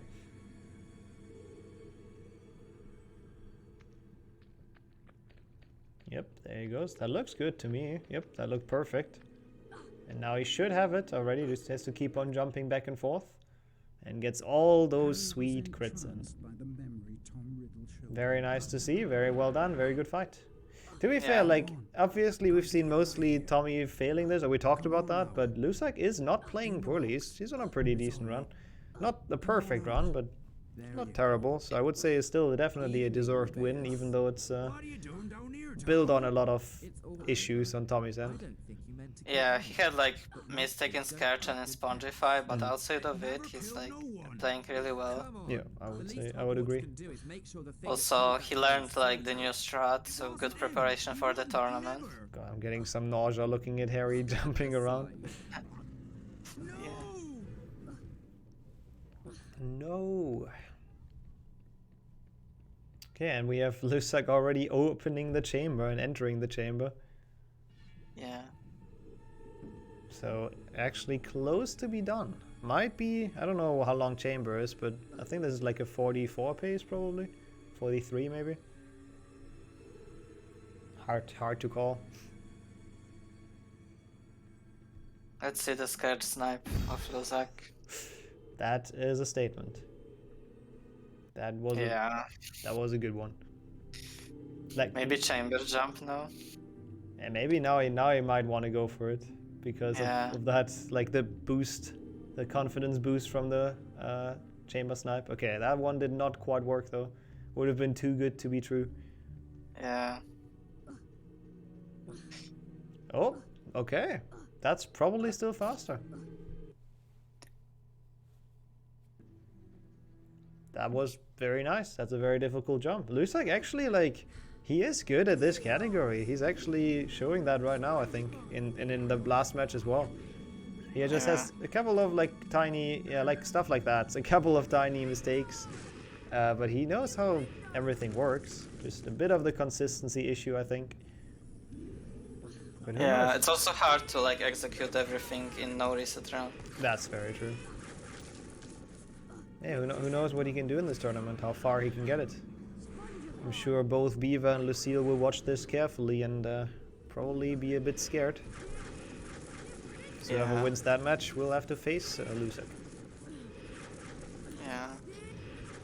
Yeah, I think I would say the second try does save. Also, Thomy with full health, I just realized. I'm not sure how that happened, but doesn't even need the frog.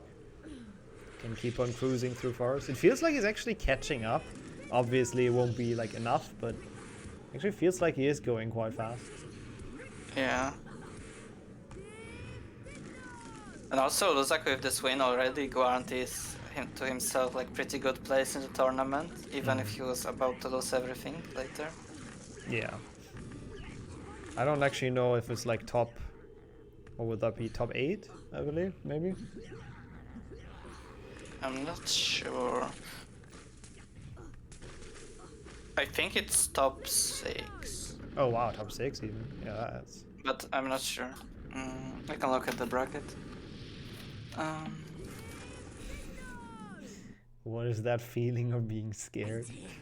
Fair point. I know what that feeling is. I don't want to beat face Thomy. I guess we'll see. Yeah, it's top 6, so good job. Yeah, that's a pretty good spot. Honestly, I don't want to say unexpected. Like, we know that he's good, but 2 wins in a very difficult bracket. It's a very impressive showing. And Thomy also, new Aragog. Oh god, that's a nausea-inducing one as well. In general, in double bracket elimination, like staying as long as you can in winner's bracket is really important, because once you drop down, you have a lot of matches to win. Yeah. Also, that was a weird attempt. Like, he's doing it different than the rest. He was like just... That was just absolutely crazy. Probably a bit of a faster version even than what we see from people usually. Yeah, it's still new strat, so like people have different approaches and still try to find like some ways. Yeah, it's still not clear what the best part is, or the best strat is. Yeah, usually with the old strats, like people eventually stick to like one solution. Yeah. And the snake, the last place where Luzak can still like lose it. I really highly doubt that will happen, but we'll see. Just, I mean, his health is kind of low. Yeah. Yeah. But he has a potion. Yeah, he would have to lose a lot of health to even get like close to hard locking. Yeah, not the terrible first phase actually. Actually goes for the 2 cycle with a potion. All right, but that was not really successful. Oh, he skips the cycle. Yeah, I think he like barely missed the snake. Okay, Thomy had Scourge Snipe, obviously first try. Now he's kind of getting back to his old strength. Not sure if it was like nerves or just tiredness. I'm not entirely sure, but the beginning, just too sloppy for him. There goes Luzak. Well played, GG. This is actually a 42. Dang. Didn't expect it to be that like fast of a pace. Nice. Oh. Big GGs. Maybe it's not a 42 anymore, but that's not on me. That was also 100% on purpose. You can't tell me it wasn't. Yeah, we had like during Polish tournament the joke of buying the wood, so... Oh, I see. I don't think you had enough beans. Yeah, I actually pulled it off. You can take the beans on the way, but it's not free. GG's, definitely. Yeah. That was an unexpected result, I would say, but very much deserved. 42-50.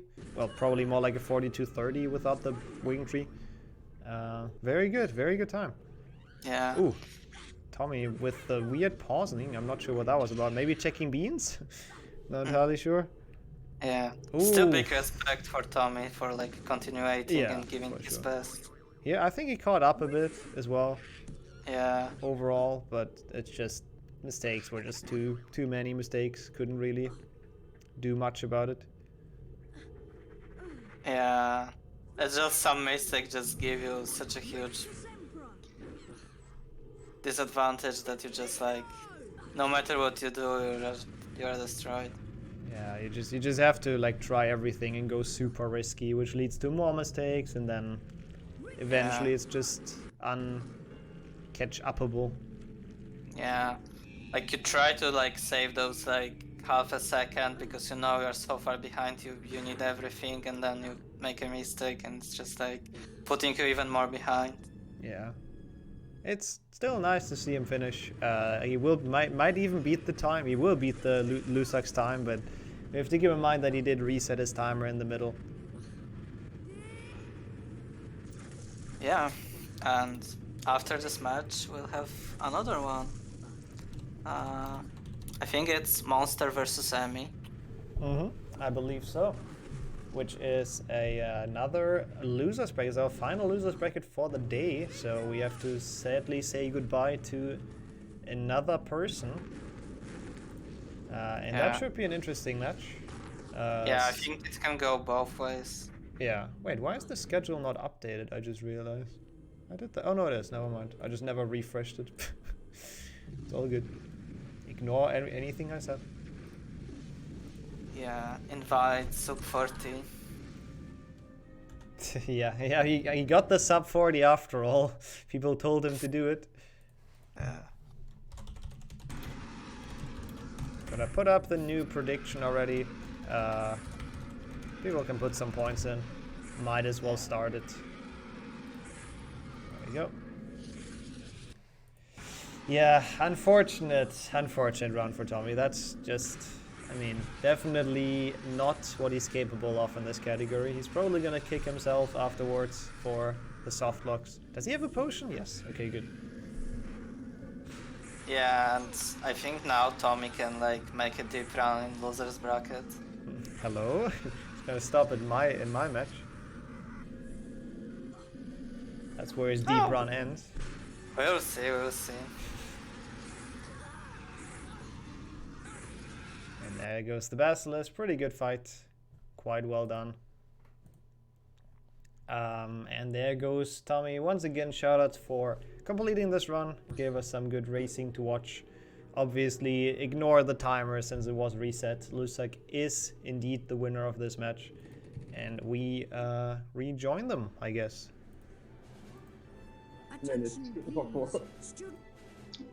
Oh well. GG's still to both.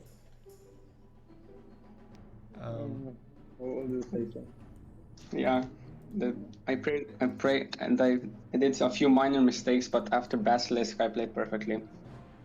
After Basilisk, nice. That's a very good point. Didn't trigger the trader, so was quite good. But you didn't have beans to buy. Yeah. I was sad that I don't have beans. Yeah, I don't think I have to ask if you guys are happy with your runs. I think it's quite self-explanatory. Like even my run by itself wasn't that great. And there were like many movement mistakes, and I'm not really happy with this sign. That's fair enough. I would say a 42 is pretty dang solid, but that is fair enough. And the second thing is Thomy got very unlucky with this run. Yeah. No, I'm unlucky. I mean, I don't understand one soft lock, but that's whatever. The Bicorn one? Yeah. Yeah, we weren't too sure either. Yeah, that was very cursed, honestly. But hey, what can you do? Sadly, in a tournament setting, stuff like that ruins your run. But it doesn't ruin the tournament for Thomy quite yet, which is fortunate, because we do have the losers bracket still. But first of all, with that win, Luzak is now in round 3 of the winners bracket after 2 very tough matches, to be fair. And we'll face the winner of Beaver, Lucille, which is gonna be an interesting match, no matter the outcome, I think. And yeah, well, well, I'm probably gonna lose now, but that's okay. Thomy goes down into losers round 2 and has to face me, so that's gonna be fun. Oops, did not mean to do that. Meant to switch back to this scene. We have 4 more matches to do today, so don't go anywhere. We have 3 more winners and 1 more losers bracket. And if you don't have anything else to add, I guess we can go into a transition.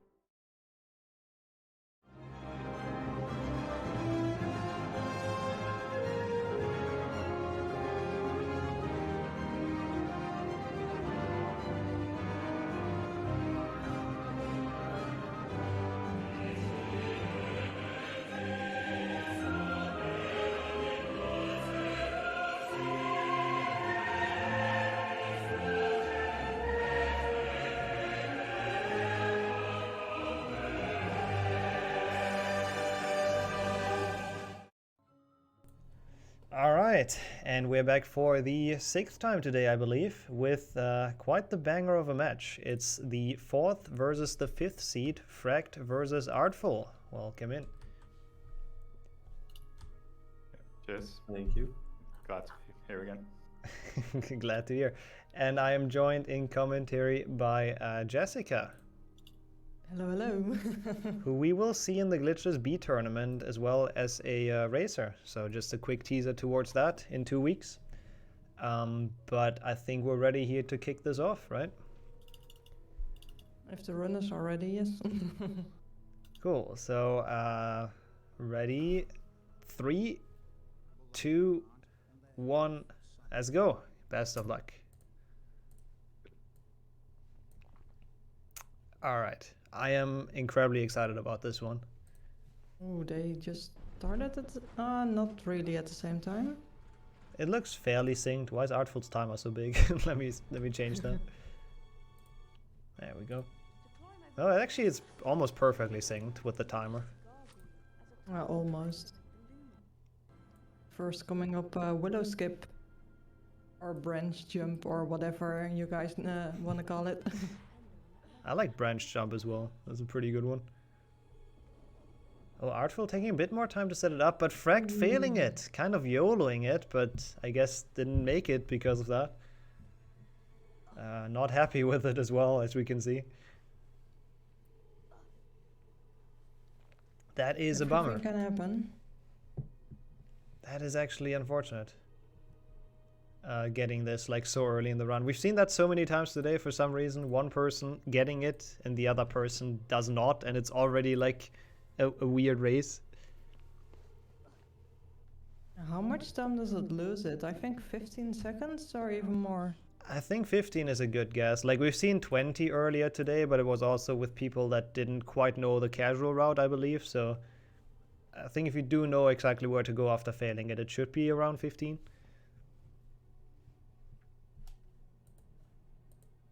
There was a prediction going, right? Yeah. Oh, thank God someone set that up because I think I forgot. Thank you, mods. I'm actually curious to see who is winning in that prediction. Looks like Artful got 65% over Fract. Interesting. He did get the better time yesterday compared to Fract's run by like a minute, apparently, is what they told us in transition right before. I'm not too sure who I would see like in the lead in this, who I would see as the favorite. I mean, right now I guess it's Artful after that failed jump, but I feel like a lot will happen this race. Yeah, lots of stuff can happen, like soft locks or failing, death. I feel like we've seen like all the soft locks already. Thomy got all of them already. There shouldn't be any more in this tournament. hopefully.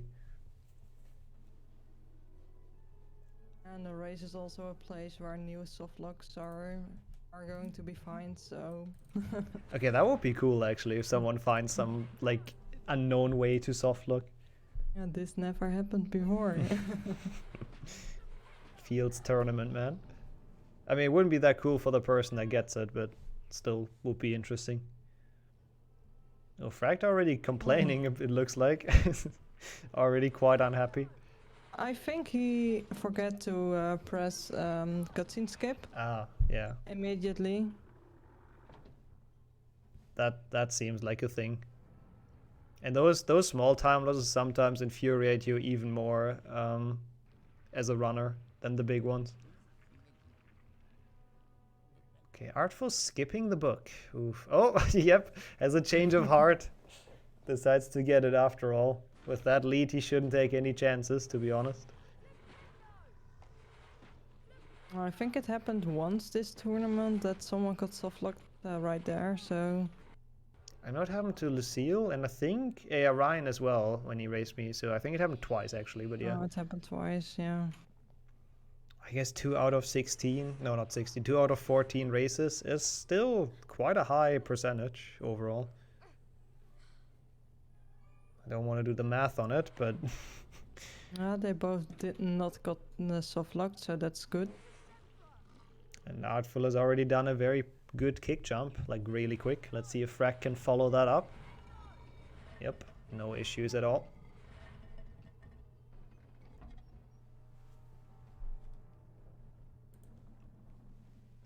I assume them to actually play this pretty consistently for a while. Like the Willow skip is always like a wild card, but I don't feel like they're gonna have any issues with the run until Chamber, is my prediction. Like I think they keep this gap, but we'll see. Even though Artful long ledge grab on the chasm skip, which didn't look like too consistent, but he made it, so it's all good. I'm wondering if anybody is going for the backup grab. The round thing at the end. Yeah, right? I think I'm the only one who's ever gone for them in the entire tournament, and I don't understand why. I will definitely go for it.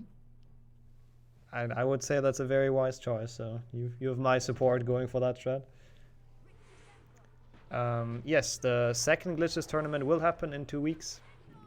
Again, Jessica is actually going to be the top seed in that tournament, so it's going to be in it. And some other people you've seen in commentary, like Gertie, is going to be in it, and it's good. Should be fun. I'm looking forward to it, to race myself as well. It's always a different thing being in tournaments. It really is like weirdly exciting, even though it's kind of for nothing. Just for honor. Yeah, true. But it's really fun to see people come together and play together the same game. Yeah, I agree. I really like that about tournaments as well. Just a lot of people that might have not talked to each other before, just, you know, hanging out, doing some races. Trying the hardest to go fast. No crab slides, by the way, which is good to see. So Fract still a little bit behind after that Willow, but the gap is not really increasing, which is good. Artful enters the bean bonus room on 6-8. Fract has slightly slower loads as well, so has a bit of room to work with. Might have actually saved some time. It doesn't look like it's quite the 15. Oh no, it is pretty much the 15 seconds from Willow. Never mind. It's 16, I think. Yeah, it looks like it's pretty much just the Willow skip time loss as of right now. They should be very even on like everything. So as long as none of them fails the tricks, I would say we probably have a tie. Like movement wise, I feel like they're very, very even. What are we going to do when there is actually a tie again? I've decided as a tiebreaker that they don't reset their splits when they finish, and then if there should be a tie, they load a different layout that has milliseconds. So we check milliseconds and who's faster. It's still not great because the timer is a bit like inconsistent, but at least it's not rock, paper, scissors, so. Through the, or IL is also, yeah, some people are better in the other part than the other one. So yeah, that's why it's also a bit really unfair. Yeah. I'd agree. I think that's the best solution. The milliseconds will show. Let's just hope we don't ever get to see another draw in this tournament.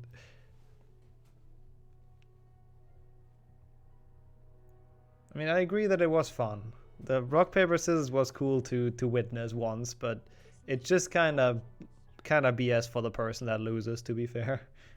Yeah, feels bad. Same as penalties in football or soccer. Yeah, really. Yeah, That's a just good comparison, imagine. actually, yeah. Yeah, if you lose in penalties. I think it actually used to be a coin flip, though, before they included penalties. So at least it's a bit more skilled now. You at least have to take a shot or a couple shots. Phil was taking the potion soft lock really, how do you call it? Slow and Safe, safe. I guess, yeah.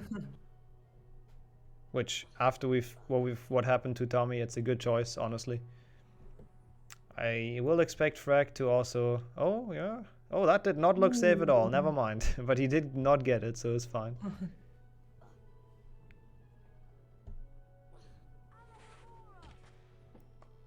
That was a pretty risky setup, I think, if I've ever seen one. Means that he's catching up though.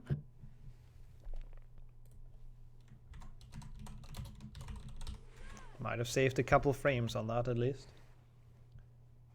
Okay, no one going for Scourge Skip out of habit, which is nice.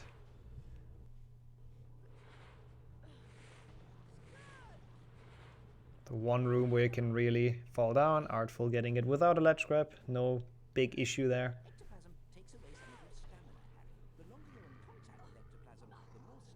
So we have pretty much the most consistent level ahead of us. Peeves can change a little bit. If it's only 15 seconds of a difference, then Peeves can. Yeah, Artful missing like one cast, kind of. Might help Fract to come back, but not really anything major. I mean, if you Scourge Skip and you actually get the star at the bottom, then yeah, it's kind of over. Because it's a glitch and you can't reverse it by reloading.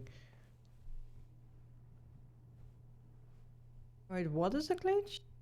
The any percent strat in Scourge. If someone would just forget it's glitchless and just do it for some reason. Oh yeah.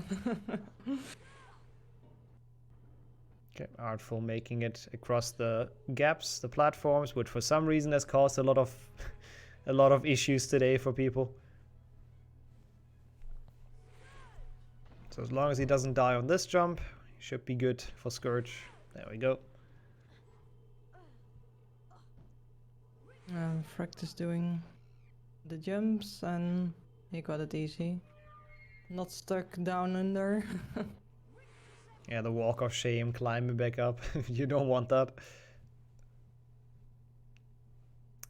It would be crazy if Willow Skip actually decides this, by the way, because for the last like 8 minutes they've been pretty much head to head in pace. So just imagine it's only because of Willow Skip in the end. It would be really sad though. It really would be. Just like one mistake at the very beginning, ruining your run.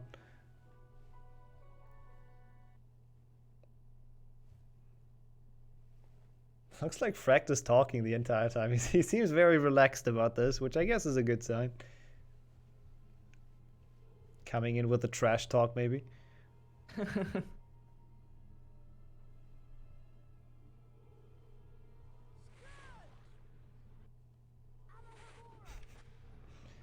Yeah, I don't know. I don't really know what's the better mindset. I don't think there is a better. Like, you can probably both works if you're really concentrated and focused, or if you're just really relaxed. Both are probably good in their own way. When it comes to tournaments and racing.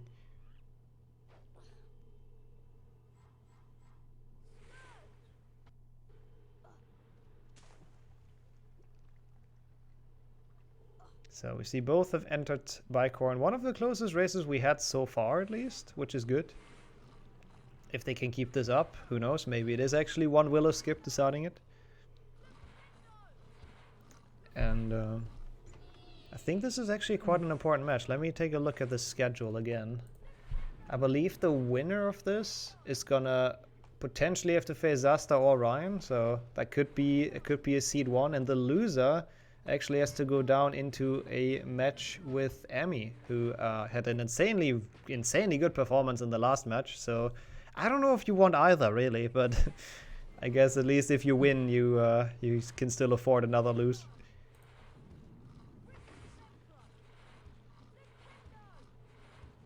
Neither got the crab slide though.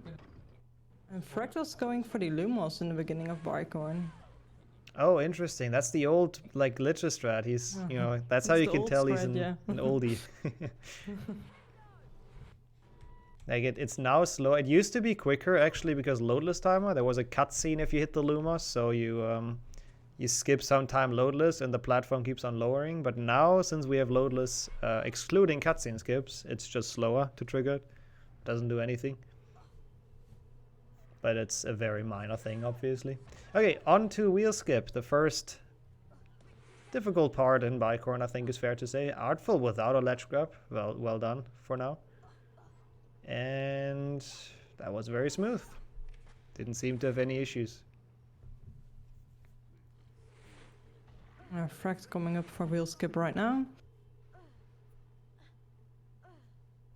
Ooh, Artful. Yep. He did not fully have the movement yet. One small mistake. That might be all it takes for Fract to catch up. That was probably only 1 or 2 seconds, but...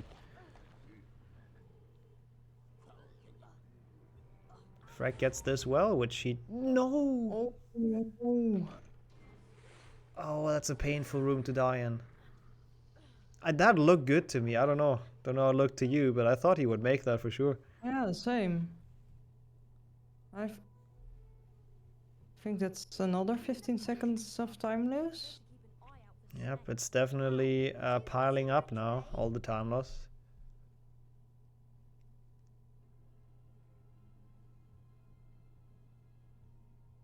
This is still definitely not unrecoverable, but probably a good like 30 seconds now that Fract's behind. And if Artful keeps on playing as clean as he has been today, oof, that might be rough. And I feel like Artful is one of the people that might be able to get a new client world record or modified version record, even though the 40:35 by Zasta is just like really hard to beat. So, but Artful has good time. So if he keeps on playing like this, he might get close to that. With this run, at least with this start.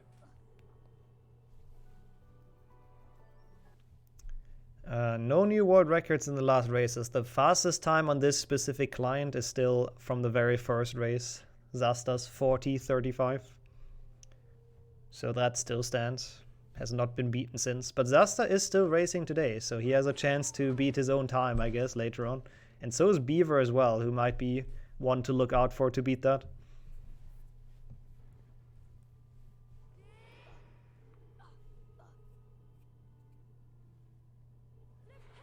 Artful is going for the RNG frog in Bicorn, but he doesn't got any luck. I honestly don't feel like I've seen anyone get that. That frog's just mean. I always go for it though, because it doesn't lose any time. Yeah, might as well try your luck for sure.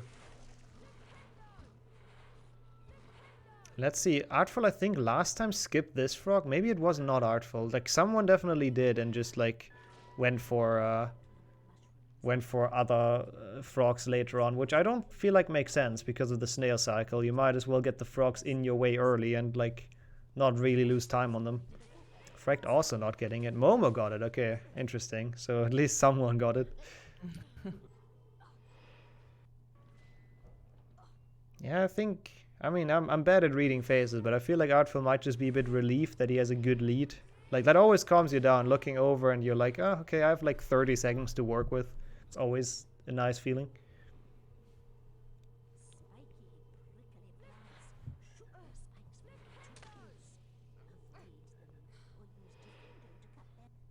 And as nice as the feeling as the feeling is, as bad it is for Fract, because he knows he needs to somehow catch up, so he has to play as risky as he can.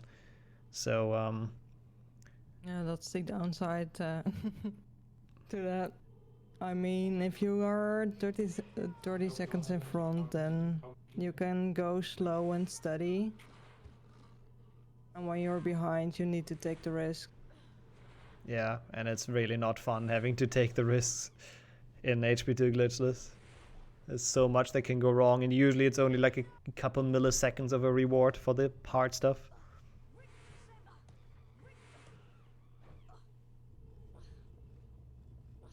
But for now, at least, there's nothing majorly bad happening for either of them, so the gap remains good. Mushroom jump, actually a small ledge, a medium ledge grab somehow.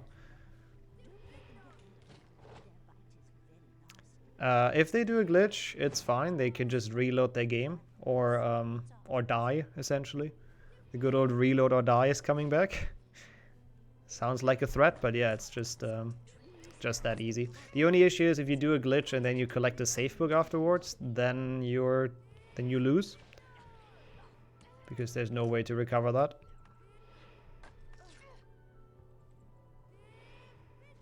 Okay, interesting cycle for Artful. Does not go to push the snail. I still believe that should be faster. It's what Thomy does, at least. To like go out of your way and push it instead of waiting for it to go in. I really don't know when you need to go to the snail and get it, or let them get to you. Yeah, it's also different depending on the version you play on, because the cycle changes from like the Sprout voice line earlier, so it's a bit confusing with all the different languages and versions of what like actually the best is. Yeah, like the English mushroom cutscene is longer than the Swedish one, so the cycle is like slightly different. Fract also waiting for it though, so nobody decides to push it. Ooh, Fract is having a hard time with the snail trolling. What the hell? That was weird though, I gotta give him that. And this one's not in either. Oh. Yeah, I don't think he's gonna be happy with that one, to be honest. That snail was just trolling, what the hell? That was actually tough to watch. Yeah, that snail was not nice to him.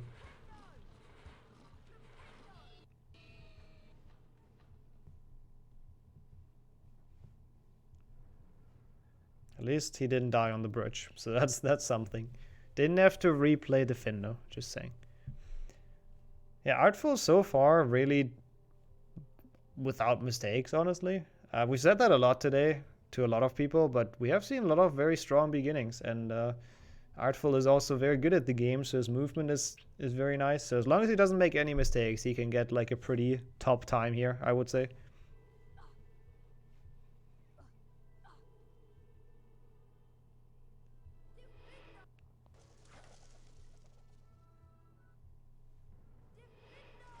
Okay, but there are some things that are out of his control, like this mushroom or these mushrooms. Is that gonna make it? I don't think. Oh, it was close enough. I did not think that would make it, but he seemed confident and it worked, so dang. And he's also gonna go for stacking, so let's see how this one's gonna go.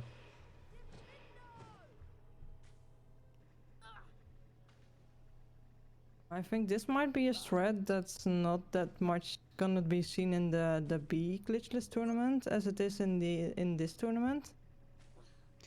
Yeah, I agree. Like, if you're not super confident at it, it's not really worth it, because it's only like 8 seconds. Artful though, absolute chat mushroom stacking, holy hell. Very good. And Fract getting very nice mushrooms. That one's definitely gonna make it, no question.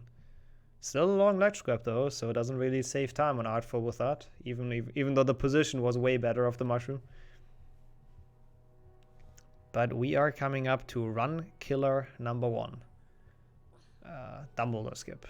And he also goes for mushroom stacking, so we have 2 tricks that we have to keep an eye out. Fract is stacking and Artful is gonna be attempting the Dumbledore skip. This could ruin his lead if he does not get it, so let's see. Makes it up. And across. Very nice. Yeah. He got it.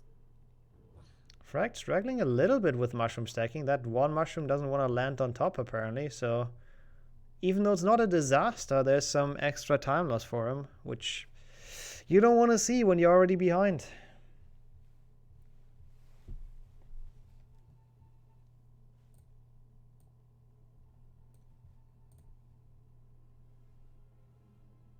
And next skip coming up for Fract now, right now. Let's See hope. if he can get it at once. Yeah, I hope he gets it as well, because he's already so far behind. Failing that would be just the nail in his coffin, really. So for the sake of keeping this close, let's all preach for Fract to get it. But he should be able to get it. Like, he's a very, very long runner of this game, and he's done many Dumbledore skips in his day, so I feel like he should be confident.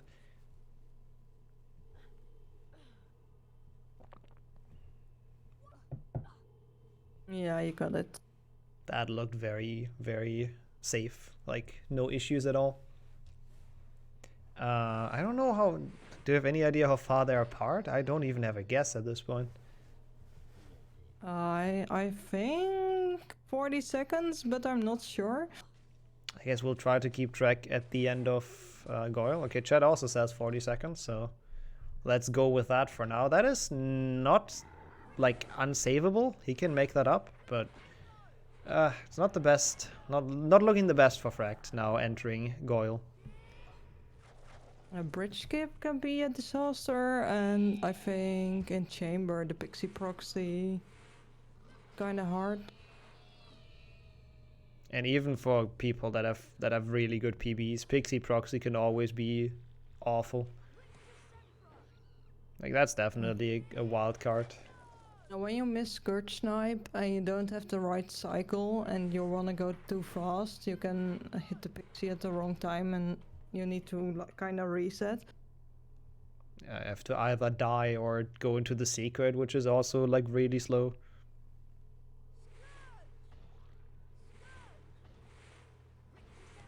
Good pixie for Artful there. Sometimes it can be in, like, a really dumb spot and block you while jumping, so you really want to be able to just snipe it before it can do anything bad. A minute apart? Okay, we'll see what Artful gets at the very end of Goyle. We'll look at his timer and then do the math afterwards.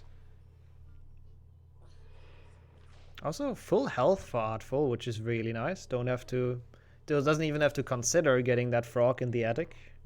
Not really full health, but... Oh yeah, and no, another hit, but... not anymore. Fair point. But it's still... But still enough. Yeah, exactly, yeah. Still enough to jump down.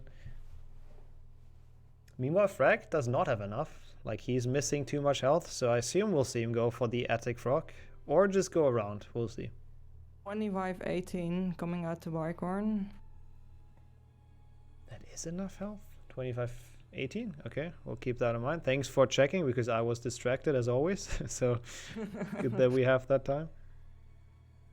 Oh yeah, that is enough health. Okay, it looks different and if you have, like, a bigger picture.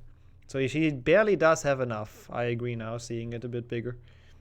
Fract should have enough to make the drop happen, so he doesn't actually have to go for the slow frog up there. So I assume he won't. Yep. That's just gets out of there, jumps across. Artful dropping down. Oh, he got hit by a Oh. How do you call those thingies? Those boat spiky truckle. plants. Oh, spiky plant. Okay, I didn't see what hit him. Yeah, I guess they are just spiky plants, aren't they? Oh, that's unfortunate. There goes his health. Now he needs the RNG frog in front of the bathroom. It is 1 minute, 1 second behind. Okay, that is honestly further than I thought. Like, it's not like Fract has made a ton of mistakes. Like, he played some things unoptimally.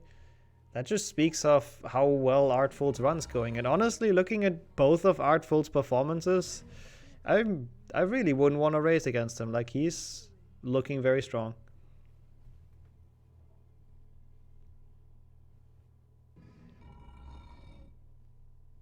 And this time might even beat Zaba's time. I think he's on pace, yeah, to potentially do that. Oh god, Fract almost falling off the stairs it looked like, but I think the hitbox is quite big. Yeah, that hitbox is weird on the staircase. I always think I'm falling down and it never happens, so it's always scary. I guess better than the other way around, if it would be like too short. So bridge skip coming up for Artful. Don't expect him to fail it at all. I think he should get this. Looking at... I think that was a little short though. Oh, it looked scary, I absolutely agree. I think he didn't want it to be that close, but hey, got there in the end.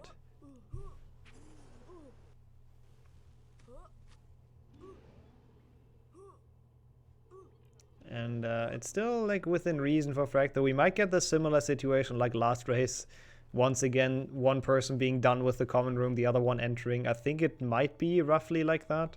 I think that's about a minute of a difference. So we'll see, as long as Fract isn't doing like super poorly on bridge skip. But again, I do not expect him to struggle with it as a seasoned glitchless player.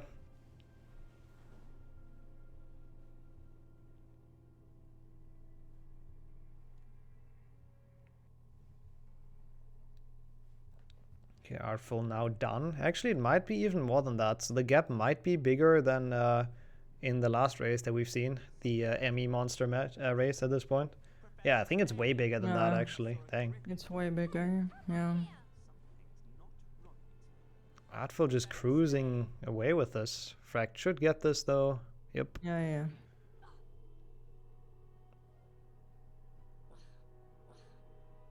At least it seems like they're having fun. They're constantly smiling, so that is also good to see. Some good sportsmanship and just having fun during this. That's what it's for.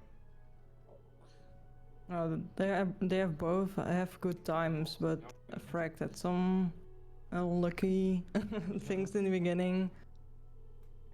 Yeah, I think that's fair to say.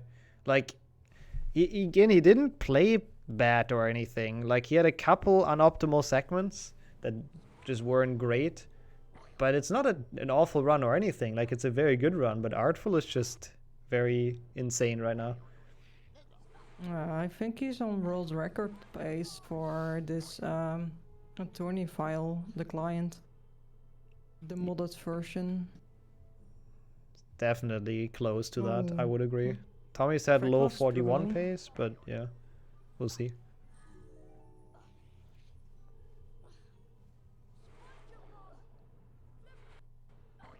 Probably gonna have the same situation of like almost an entire Spongifier head. Oh, never mind. Did not make it to the beam, and that is the first thing we see that didn't go as planned for Artful. Obviously doesn't change the lead, but that's the first time we see him make a small mistake. I completely missed what happened, but he fell down like on the last beam, I think, like the wooden beams up top. Oh no. Actually kind of cool though, he got a ledge grab out of it, so I don't think he took fall damage. So otherwise I think he would have been dead, which was a nice save. I might be wrong though, maybe he did take fall damage, but I think he saved it with like a ledge grab, like a real difficult one actually. Oh, he had storage, okay. I thought it was the ledge grab. Then fair enough. Still a good lead though. He enters beam bonus room 3106 on the load. We can keep that in mind. Can we keep that in mind? I don't think I can, but I'm sure the chat can. Oh, Fract almost with the multitask. Thankfully they triggered like apart from each other. That's a good way to ruin your runs.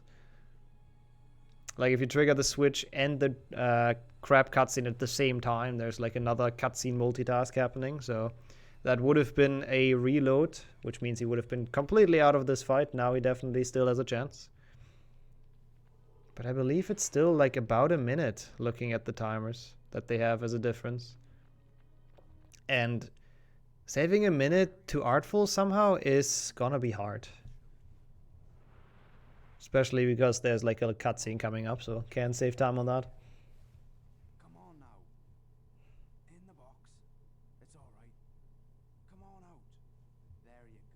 Yep, looks like pretty much exactly a minute and a bit.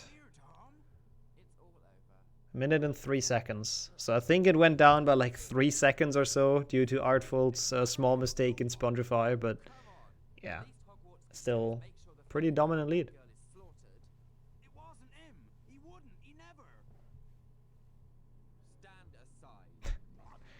That dominant that he even has time to write and chat. I mean, to be fair, he is in the cutscene, but yeah.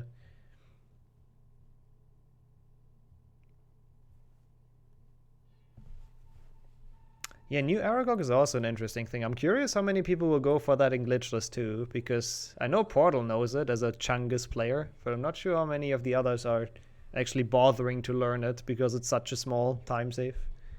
How much time does it save?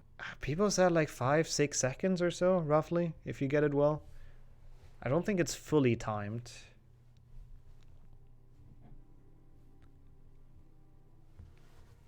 I still need to learn it, but...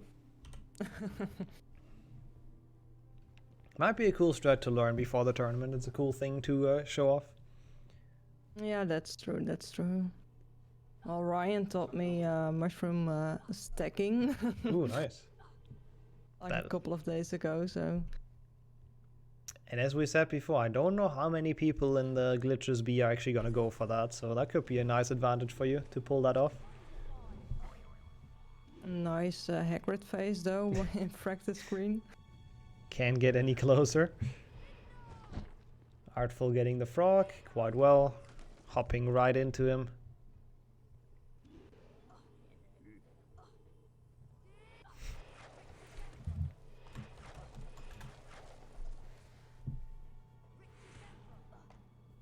Done with the only difficult trick really in Forest, the jump on the bridge.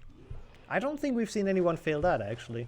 Now I've jinxed it, now Fract is gonna fail it, but thinking about tricks that are not super easy and nobody has failed yet, I think that's one of them.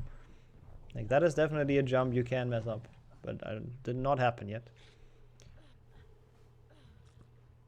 Oh, Beaver did? Artful, oh, almost got bitten. Oh, and the imps in this do like so much damage. They like take away half your health bar, I believe. But he's fine, still has a good chunk of health, so he probably, I don't know, might go for the fast Aragog. I would be surprised if not. He has such a lead, he has so much health, so might as well try it, right? Oh, I don't think he also full health now. Oh yeah, getting the frog. He has like a sliver missing again, but that's gonna help him. That's my fault. I'm sorry.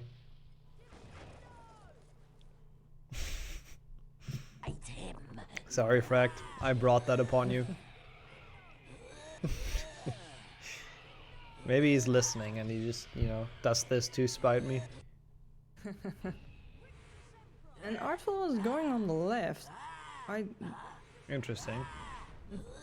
I always see people go right in Aragog, not left for the webs. Yeah, I'm pretty sure like almost everyone. He might be the only one going left. It shouldn't matter actually, time-wise. But yeah, it's interesting to see. And he does. Did he go for it? I didn't pay attention. Did he go for the fast Aragog? I don't think so. That looks like it's just doing classic Aragog. I mean, it also makes sense. He just wants to keep his lead. Doesn't want to risk it on anything. Doesn't want to lose health. Just keeps it simple. Keeps it chill. Oh, okay. So Emmy also goes left. Fair enough. So there seems to be a couple of people going left, but still, always cool to see some differences there. Ooh, Artful missing the Spongify tile. It's not a big thing, but since his run went so smooth so far, and like that's the only few things we can point out in terms of mistakes. They are very small.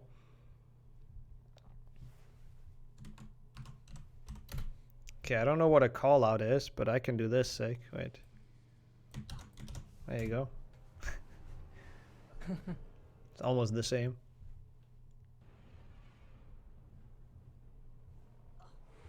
Fract also just going for casual Aragog.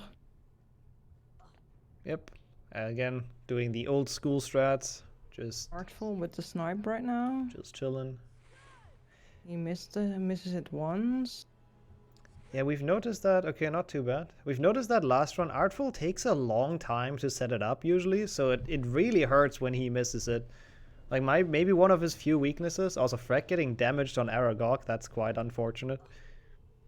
But yeah, every time Artful fails it, he does take a fairly long time to set it up again, so... He's going for chamber jump and he got it! Okay. Yeah, I can't criticize him, that was just insane. Very nice. Who cares about Scourge Snipe if you just do that? But he's on the second pixie cycle right now, I think. Yeah, he's killing all the other pixies first. Not the most optimal one, but at least it's the easiest one, I would say. Because you don't have to block the pixie yourself, and he gets it without any issues. Got a bit confused about the rope, I believe. But it's fine, I would say. And Fract has a lot of catching up to do if he wants to have any kind of chance here. And Artful needs to fail either Snake or the bridge. Okay, come on, Fract. First try. Nope. Took a bit to set that up as well. Also not second try. Decides to go around. I like that though, to be honest. Sometimes you gotta know when it's not meant to happen, when you don't feel confident. They do both have potions, so they're both fine health-wise, so I really don't think Artful will die here, so I don't want to call it quite yet, but I think he kind of has this in the back.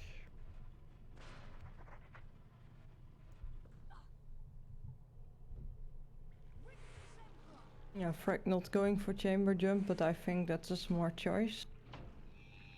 Yeah, for sure. After... Oh, Artful almost dying on that. After what happened on the snipe, on the Scourge snipe, he might not feel too confident anymore.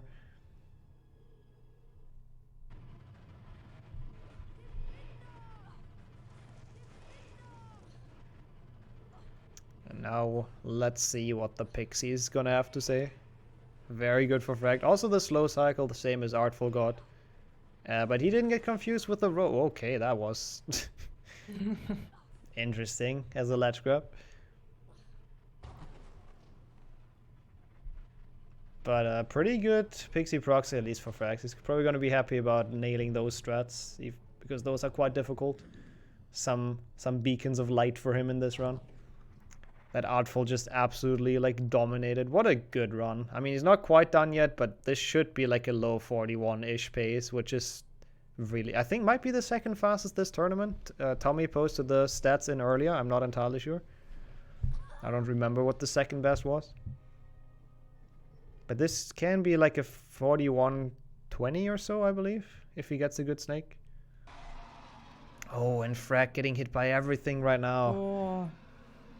Does he still have a potion though? I think he does. He should have it, right? I don't remember him losing it. Okay, so it could be at least the fourth fastest time that Artful is on pace here for, which is incredibly solid.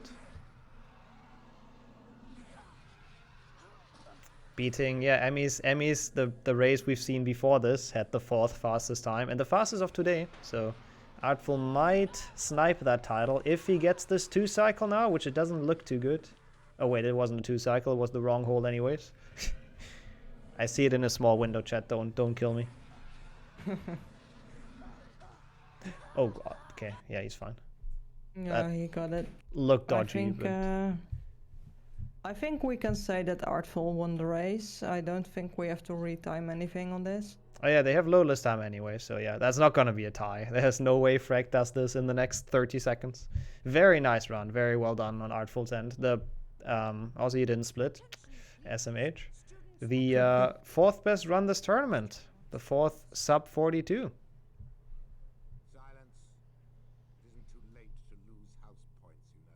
Yep, nice split. Even the 41-39 is gonna be fine. Yeah, that was just a beast of a run. Yeah, that was really well done for Artful. And Fract was not even that bad, but just had bad luck, I think. I agree. And some small mistakes. You really can't blame Fract for losing this. Like, he is on a good pace himself. Just if you have to race against a run like that, it's just always hard. But the good news for him is there will be the losers bracket still. It's a winners bracket match, so he is not out of this at all.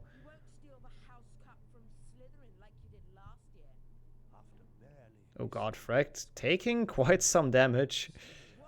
I do not like that, but I think he should be fine if he plays it a bit safer maybe. But doesn't seem like he feels like playing it safe. Still goes full ham. I think he will cut it right now. As long as he doesn't get sniped. No. Oh. Okay, Yeah, there we go. Let's see Dodgy if fight. Fract the split right. Yeah, good question. Let's see if he manages to get it.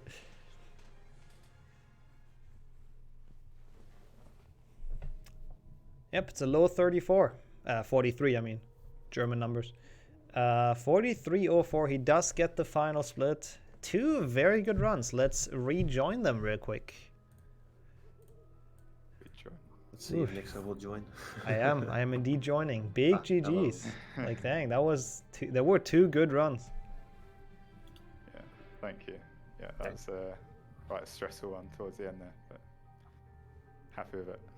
Yeah, congrats to Artful. I had a couple of mistakes, but even if I had a slightly better run, I don't think I would have beaten Artful's time, like, at all. So. Yeah, 41.39 is a really good one. It's indeed the 4th best time of the tournament and the best one today. So, congrats on that, I guess. Yeah, super happy with it. Thanks. It was a super fun race. That is a PB for you as well on this client, right? You said you got a low 42 in practice? I got a 41.58, so yeah, okay. It's a 20 odd second PB on that. Probably would, if you convert it, it probably was a PB in normal timing as well, but dang. We'll never know. Yeah, pulling that off in the perfect tournament. RNG, so yeah. True, you would have to get that to actually PB. Yeah, pulling that off in a tournament, really dang impressive, so can't really blame Fract for losing that, honestly. But as we said in commentary before, it's not over yet at all for Fract, because if we take a look at the bracket, we have Artful advancing, gonna face the winner of Zasta versus Ryan, so that could be a potential banger of a match. And Fract with that now facing Emmy, who got a very good time today, so that's not an easy matchup either in the losers bracket for both involved. Yeah. So I can't wait for next week, honestly. Those are gonna be some very nice matchups. Looking forward to it. So yeah, thank you so much for racing. Congrats again on 2 honestly good times. We'll see if one of the people coming after you can take today's, the best time of the day, because we still have some high seas left. We'll go into a quick transition.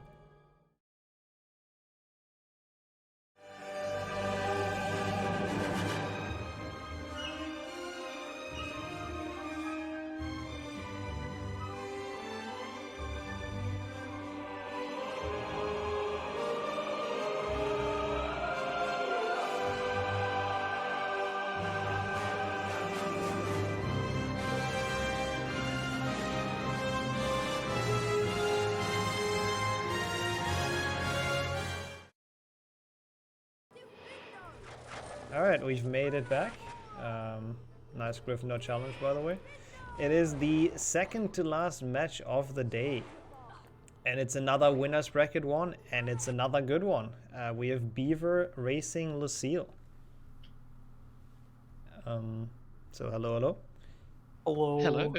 And I'm joined in commentary by Emmy, who had the honor to race Lucille yesterday, and who you've seen 3 matches ago. 2 matches ago, yeah. Hello. With a really good time, so I think we'll get quite the spectacle here. I'm looking forward to this race, and if you guys are ready, then I'll count you down. I am ready. Yep, same. All right, so 3, 2, 1. Let's go. Good luck, good luck. Good luck. I'm gonna. Oh, we did not hear what he's gonna fail. Beaver was saying something, but we are in for a treat, I think. Yeah, I think this is going to be a really good run. We saw at the end of the race yesterday that I had with Lucille, she had a really excellent snake fight. So. Yeah, she 2-cycled that, right? Yeah, you were saying it was like the best you've seen of the day, and she put up a really good time despite the crashes at the beginning and the all wizard cards shenanigans. So I think this is going to be a good race. Yeah, like Beaver might be C2, but I really think this is all but decided. Lucille taking, oh no, taking it a bit safer is what I was about to say, but unfortunately failing Willow skip. That's not the best start, of course, but we've seen people come back from worse. Yeah, I'd say against an opponent like Beaver, something like that's definitely not what you want to see. Yeah, Beaver is known for like being incredibly consistent and fast at the same time, so yeah. Yeah, I'd say that's his strength. Like, he's obviously one of the best runners, but he's also one of the best in consistency. And he's been in multiple tournaments, so probably not going to be too nervous or anything. Yeah, he's definitely the seasoned veteran here. Rocking the Croatian flag in the background as well. Nice to see that he put that one up again for the tournament. But yeah, we will see what's going to happen. Willow Skip has so far never decided a race, and let's hope it never will. Yeah. I'm sure there's going to be some other things.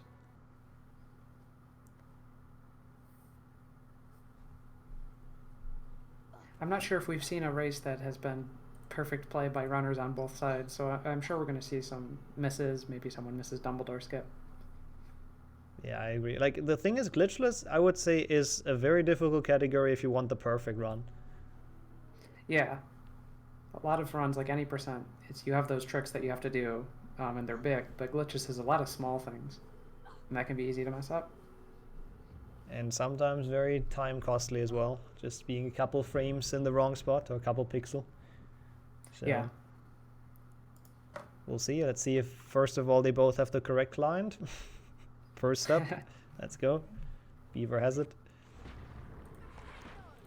Also, let me take a look at the bracket, because we talked about that earlier. The loser has to race Felix, and the winner has to race Luzak. So both of them actually dodging Thomy after he lost today.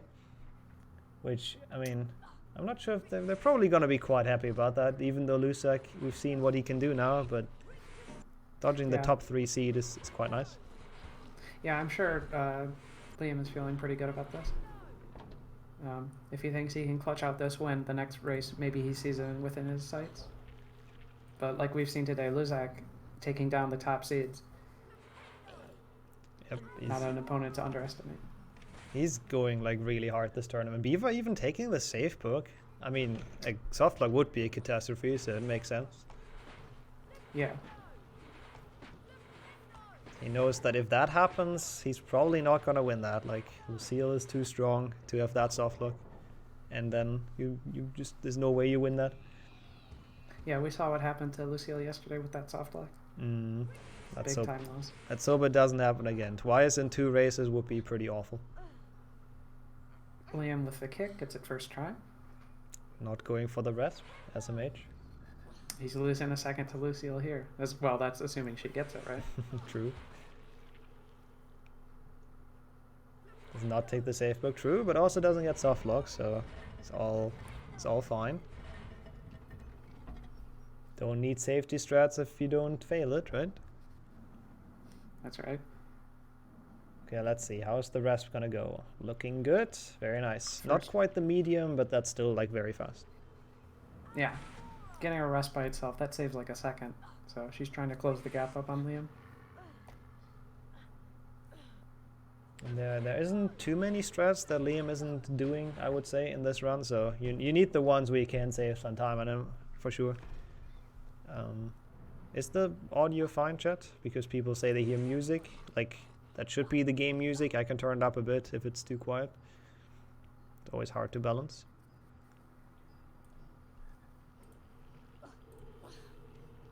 There you go. It's a bit louder now.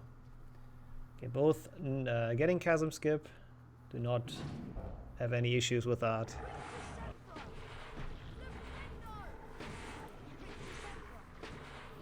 Beaver with a little trouble on these crabs, having to 2-hit them. No, 3-hit on the second one even. Oof. Yeah, he's not happy with that, visibly. You know it's bad when a runner like shakes their mouse around like crazy. Yeah, that's right. Now let's hope we don't get any crab slides. I think we've been rather lucky this tournament, but... Yeah, I just remember 2 people just missing it, but I don't think we've actually gotten any slides so far. People taking it quite safe, I guess. Yeah. And Beavers... Especially early in a run like that, you don't want to get behind. Yeah, it's so much timeless as well if you get one, so might as well try to avoid it. Ooh, Lucille's crab is getting stuck. 3 hits, 4 hits. I don't think I've ever seen that. That is such an unfortunate spot for the crab to fall into. Yeah, fortunately it's only 3 seconds because it was 3 extra casts, but definitely not nice when you're already behind. Not what you want to see. And we see something that a lot of runners don't do. Lucille is jumping up the spiral because it is technically a slope. That is actually a good thing to point out. I have never thought about that. That it's like, for people that don't know the mechanics of this game too well, it is faster to jump up slopes. It's not faster to jump up stairs. So there's a small difference in those surfaces. And yeah, since those are technically slopes, that is saving a couple, maybe a second or so. Yeah, and whenever you see a runner jumping up or down something that looks like the thing of stairs, like there's several in the Great Hall, they're actually slopes in disguise. Yeah, I'm actually not sure why. Like, is that a known thing? Why the devs made slopes and stairs? Like, why are there 2 different things for the same texture, essentially? I assume it was 2 different devs working on the same map. One person wanted to take the easy route, just make the easy slope, but someone else modeled out the stairs.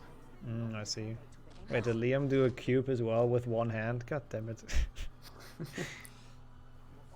I mean, I guess if you have time anywhere, it's probably broomstick. Let's see. Maybe we see something from him in the Goyle cutscene when he has some actual time. Looks like Lucille is behind by exactly 1 match. They both finished at the same time, except Lucille was still on the first practice, and now she's getting into the Seeker. Yeah, I have like no feeling how long a match is, but it's probably like 30-ish seconds, I guess. Yeah, I'd wager it's around that. So, not off to the greatest start, but this is all within reach, so as always, we'll have to wait for the mid to late game, I think. Yeah, there's a lot that can go wrong in Bicorn, of course. And there's some bigger strats later. We can see how mushroom stacking goes, how Nick skip goes. That one in particular. Like, you fail that and you have to reload, it's 40 seconds gone, so just flips everything. Yeah, and there's strats you're not supposed to miss. You can miss Dome Goyle, you can die there, you can lose more than half a minute. Oh, is it that much? Yeah, I guess you have to walk all the way back up, yeah. Yeah, you gotta wait for the game to fade out. Yeah, there's quite some possible time losses here. And people get creative with finding them. Like, we've seen a lot of different ways to lose time this tournament. Yeah, we saw earlier potion soft lock. Luckily, Lucille just completed that. She didn't get soft lock. So let's hope we never have to see that again for this tournament.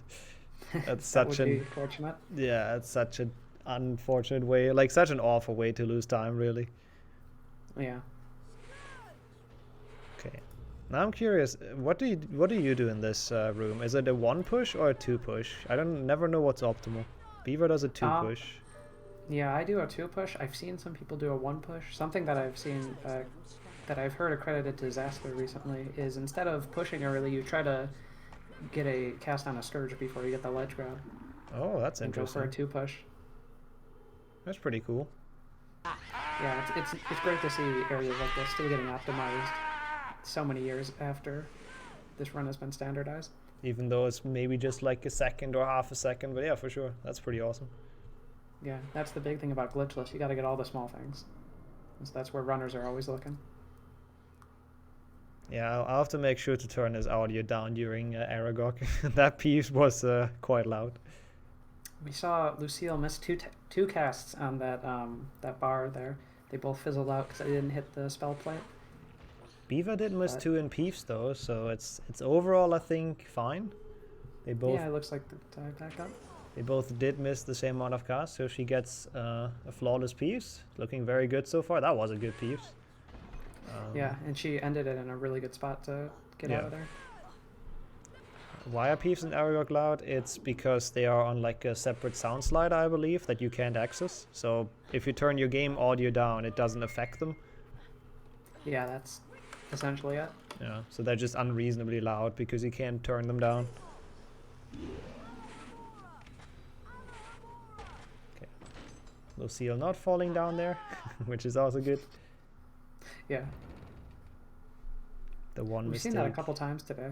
Yeah, surprisingly. I mean, it's a thing that can happen quite quickly if you get surprised by the cutscene trigger. Okay, and there we go. Both pretty good Scourges, except a couple spellcast misses, I guess.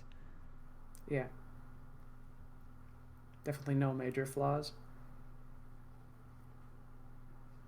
And that means they're probably both still on a pretty dang solid pace. I'm like Beaver, one of the people that I would say can maybe take down Zasta's 40-35. That's still standing. So Yeah. I'd say, has he had any mistake this run other than those casts and Scourge? I think he's missed nothing serious. yeah, so. no, I think everything else went pretty alright.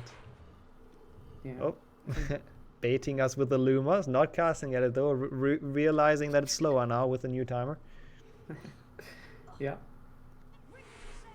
It's an issue a lot of the, I guess, more seasoned runners have, because that used to be the strat for several years. Yeah, back when Lilith removed the cutscene skips as well. Even though I feel like Beaver was just teasing us, to be honest. I'm pretty sure he knew. Yeah, I think he was just looking for a way to spend the time. Yeah. Okay, Lucille has also entered Bicor now. Is on still in a hot pursuit, about like one of those awful creature rooms behind. Yeah. So Beaver not happy with that, because the one, I don't even know why he's not happy with that, but He had 2 spells fizzle, so he's had to Oh. do 2 extra casts. One of them was his Ricta Sempra. Another one, it just hit the bars when he was trying to hit it. And he also seemed to require an extra cast on one of those crabs, so that was maybe 3 extra spells. 3 seconds. could be big in like a close run like this, is at least right now. Yeah, I'd say so. So makes sense that he's not super happy. Lucille got a fizzle, so let's hope she gets the rest of them and gets this closer, because those are always the better races, right? Yeah, for sure. Oh, Beaver, I don't know if that was intentional or not, but going for the ledge grab, saving the health. Also, Ooh, Lucille missed a crab. Oh. She had to go back for it. That's gonna be costly. That was a nice snipe though, pushing it in. Like, it's not that easy to get it from the door, honestly, if it's like in that spot. Yeah, it's one of those things where watching you don't realize how difficult it can be. It can get stuck on that wall really easily. Yeah. Yeah, so I think Lucille is going to be going for better than Dry Storage 7 up here. Hopefully. One of my favorite strats to watch. She's one of the 2 people doing it, so let's see. Should drop down without hitting any switches. Yep. And then hit the other one from below. That looks correct. And I don't know if you noticed, but the snail tried to follow her down and fell in the drink. Nice. Is that always happening if you go for that? If you're on the cycle, she's a little bit behind. That's But- pretty cool. Like, that strat looks so cool. It's not easy, by the way, for people watching this. It's a tough spellcast. Like, you don't have much of a window to like aim at that and make it. Yeah, it's something you really have to learn. You can't just pull it off without experience. Yeah. Gets a good cycle skip as well, and is now also on her way out of Bicorn. Meanwhile, Beaver's getting towards dueling, so we can get ready for the 6 minutes of Defindo fun. Or whatever, how long it is. Something notable, it looks like Liam is 15 seconds ahead in loads too. 15 is more like 5, right? Or am I confused? Oh, one of my video players might be behind. Oh, that would make sense, yeah. Yeah. It's like 5 for me, so it's not that big of a difference, but definitely helps Lucille. It's not as big of a difference as it seems with the loadless.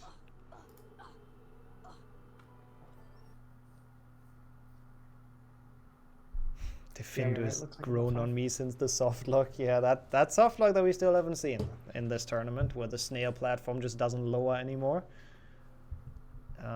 That would definitely end someone's race as well if they get it.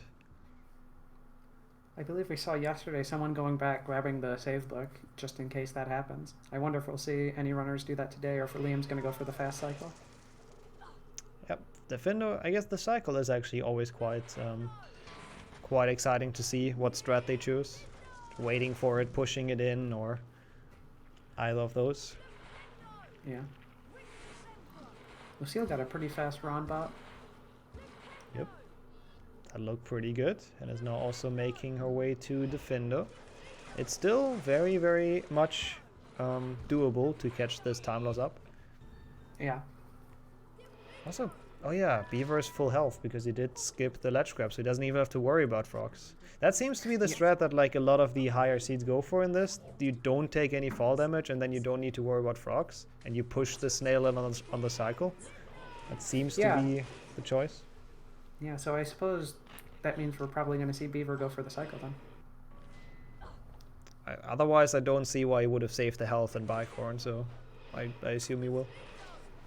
Maybe like we were saying earlier, he might just be playing it safe. Lucille isn't an easy race, so... That's also fair. Quite the opposite, actually. What time did she get yesterday? I don't fully remember. You retimed it, so... I believe it was like a 42:30, but of course, that's with the soft lock she got and the maybe 20 seconds she spent trolling with AWC. Yeah, so it's not super representative. That would have been like, you know, mid 41 probably, which is very, very competitive. Beaver getting like a low 41, so it's really only like 20 to 30 seconds. Ooh, Lucille failed the jump, and she had to go back and raise the second platform. That's gonna put her behind. I think she's missing the cycle now, or is gonna hit it late. Yeah, if she goes for the one where the snail charges at you, it's probably still fine. I would think. That hurts. Actually, again, it doesn't hurt that much because of the cycle, so it should be all good. Yeah, it's just gonna make the rest of Defendo tight rather than the cakewalk it normally is. Yeah, makes it a bit more exciting. Yeah. Also, Beaver's mushroom, I don't think I've ever seen it like that smooth with the big mushroom. That was pretty dang impressive. Yeah, it's one of those strats that's kind of new, and a lot of people don't spend a lot of time grinding, so a lot of people aren't that great at it. But yeah, that was a really smooth large mushroom. Yeah, I've tried it in both of my runs, and it was awful. So I should probably practice that. Ooh, Beaver almost got hit there. That would have been the 10-second stun, I believe. Oh, he's not going to push it in. Interesting. Yeah. Looks like he was just going for the safety. Maybe he's valuing his health here. He went to break those bushes to make sure he doesn't get hit. No, just make sure that he won't lose the potion before snail, I guess. Yeah. And that's just the normal cycle strat and not the faster one. But fair enough. Lucille just got a really smooth big mushroom. Yeah, that was really nice as well. Yeah, looks like our runners are on their A games today. I feel like a lot of people actually playing pretty much to the top of their capabilities today. Yeah, we saw a lot of great loser bracket matches, and even though those were the people that were knocked out round one, we still saw some great matches. Yeah, and some good times as well. And these winners brackets matches, they're not disappointing. Yeah, Lucille getting the same cycle that Beaver did. A little bit different. This snail is like a bit further away that she has to push in now. So it's a tiny bit of time loss from failing that jump earlier. Yeah, an extra cast, maybe 1 second. Yes, nothing major. She got the curved spell snipe there on the web. Well, that's pretty cool. The swag. That is pretty dope.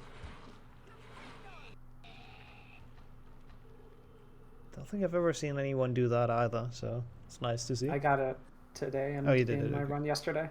Oh, fair enough. I guess I just didn't see it. It's really subtle. Oh, interesting. Wait, on sub 40 pace even? Holy hell. Yeah, that Oh, just geez. shows how good the pace for both of them is. If that's what Liam is on. Like, Liam hasn't made a mistake yet in this run, I don't believe. Yeah, no, I don't think so. Lucille made a couple, but otherwise she's holding her own, and it's just a testament to how good Beaver is doing. Yeah, like Zasta obviously looked very, very impressive, but so does Beaver, so those are the hot favorites, I'd say, for now. Yeah. Obviously, Looks like anything he's can gonna happen. go for that jump. It was Wow. close enough. I did not expect that to be close enough, but people surprised me with that mushroom a lot today. Oh, Lucille's stream has frozen for me. Same for you? Yeah. Okay. Hmm. There seems to be... Oh, it continues now. We go zoom. Oh, are we? Yeah, should be back to normal, I think. Looks good again. Didn't miss anything major, just walking out of... Oh. Beaver's mushroom stack looks pretty good. Yeah, he got it. Yeah, that was very smooth. Oh, and he got an extra ledge grab there. Small one. Not a ton of time, but... Let me check the server real quick. Oh, no. Doesn't look better. Looks like Lucille, my stream reloaded. I didn't see what kind of mushroom RNG she got, but I see it right now. It's very bad, sadly. So she has to reposition it. So that's a bit of time loss. And looks like she's also going for mushroom stacking. Okay, I'm gonna reload my stream real quick. Because I think mine fell a bit behind. That's alright. We should have her back very soon. Oh, we have the double. Ooh, lean. she clipped the last mushroom out of bounds. She's got to go around. That's going to be a no. big time loss. We didn't even see it. Looks like the stream is capturing Beaver twice. Yeah, It looks like everyone in chat. I reloaded my stream. That's why. So I have to put it back. There we go. Now we have the actual gameplay left back and the timer as well. Yeah, we didn't see that, but hey, I'm sure she's probably happy that we didn't see that mushroom stacking. Yeah, it was very unfortunate. Yeah. Her setup was going good, but she got hit at the wrong moment and the mushroom clipped out of bounds. Okay, there we go. Beaver heading over to Goyle. I'd say he has a pretty steady lead at this point. Mm-hmm. And it's we pointed that out yesterday a couple times. It's pretty insane because it's not like there's been any big mistakes happening or anything, really. It's just Beaver being so fast. Yeah, he's got the biggest advantage he has on everyone is all the experience, and he's just such a consistent runner. And seems unfazed as well, really. Yeah. Seems to be kind of bored, even if you look at his face. Yeah. Lucille going for Nixxo now. Mm-hmm. Ooh, that looked close, but she got it. Yeah, that probably barely missed the cutscene trigger, but as long as it works, that's all we want to see. Yeah, all you gotta do is make it. Liam going for the the bush bop, and he's losing some time. And health as well, I think, right? Yeah, I think he lost nearly his entire health bar. I think he was full health before he hit that. So much to he's prioritizing health and he's trying to keep his health up. That did not work too well. Yeah. He's going to have to be careful because he's already out of defendo. He's got to do something about this health. He might grab the frog at the end. I don't think he can go for the Goyle jump anymore, even if you get that frog. Maybe with the RNG frog and from the cauldron, like he has to pray to RNG that the bathroom cauldron gives him one. Yes, the 10% chance. It's not high, but it's possible. But yeah, that was probably not what he was looking for. That's, I guess, the first thing we can classify as a mistake. Also, Lucille without a ledge grab. I feel like she's very consistent at that. Yeah. Beaver's going to get the frogs in the side secret, and he's getting back to full health. That's a very interesting strat. That is pretty cool. I don't know if that's necessarily faster, but I mean, it's full health, so it's a good trade-off. Yeah, we were talking about Beaver trying to play it safe, so that mistake I think that just shows that he is trying to save his health. Yeah. Uh, Yeah, I think the he's worst. Oh, trying to clip through. nice. Lost a second or two there. I think the worst that can happen to him is actually dying in Snake, or dying anywhere for that matter. So keeping his health up is very smart. Like, that would be the way he loses this, I think, if he dies somewhere. Yeah. Lucille making her way up the elevator. Mm-hmm. She's also on nearly full health. Looks like she's got a pixel or two gone. Yeah, true. There's a tiny bit missing. Yeah. But they're both on good health to do the Goyle jump now. Liam after his little pit stop. Let's see if he maybe even wants to like not go for that, and he wants to save his health even further, but I kind of doubt it. Yeah, that would be very interesting if we see him try to... Ooh, Lucille getting bit by the pixie. Losing some health there. I was more scared that she would die on that, because that pixie position is scary. Like, that can block you and push you down so quickly. Yeah, and Lucille also casting at the Lumos statue. That cost a cast. I'm not sure what she was going for with that. Maybe it was just a miss aim. Oh, she's going for the frog here, so back to full health. Yeah, that makes sense. Liam got the lamppost, saved a good bit of his health. I don't know, was he unhappy about that? Or how can I... I think he's just bored. Yeah, maybe. You said it earlier, he's kind of got a blank expression on his face. If it's not the final, then he has no adrenaline. Yeah, he's playing it safe, he's trying to keep everything ahead. Yeah, it makes sense. You don't want to make like easy mistakes and just lose a lot of time for no reason. Yeah. I think that's just Beaver's normal face. Yeah, I'm sure he's focused, but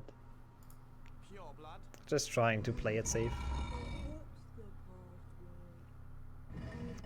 To be fair, he is definitely in the position to play it safe. Like it's Lucille's position to go for risky stuff and save time with some risky strats. Yeah, I'd say that's definitely the strategy from Liam, because from Lucille's perspective, what she has to do is play excellent, play consistent, and hope Liam gets a mistake. Yeah. So. Hope he dies somewhere would be the best way back, really. Yeah, hard blocks in Snake or something. Seems Or like that. Lucille messed up what she was going for. It looked like she was trying to land on the lamppost, but landed on the banister instead. Not a ton of health gone, but... Yeah. I feel like we've seen the exact same thing earlier today as well. If someone else did that exact same thing. So, seems to be a common thing that can happen. I've never tried that strat, but it makes sense that that happens if you just miss it by a little bit. Looks like Liam's going for old bridge skip, and he got it. Okay. I mean, that's a cool thing to show off. Yeah, I guess that's the one thing that you can never count Liam out for. He loves playing jokes in his runs, especially when he's ahead. That's true. Now he's got a weird pixie cycle. He does like showing off like some alternative strats as well that some people might not know or might have never seen before. Yeah, that bridge skip that's got to be at least 5 years since anyone was using it, right? Maybe 4? Probably. I mean, I've seen it before, and I wasn't around when it was actually used, but yeah, nobody really sees it or plays it like that anymore. Yeah, it's much harder and slower to beat. Yeah, maybe it's from a tutorial where I've seen it as well. Who knows? I don't remember. But again, comparing the gaps in Slytherin here, it might be like again the same thing of Beaver being done with and then Lucille entering at the same time. I think it might be. Nah, it's a bit more than that again. So Yeah. it's like a minute, I believe, probably. Yeah, I'd say so. Lucille at least getting her Slytherin bridge skip. That looked very nice with a lot of space. Yeah.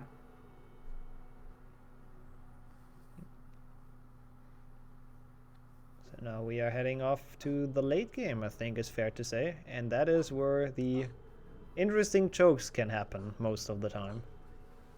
Yeah. You were saying it earlier, but jumping up the stairs at the end of this game here, or at the beginning, get to class. Always scary. Liam's taking it very early, but still makes it. Yeah, I think sometimes he just forgets that he wants to take stuff safe. And then he just, like, risks it. Liam also got the jump over the cutscene skip in early Spongify. Let's see how the other two... It's actually only cutscene skips in Spongify, which is quite funny. Like, I mean, this one technically is not just a cutscene skip, but yeah. Yeah. That one went very well. To be fair, this one is usually fairly safe as long as you're not highly stressed to go, like, super fast. Yeah, looks like Liam got a pretty clean decanter jump. Yeah, that's pretty much... Oh, the ledge grab was a bit unfortunate, but that was also weird, as you see in his facial expression, so... Yeah, it looks like he got a double grab, but he still made it under the platform before it made its way down, so I think he's still saving a bit of time. Yeah, all things considered, tries to actually go for the snipe on the block, the... I don't know, saving 0.5 or something. Yeah, yeah, he cuts his losses early though and decides he didn't get it first try, so he's gonna go for the old reliable. Smart choice, I think. Lucille showing off Filch. Always great to see him still around in this version of the game. Yeah, and he's finishing Spongify a little bit before she enters. So one Spongify behind, whatever that exactly means in time. Yeah, Spongify is, I would say, the shortest spell challenge, but... I believe it is in Glitchless, yeah, because you skip half of it, so would make sense. Yeah, Lucille opting to skip the safe book here. Interesting choice. Good thing she did not trigger the cutscene. That could have been a disaster. I mean, I guess you don't reload for that anyway, so... Yeah, it still would have to restart the start of the level, though. Yeah, true. Lucille also making it under the falling platform. Very nicely done. And it looks like Liam's heading his way into MV Hagrid. He's going to be knocking over that cauldron, hoping to get an RNG frog. Lucille with the double ledge grab before the moving platform boost.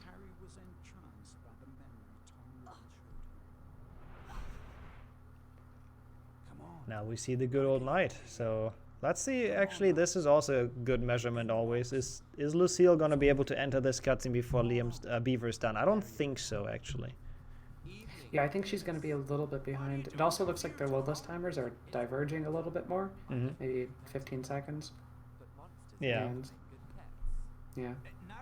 So there's a small difference in load. We're just playing in Lucille's favor, so it's actually probably not a minute. It's more like 40 seconds or so, I think. We'll see. Yeah. So if there's some big chokes in chamber or it's snake, as always, this is wide open. Yeah, Liam is going very safe though with his strats. He's got a lot of health. He's kept hold of his potion. We've seen a couple runners today drop their potion. Yeah, so he probably learned from their mistakes. Yeah, especially going to the side to get those frogs. Yeah, seems like he's definitely prioritizing health. That was a cool strat. And he might have also gotten the speed cubing world record in MV Hagrid. He can't get a legal HP2 glitchless world record, but that doesn't mean he can't get one during the race, right? Yeah, gotta get some record. Yeah. Even though I'm not too sure if that would be legal either. I'm not too sure, not too familiar with the speed cubing rules, but yeah. I think it might actually have to occur at a tournament. Yeah, I think so. Otherwise, it's probably unverifiable. Yeah, especially they need specific shuffles. So Liam's starting up Forest now, while Lucille's still in MV Hagrid. Yeah, this is gonna be tough to catch up, but we'll see. Yeah. Let's see if Beaver goes for jumpless Forest again, like in his last match. That would be a way back into this, but he really shouldn't. Like, he's not that far ahead that he can afford that, I would say. Yeah, this match definitely a little closer than the last one. Yeah, for sure. Where he had the time to do that. Yeah, that's just the normal strat, knows that it's too close to go for that. Yeah, Lucille's maybe a minute behind, but even then, it's very easy to lose a minute in Glitchless. Yeah.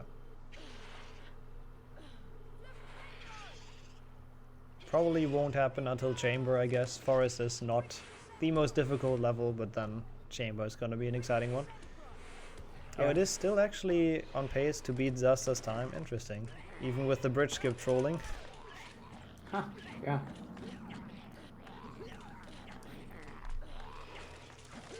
To be fair, that's not even 10 seconds.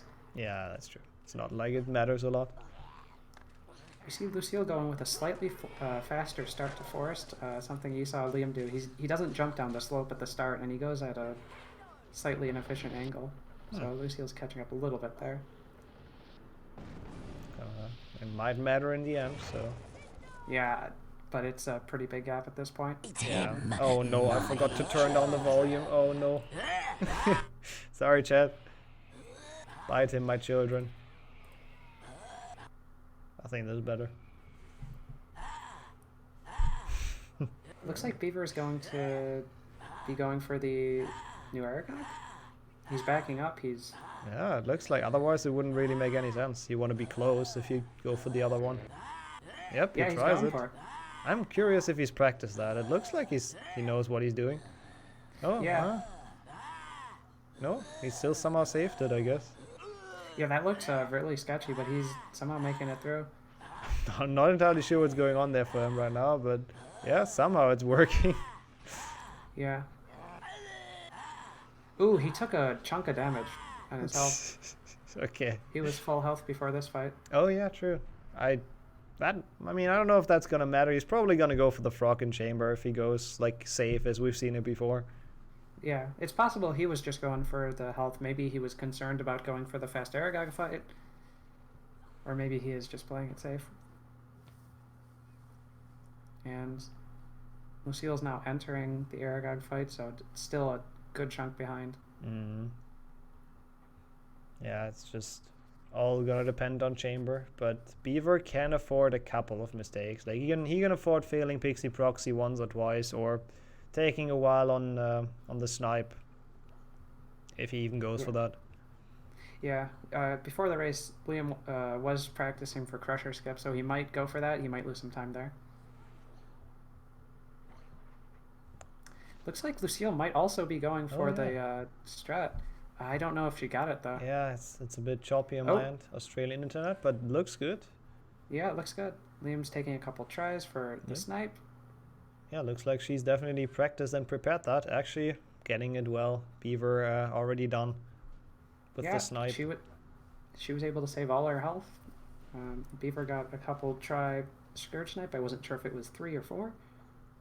Definitely, I think it was saving time over not doing it at least. And he does go for chamber jump. Okay, wow. Wow, first try on Crusher Skip there. Yeah. It's really, that's a hard track. You see it, not a lot of runners going for it. Especially not when they're ahead. Yeah, this is a situation where I would have seen Beaver going just for the safe strat, going around, doesn't lose much time. He's already ahead. Yeah. He's taking more damage there from the crab, though. It's not gonna be too happy with that health, but that was a good chamber, I have to admit. Yeah. He did mention it beforehand as well. In practice, he's really bad at the chamber jump or crusher skip, but for some reason in runs he always gets it first try, and to be fair, he lived up to that promise, so well done. Yeah. Oh, he got hit again on these crabs. His health is kind of suffering. I'm sure he's able to perform the snake fight on low health, but we'll have to see. Lucille with the, I believe, 3rd or 4th try Scourge Snipe, so she's definitely trying to not lose as much time as she could. I don't believe she's going to go for a Crusher Skip here. She hasn't in her previous runs. Maybe to catch up. We'll see. No. Yeah, no. Just ignoring it. Probably a wise decision. It's not like it saves a lot, so... Yeah. So, I think... Yep. I think if she's like banking on Liam making mistakes, she can't afford to lose that kind of time. Yeah, that's not wrong. She like at this point it has to be a death at snake, and as you said, his health isn't looking the greatest, and there are no frogs left. Like there's no quick frogs or any frogs he can get, so the only choice is either do the snake at this low health. He does have a potion, but still, or make another potion, which is kind of slow. Yeah. while you were saying all that, Lucille was going for Pixie Proxy. She almost got it first try, but bounced off of a Pixie and lost most of her health. Oh, that's what happened last race as well. Exactly the same thing. Looks like she's going for both of the back crabs. You see a lot of runners going for the 2 forward ones, or one at the start, one in the back, but she goes for both at the back. So that's interesting. Always cool to see strats in that room. Yeah, it's one of those creature pushing rooms that is really different for a lot of runners. How long is making a potion? Not as long. Like, it's not that long. It's maybe like 15 seconds going to the left and making one, plus the ingredients in the room before.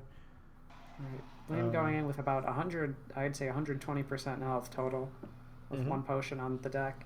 It's not great. Like, this is definitely kind of sketchy, but it should be alright for someone with that experience. Yeah, he definitely did that first phase really quickly. He took the damage. Lucille was making it with the Chamber Bridge Skip.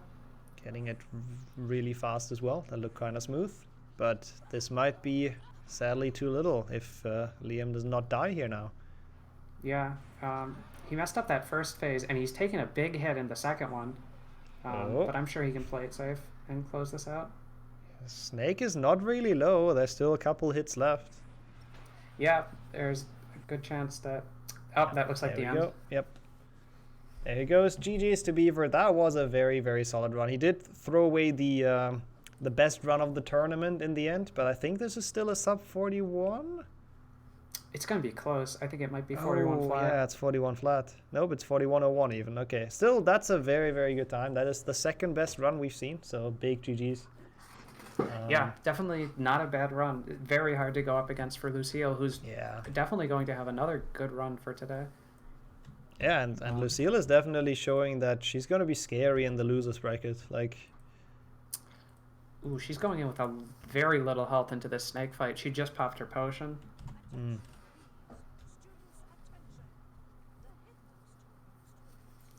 So yeah, let's see if she's able to keep this snake fight nice and quick, despite her health. Yep. It's not looking... Oh, she's even going for damage strats with little health, so quite some risky plays.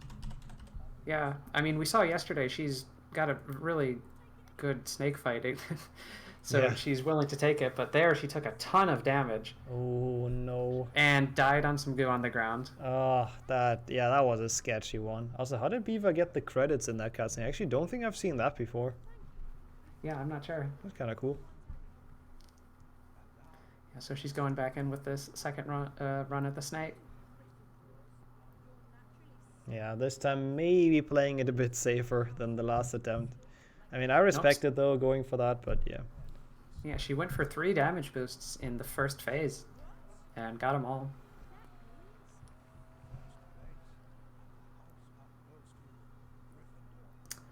A lot of dodges by the snake there. Oof, yeah. Very unfortunate. Getting hit by flying goo again. That's going to bring her down really low, and she's lost at the best of this fight for a second time. Yeah, that's just not a lot of health. This is a good illustration of how scary it is, though, to start the Basilisk with like no health. And there's also no way to get more. Oh, we see. Okay. She's cheating, adding a second potion for herself. Fair enough. Let's all pretend we haven't seen anything. Yeah, I don't see any green text on the screen. Do you? No, I think this is just a normal run. Yeah, I agree. Yeah, she just had the potion from before. Yeah, she must have brewed a second one at the start. Yeah, after the save, after dying, that's just a cauldron in the loading screen. Yeah, not a lot of runners know about this actually. That was a really good first phase that she got. Yep, half that was the health half down. the health. Let's see if that can be a 2-cycle. Looking very good. Oh, barely missing it. That was a good fight, though. It's just, I think once she didn't get the spell out and got hit instead. Yeah, I will point out too, she didn't pop her cheated potion. True, was actually not needed after all. Yeah, so she could have made it through with that almost 2-cycle. Looks like she stopped her timer, so. Yeah, that's fair. I mean, we don't have to retime it, so we'll just let her finish this off, and then we'll rejoin them in the voice call. Yeah. So let's go. Oops. All right, GG's. Yeah. Again, So- 2 good runs. Yeah. More or less. Still Yeah, not my great. timer didn't start, so I kind of got thrown by that. And then I Oh. didn't have loadless. Oh no. Did my stream just freeze? Yep, I'm not sure whatever. why.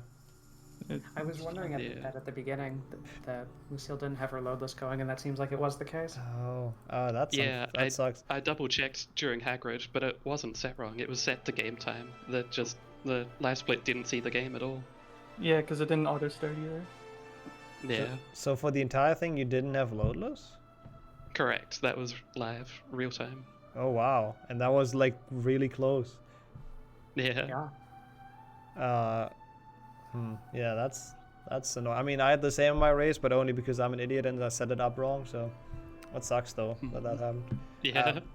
I gotta say though, 2 really good runs. I can't deny that. That was a really good race. Yeah, I think I played pretty well, other than the start, which was unfortunate. Yeah. Missing Willow jump puts you behind at the beginning. That's not great. Yeah. I don't think I have had many big mistakes. It was just sloppy overall.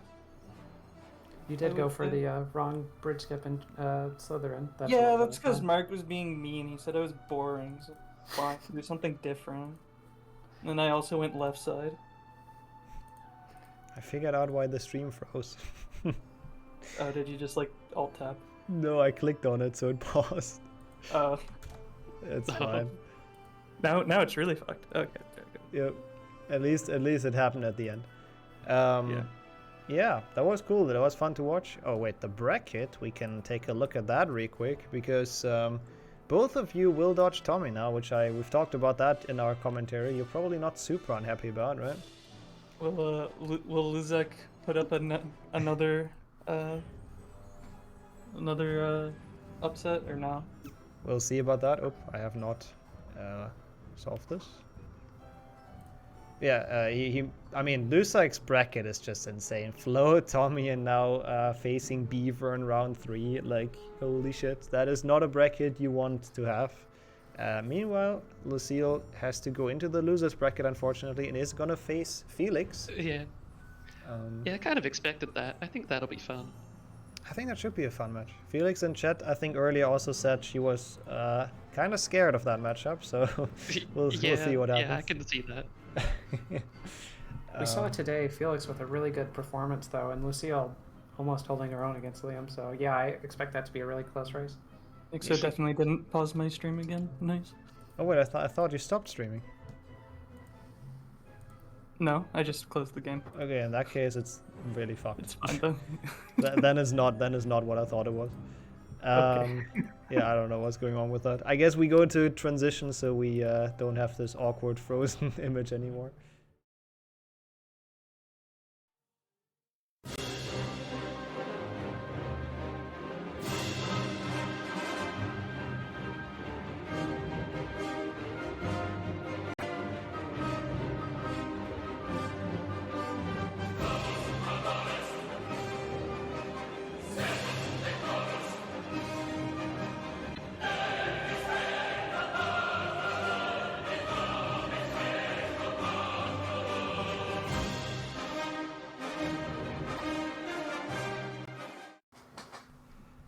Okay, here we are once again. Final time for the day. We have the final winners bracket match coming up. I know it's a bit earlier, you know, countdown was still going, but since it's the final match, we might as well kick it off. So we have Zasta facing off Ryan, which I think is going to be a great match. Welcome into both of you.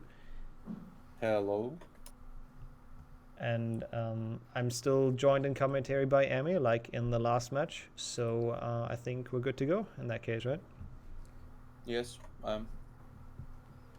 So I'll give you the countdown, and I see Ryan nodding. Okay, so we have the ready from both. 3, 2, 1. Let's go. Good luck. Thanks. Yeah, I'm not sure if Ryan wasn't talking. Like, it didn't go through on OBS. Maybe he's muted himself somewhere. I'm not entirely sure. But yeah, let's kick this final match off. Oh, Ryan had some issues. I guess I have to rejoin that. I assume auto start for. Yeah, I have auto start on. Okay. Do you want to reset? Yeah, we need to, right? Okay. Something did not work out.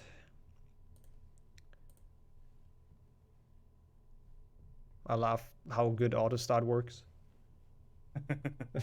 It's great. There we go. I was just making sure it was actually good, but yeah, we should be good now. Awesome. So, let's wait until your games are up again. I'm ready whenever. I think Ryan's game is not running yet, right? Yep, there it is. Perfect. Then I'll give you one more countdown. And 3, 2, 1, let's go. Good luck. Alright, now we kick them off for real. Yeah, looks like they're both starting. Oh, Ryan's timer again didn't work though. Looks like he started it manually. Okay, yeah, you know, if it comes down to it, it's probably 2 or 3 seconds. We'll retime that. Yeah. Yeah, we do have the Zasta face cam this time, which is a nice change of pace. Yeah, lots of matches today at face cam. Yeah, it's always cool to see, I have to admit. I like it. It's a good touch. Yeah, you can see what the runners are feeling, what they're thinking, if they're chatting to each other, having a good time. It's always great to see. They both got Willow Skip. Looks like the curse is broken. Might be the first. It's not the first one today, but it's one of the few where that happened. Yeah, the race between Monster and myself also both got it. Yeah, I think that might have been the only one, actually. Yeah, before then, I think that was the first time. So yeah, 2 today. So I guess people are getting better at Willow Skip the later the day gets. Also, oh, I think I didn't change a thing. Give me a second to change the current runner command. Also, Zasta, obviously our seed 1. I wouldn't say heavy favorite. Ryan can do some damage. Like, he's been improving a lot and he's been practicing a lot. So I'm curious to see how he does in his first like actual race after the race against me was more of a fiesta on my end. So he's kind of doing his first like real race. So we'll see how he does in that. Yeah, I'm excited to see him try and hold his own. Yeah, obviously not the easiest opponent to kind of start out with, but yeah. Yeah, I mean, if you look at the leaderboards, Zasta ahead of everyone by like 30 seconds in Glitchless, and that's a tight category. Yeah, I honestly, nobody knows how he does it, but he's just the madman in this category. Oh no, is Ryan dropping frames again? I had that issue last time. We did try to fix that off stream, and it did seem to work well, but looks good now at least. Zava going for Nick Skip 0, messing it up, giving Ryan a bit of an early lead. Yep. Oh no, yes, still. Why is that happening? I don't understand. That kind of just shows Zasta's confidence, right? He's going for stuff you'd go for in runs where you reset. Yeah. Tough tricks no one else does. It's really stupid how he like goes for that. Yeah. But I mean, the thing is, you don't lose much because you probably just trigger the cutscene if you don't get it. I don't know if you saw there, but Zasta entered Ricta Sempra and forgot to skip the cutscene. He watched about 3 or 4 seconds. He was expecting arrow keys, I think. I see. That's why the chat is going wild. He takes it with a smile, though. Yeah. I assume he probably just kind of forgot about the no arrow keys existing. Yeah, he might have been practicing on the real client trying to get some PBs. Yeah.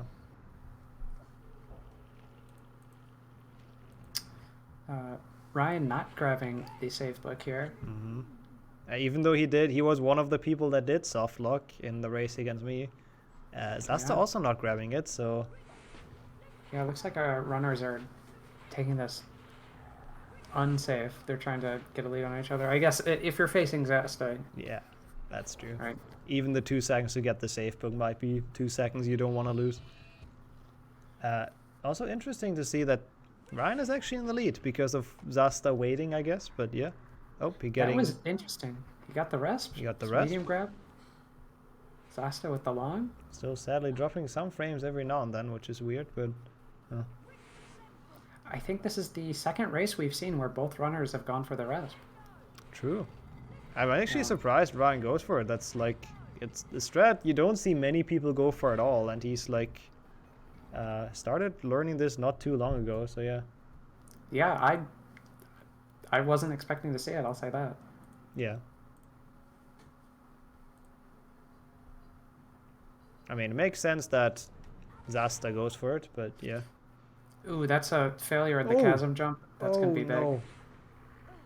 That is not a thing you want to see, but that's probably just the pressure of racing Zasta. You know, you gotta do everything optimal. You want the small ledge grab. Yeah, and like that, Zasta's ahead. It's nothing too bad yet, but the only issue, oh, not the only issue, but the issue that comes with it is also the health that Ryan's missing now. It's like half your health bar, and that's... you have to get some frogs, otherwise you can't jump down at the maze. So you have to get the ledge grab, which is difficult. He's probably going to go for this one. Yep. Yeah, that was a good call, I think, to grab that frog. Zasta getting through the crabs here. Nice and quick as always. Let's hope we get no crab slides. Yep. Zasta looking good there.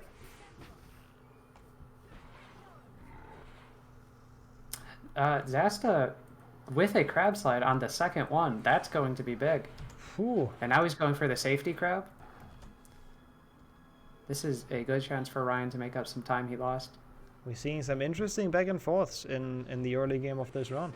So that's pretty cool. Oh. Yeah, oftentimes we see runs that are like neck and neck, but it's interesting to see some give and take. Yeah. And now it looks like they are actually like virtually even, so... Actually, is that the same staircase? Interesting, by the way, Zasta doesn't jump up those slopes, even though you pointed out that is technically a bit faster. Yeah, it looks like with the loadless timer, Zasta still is about a second ahead. Yeah. So, really neck and neck here.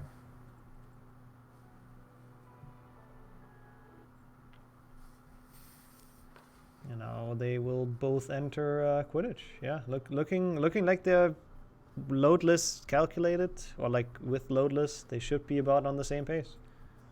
Yeah.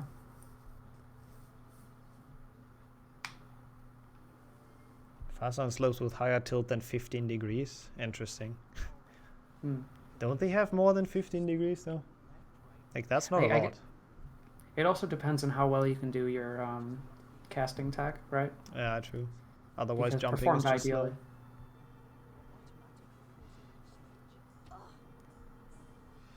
Zasta taking a hit in Quidditch. Mm-hmm. Let's do second.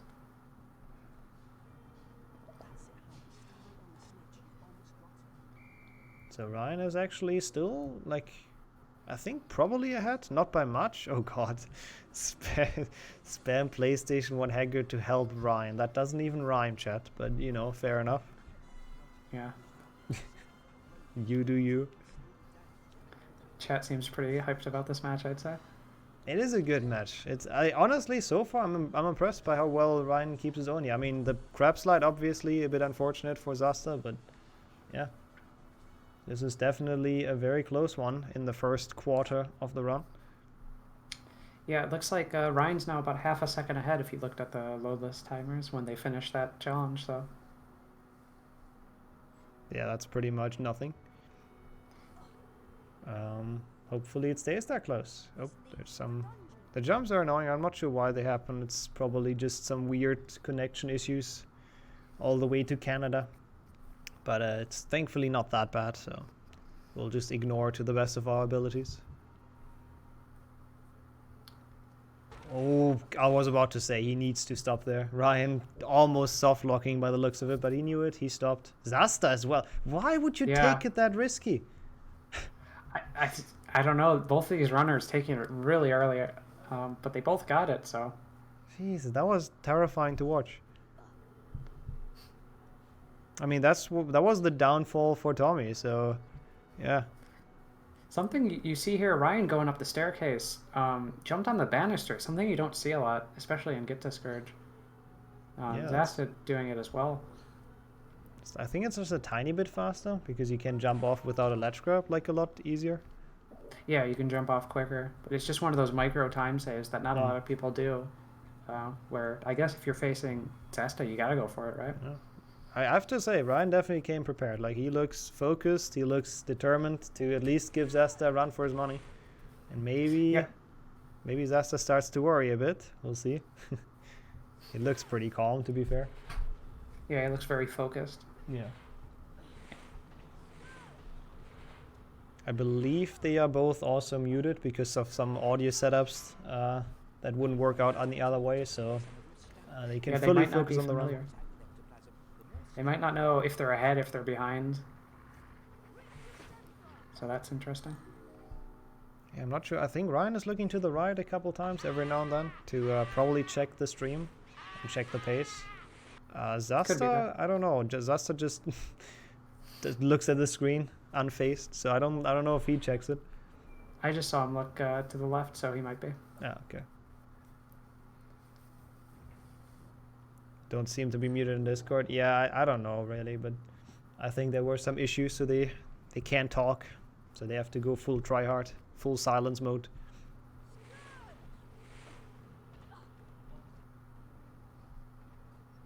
Okay, yeah, it's quite a big difference in loadless, surprisingly, but yeah, already about 11 seconds, I think, 14 now. It depends on where Ryan actually is. Again, the couple of lags every now and then. Yeah, it's looking like 15 seconds on my end, but... Mm-hmm.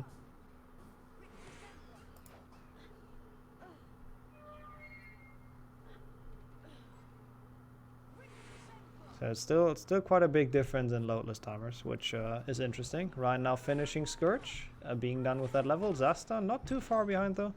Again in loadless, actually I think a tiny bit ahead by the looks of it. Yeah, 5 seconds ahead. Yeah. So it's not the end of the world once again, but that's probably just Zasta's movement in those levels. Like, they've played visually equal, but he's still somehow saved time, just probably on smoother movement. Yeah, he's cutting the corners better. He's getting the better jumps off the banisters.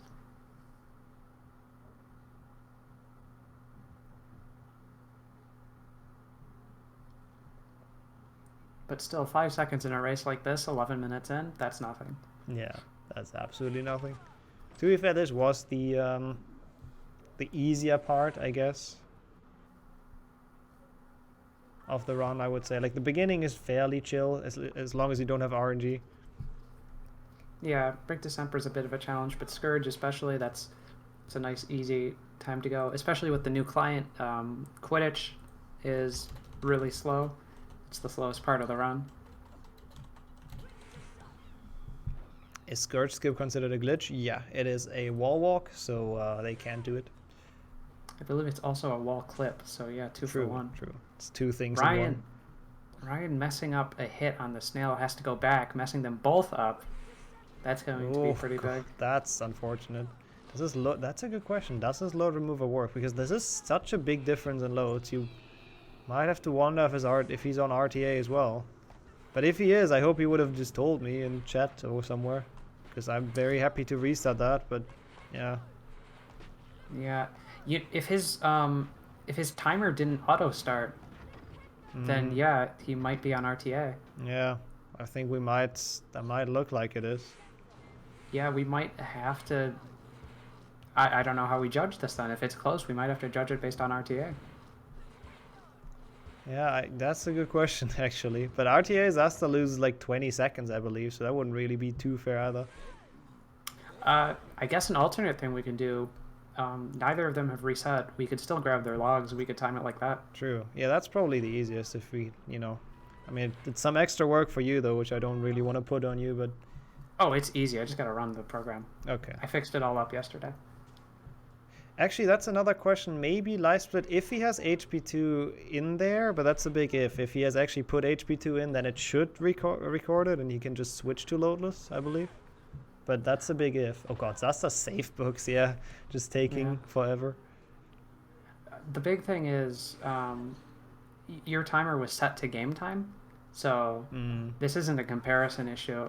The game just doesn't record game time. Yeah, true. That's probably what it is. Actually, have we checked that? Does it not stop during the loads? Like, Zasta's PC is not the greatest, like people pointed out, so it might actually be that difference in loads already.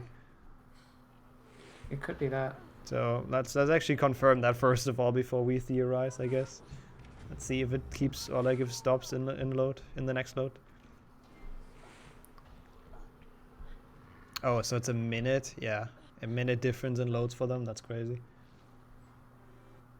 So it might actually just be that. Let's see.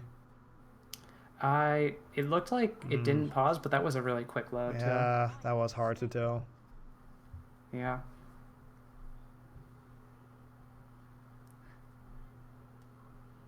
Guess we can we'll ask just them have to after see the the end. round. Yeah. Until then, it's up in the air if who's ahead of who, I guess. Yeah, it's kind of hard to tell. That's very true. Yeah, RTA, they seem really close neck and neck, but... Which is cool to see, at least, I guess. Even though, I mean, Ryan definitely does have the faster loads. So I guess if Zasta wins RTA, then we don't need to retime it. But yeah. Yeah. Yeah, I think it works as well. It's just his loads are so quick that it's super hard to tell if it actually stops. But again, we'll just ask him in the end, and then I'm sure he can tell us more about the situation.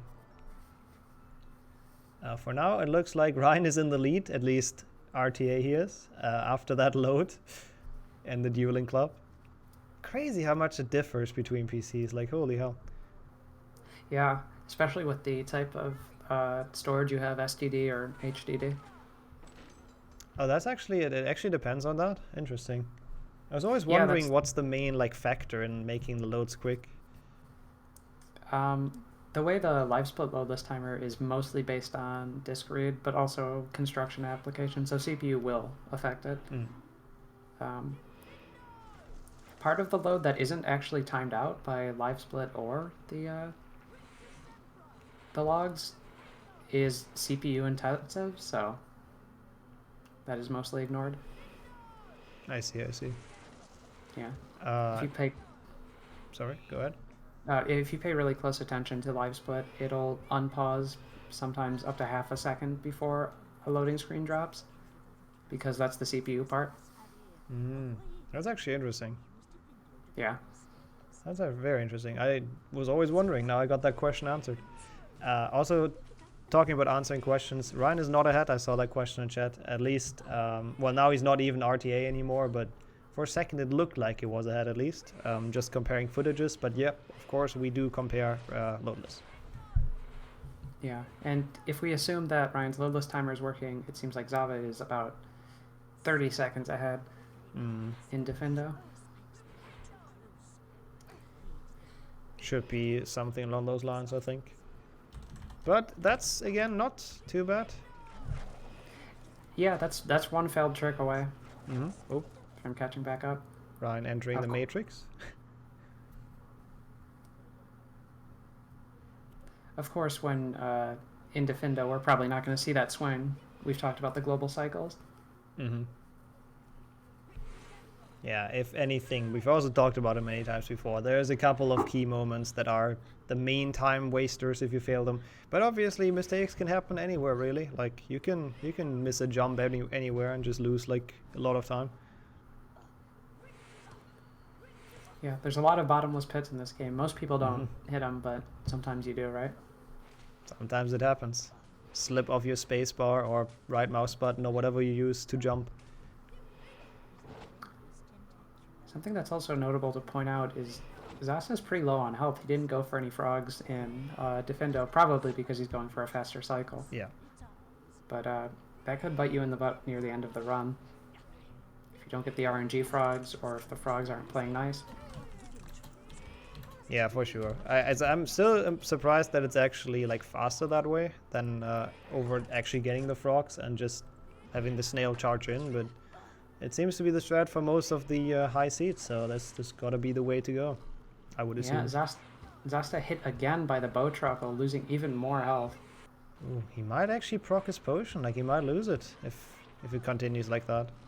Yeah, that would be big. He did get his fast cycle, which is good. Ryan was getting there last second. He got hit by the bush again, Zasta, losing even more health.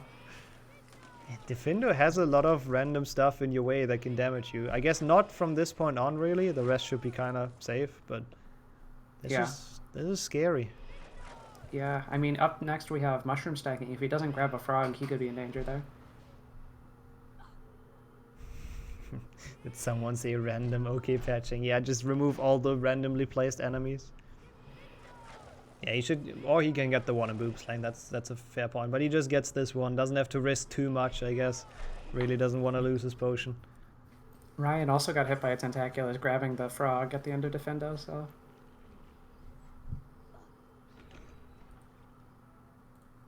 Yeah, probably just gets both. That's a good point. Yeah, Ryan is definitely holding his own here. Like, obviously, there's a difference in loads. It looks like it's really close. He's still reasonably close, but just, like, not that close. But, definitely playing really nice here. Really well here.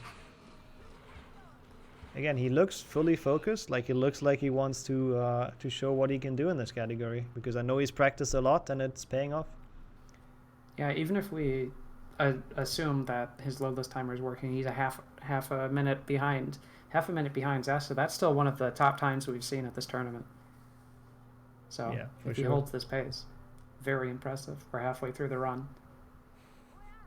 It's just, I just love looking at Zasta's webcam. It just looks like he's just effortless, just cruising. Zasta got that frog out of the chest. Oh, that's why he was smiling. I was wondering what happened. Oh, Ryan looking at the sky, beautiful, nice, looking good, good skybox. Yeah, that's a good RNG frog. I don't think I've ever really seen, at least not in this tournament, nobody has gotten that before. But most people also don't go for it, so it makes sense. Good mushroom as well. The Zaba RNG is kicking in. We all know it. Good mushroom for both of them. That's nice to see. That's something at least. Ryan failing 2 jumps to try to get up there. That ledge grab can be sometimes hard to grab when you're sliding along on it. Visibly confused about it. Okay, Zaba at the mushroom stacking. Probably gonna make quite quick work at it. We'll see. Yeah, Ryan stunning the first Tentacula, having to go back and hit them again. Oh, Zasta also a couple of struggles, but he gets there in the end. Yeah, it looks like both runners are dropping mushrooms when they don't intend to. And Ryan, they're dropping the mushroom inside the second one. He's got to replace another one. And that one looks like it'll work. No, it's not what you want to see. Oh, he picked it up again, this mushroom stack. Oh, the second one as well from the top. Yeah. Yeah. Oh, and then he gets it finally. Yeah. That's really not what you want to see.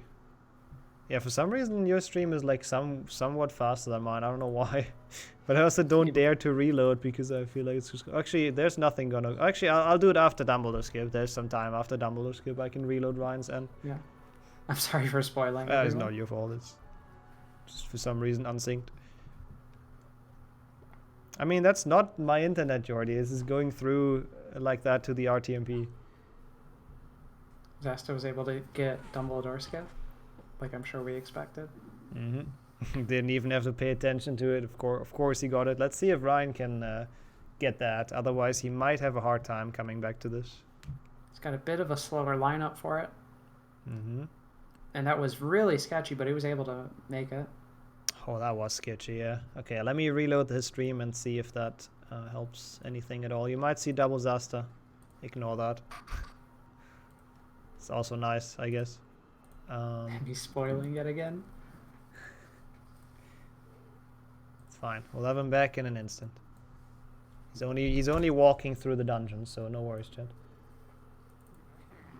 There we go, and there we go. Ryan briefly pausing. Probably confused what was going on the stream. I hope not. Oh no, don't pause. Yeah. I got it. Can't blame him though, but yeah. Yeah. Zava was able to get the ledge grabless Dumb Goyle. That was well done. Chat is in a rough state.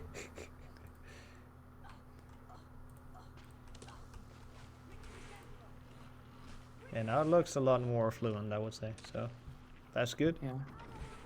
Hopefully without the weird frame drops. We can see Ryan's journey to catch up a bit. Yeah.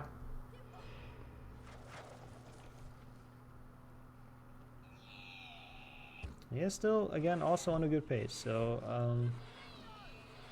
again, not a bad run. It's just Zasta is so good.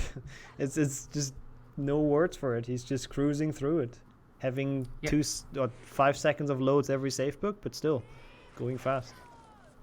Yeah. At the start of this level is one of those things that you could see how Zasta is slowly getting time. Dumb Goyle, he got it ledge grabless, where Ryan had to get a medium ledge grab. That's a small amount of time, but it adds up over and over again with those micro optimizations. Yeah.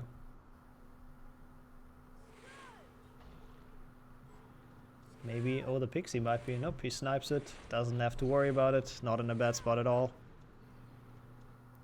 Another half-hour safe book.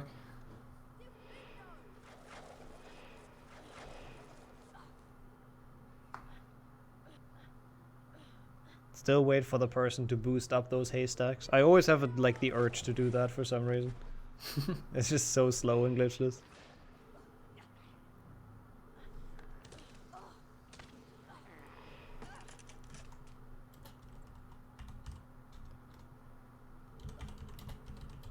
Sava taking a little bit more damage, but still plenty of health to jump down the stairs as Goyle.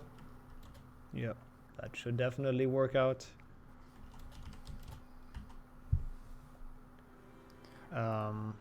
That with the small ledge grab, I saw that. I pointed that out when you did it, Thomy. It's not like it's the first time we see it today.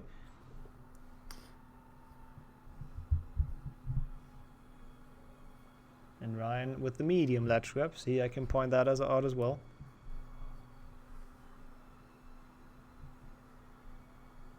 Yeah, maybe. I mean, that could happen. That could be like a game crash or anything as well, or a new game. So it's far from. It's not even like Ryan is too far behind. Like it's almost a minute in loads. Holy hell, that's a big difference. Oh, was it a long one? God damn it. Yeah, I didn't want to correct you, but it was a long one. Oh Ryan no. got. Oh, that's okay. Zava landing on the what's it called, lantern. Mm-hmm. Looking very smooth. Even though I don't really feel like it's super worth it. I guess the only benefit is you're not getting killed by pixies in one hit. But apart from that, you're gonna get full health at forest anyway. So yeah. Yeah. I mean, if you can do it consistently, you might as well go for it. Let's see what Ryan does. Yep, he just walks off. Gonna say screw it. I have enough health. I don't really need it. Yeah, he'll just grab both in forest, or he'll just live with the slightly lower health.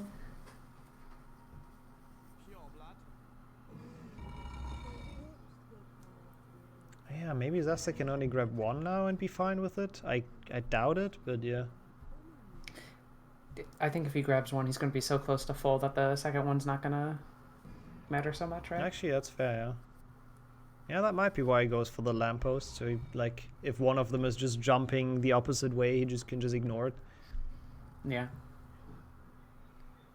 Most of the time, that first frog plays nice, but sometimes it's on the far right, and it's just you want to grab the second one instead. Yeah.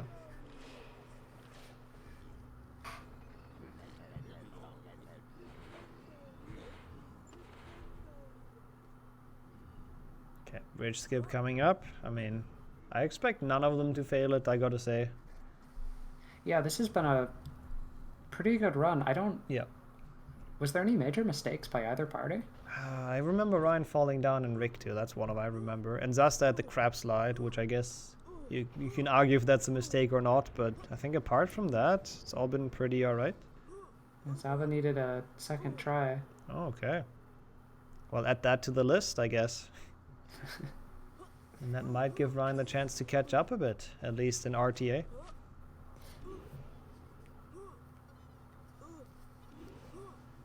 Yep, that looks good for him. Very early second jump, but does make it over. Oh, Zava, yeah, also got a crab slide in Rictu and had to take the safety crab as well. So that was a little bit of a mistake, but otherwise... Yeah, I think that's his one big time loss, yeah. Yeah, the rest of it. Very well executed. Yeah. You notice there Ryan going down the slopes instead of jumping down them. Might have forgot, might have not practiced that section enough. Yeah, those are again those micro optimizations that Zasta obviously does very, very well, and it's just a couple of seconds everywhere. Yeah. And with this, Zasta closing out the Slytherin common room, we're heading into the late game with Spongify. This is make it or break it for Ryan. Zasta's got to do something, and he's got to capitalize on it. Otherwise, I'd say if they're just hold this pace, it's over. Yeah, for sure. And it's just hard to imagine him failing anything major, to be honest. Yeah. But we'll see. Also probably doesn't have too much pressure on his shoulders, knowing how far he's ahead. Like, it's definitely more than a minute, because that's the loadless difference. So it's probably a minute and a half or so. Minute 20. Yeah. It's Fast. within reach, but he's probably just going to be very, very cool and calm in the chamber. Yeah, at this rate, he would need a sloppy chamber and a deafen Basilisk, I'd say. Well, Ryan looking relieved there that the jump made it in, like, up the staircase. I think that was a tight one or a close one. So he probably saw his life flash in front of him with that one.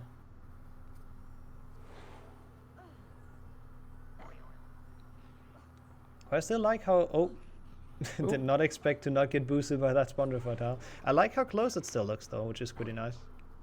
Yeah, at least on stream, it looks like they're putting up a really good fight. Yeah.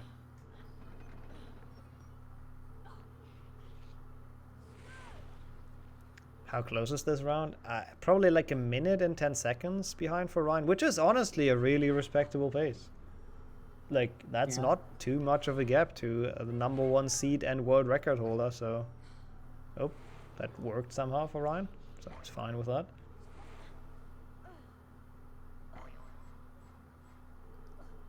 And there we go. Zava closing out Spongify. Only 2 more level to go for him, 2 more level to play well in. Yeah, heading to MV Hagrid, the first real break of the run.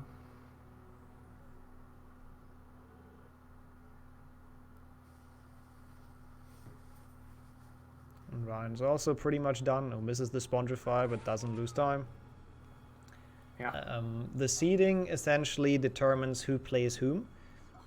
So before this tournament started in mid-January, everyone that signed up essentially got seeded depending on their PB at that point. So the one with the fastest time, which was Zasta, still is, got seed #1 and is starting out playing the one with the worst time out of the top 16, which happened to me, Momo. So yeah, that's how the seeding works. It's so we don't have like the world record holder and second place facing off in round 1, essentially, or anywhere at the beginning for that matter.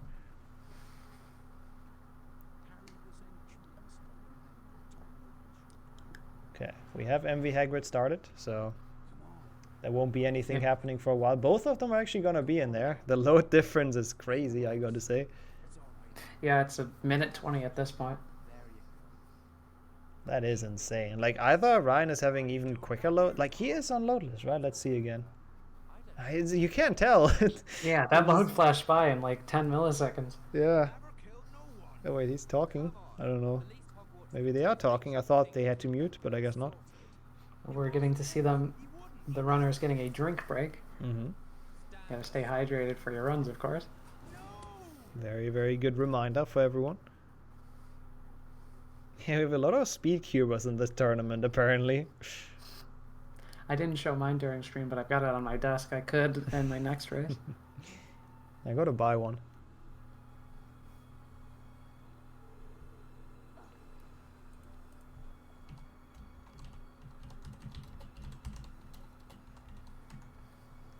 Zasta finishing with MV Hagrid, Ryan now finishing, now with the Void. Actually, it's still, he's getting closer again because of the loads. Yeah.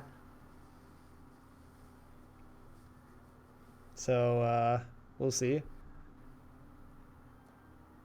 I'm curious what the pace Zaba is on is.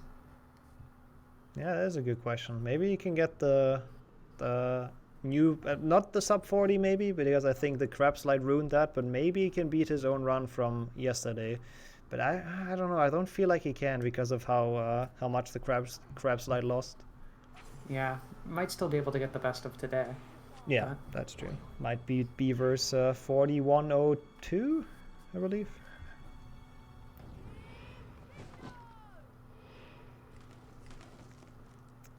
Yeah, we have to talk to Ryan in the end and see if his loadless is working or not. And if not, then I don't know. I mean, again, if Zaba wins RTA, then there's no way he didn't win because his loads are definitely worse.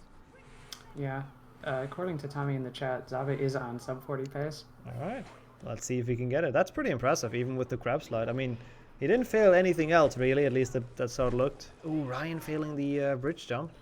Yeah, taking a lot of damage. That was a cool backup though, the slide up there. Yeah.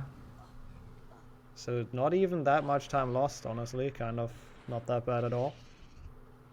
Yeah, it is worth noting, we were talking about what frogs Zaba was going to get. Only got the first one, skipped the second one, and he's just got a sliver of health missing.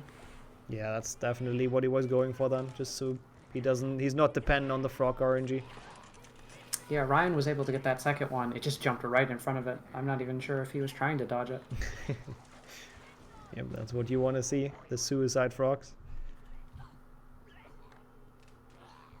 So Zasta is getting to Aragog. People in chat are saying he did practice that apparently, the fast Aragog, so we shall find out. That. And Ryan is also, again, not far behind, at least in RTA. I guess every load he gets closer.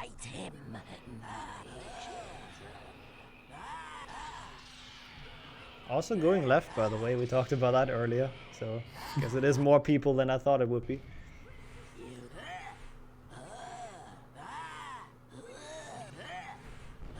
He is standing close though, so I do not feel like he will go for it. He might just be getting the...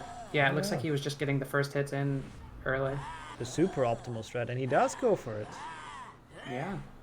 And it looks like he actually got it, I think. Like, this looks to be the setup, so dang. Zaba learning that just quickly from yesterday to today, apparently. Yeah, it looks like Ryan's backing up as well. Yeah, he's setting up to do it. I think he's one of the people that either found it or developed a setup for it, if I recall correct. Like, got it fairly consistent, so... If he wouldn't go for it, I would be strongly disappointed, so let's see how he does. Looks good as well. Yeah.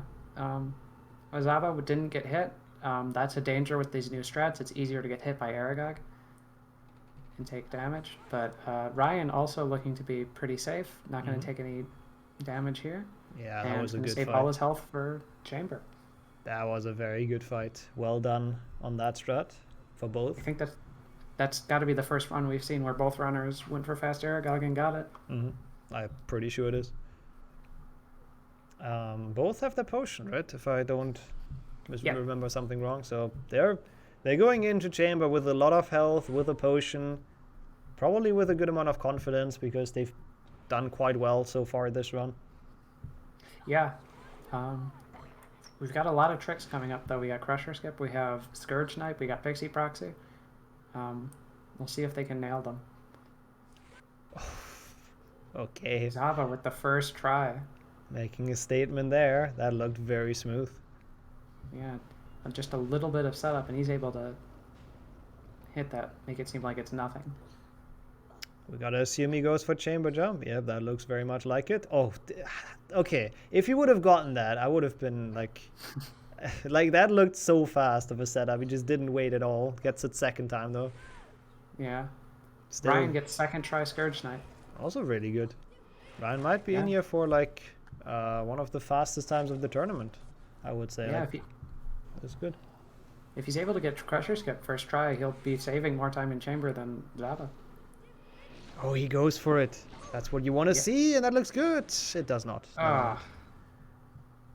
Unfortunately, it looks like he missed that first try, and he's not going for it again. He's going for the backup. I like that, though. You know, you gotta try it once, maybe save some time. If it doesn't work out, just forget about it. Yeah. Zava playing it really risky with these crabs. You see a lot of people stun an extra crab at the beginning that's nearby just to not take the extra damage, but...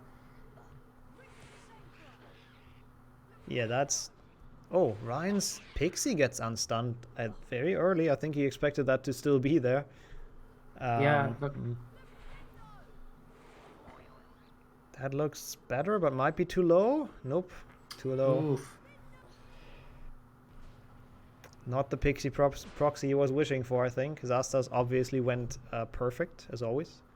Yeah, it looks like Ryan has decided just to wait the cycle, not try to body block it, and just get the setup. It is a nice difficult cycle that he's on. It's a weird one. I didn't see. Did Zava get that bridge skip first try? I think so. I have his audio and I didn't hear like a wah, so I was focusing on Pixie Proxy as well, but I think he did. He did, yeah. So now he's still on a banger. Wait, this might be... No, I don't think it can quite be sub 40 because we've done the math once in chamber. Like Basilisk fight is apparently 115 from the load, from what people told me if you have like a decent one. Yeah, he did miss Crusher Skip once, so... And the crab slide. Those are probably the two major mistakes. But this should maybe be on pace to beat his last run, actually. Maybe. Do you know what time that was? 40:35. Yeah, with a good snake, I think he could definitely pull it out here. He can like barely beat it, I think. So that could be exciting. We'll see. That's crazy. That's considering he got the crab slide, which is so much time loss. Yeah, he went down. He hit the backup crab. And he's going in with not very much health. He took an extra hit of damage. He's got a potion and maybe 30% health left. Let's see how he does.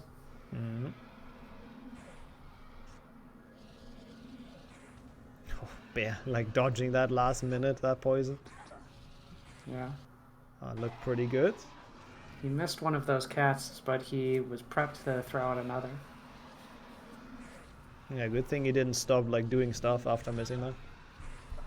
Oh, yeah, he went dies. For it. And Ryan isn't too far behind, to be honest. Like, he has another attempt, but he shouldn't try to do that again, I would say.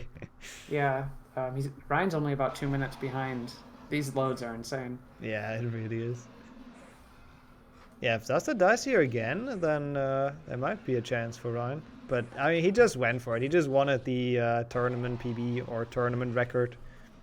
Yeah. I respect it. Just wasn't meant to be. That was too much damage in one go. And you see Zasta do something that's a micro-optimization that not a lot of runners do, is he drinks his potion after the first phase so he doesn't lose one of his like buffered casts. Because if you drink your potion, you will not shoot another spell out. So he's losing some health for the chance of that. And yeah, it looks like he's clutching it out he goes. with the 3 cycle. Very good time still, even with that death. It's like barely not a 40, like it's a 41.05 or something.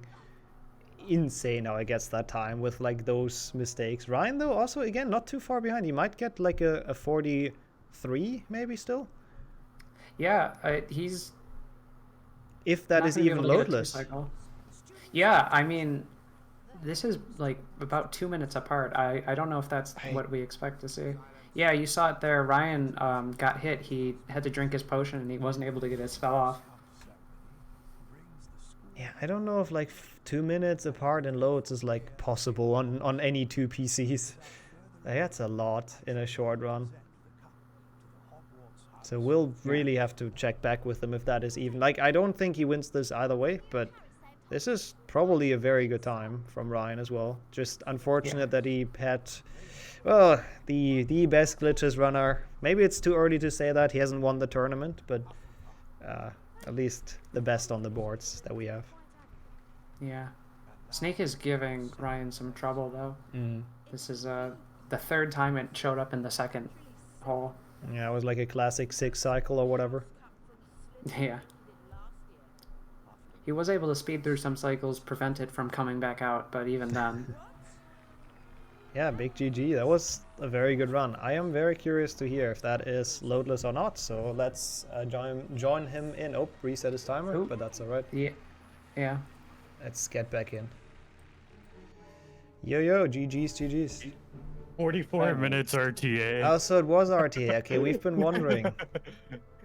So I opened the layout, but I forgot to actually open the splits to like go with the layout. Yeah, I've done that earlier. But honestly, that's a really good time then. Yeah. Just... GG Zaba, good job. Thanks. That was You a too. nice race, nice Like, clean race.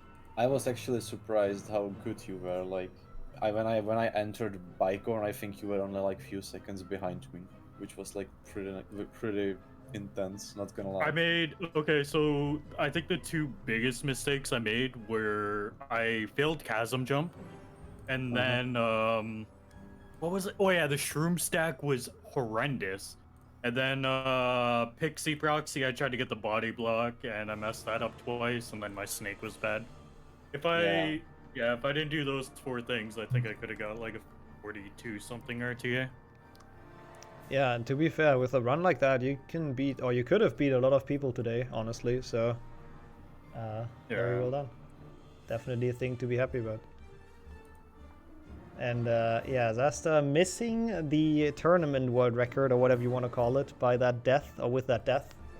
Yeah, it would have been pretty nice. 42x something maybe, I don't know. Yeah. I mean, Where did you die, Zaba? In first phase, I think. Oh yeah, snake. Yeah, I'm glad you went for it though. Made it quite hype. It was quite exciting to see if you would beat your own time essentially. But yeah, I mean a 41:06 is still a very mental time. Not gonna lie.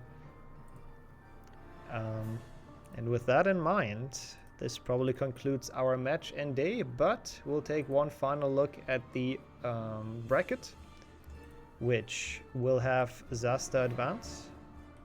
Oops, that's a nice scene. Beautiful. And he will advance to face Artful, who's been like really good today as well, getting like a 41-20 or something. So definitely not an opponent to underestimate. So that is gonna be a very sick round 3. And meanwhile, Ryan has to face Flo, which is oof. But we have seen Flo make quite a few mistakes in his glitchless races, so I think this is going to be another good one that I'm definitely going to be looking forward. Sorry, when are these matches starting again, Nixxo? Next weekend. Actually, good that you mentioned it. So I have plenty of time to practice. Yep, everyone that is still in, which is thankfully the majority of people, has a lot of time, as 7 days essentially, or 5 days rather, to get their glitches game on point. I saw Luzak in chat earlier saying that like he expected to lose 2 matches, but now he's won 2, so he's gonna actually like practice a lot. So stuff like that. Everyone that's still in can still win the tournament, definitely, if you make your way through losers bracket. And yeah, that was a really fun weekend. I really enjoyed that. I hope everyone else did too. Once again, thank you so much everyone for racing. Thanks for everyone who joined me in commentary today and yesterday. And we will see a lot of the people you've seen this weekend in the next weekend.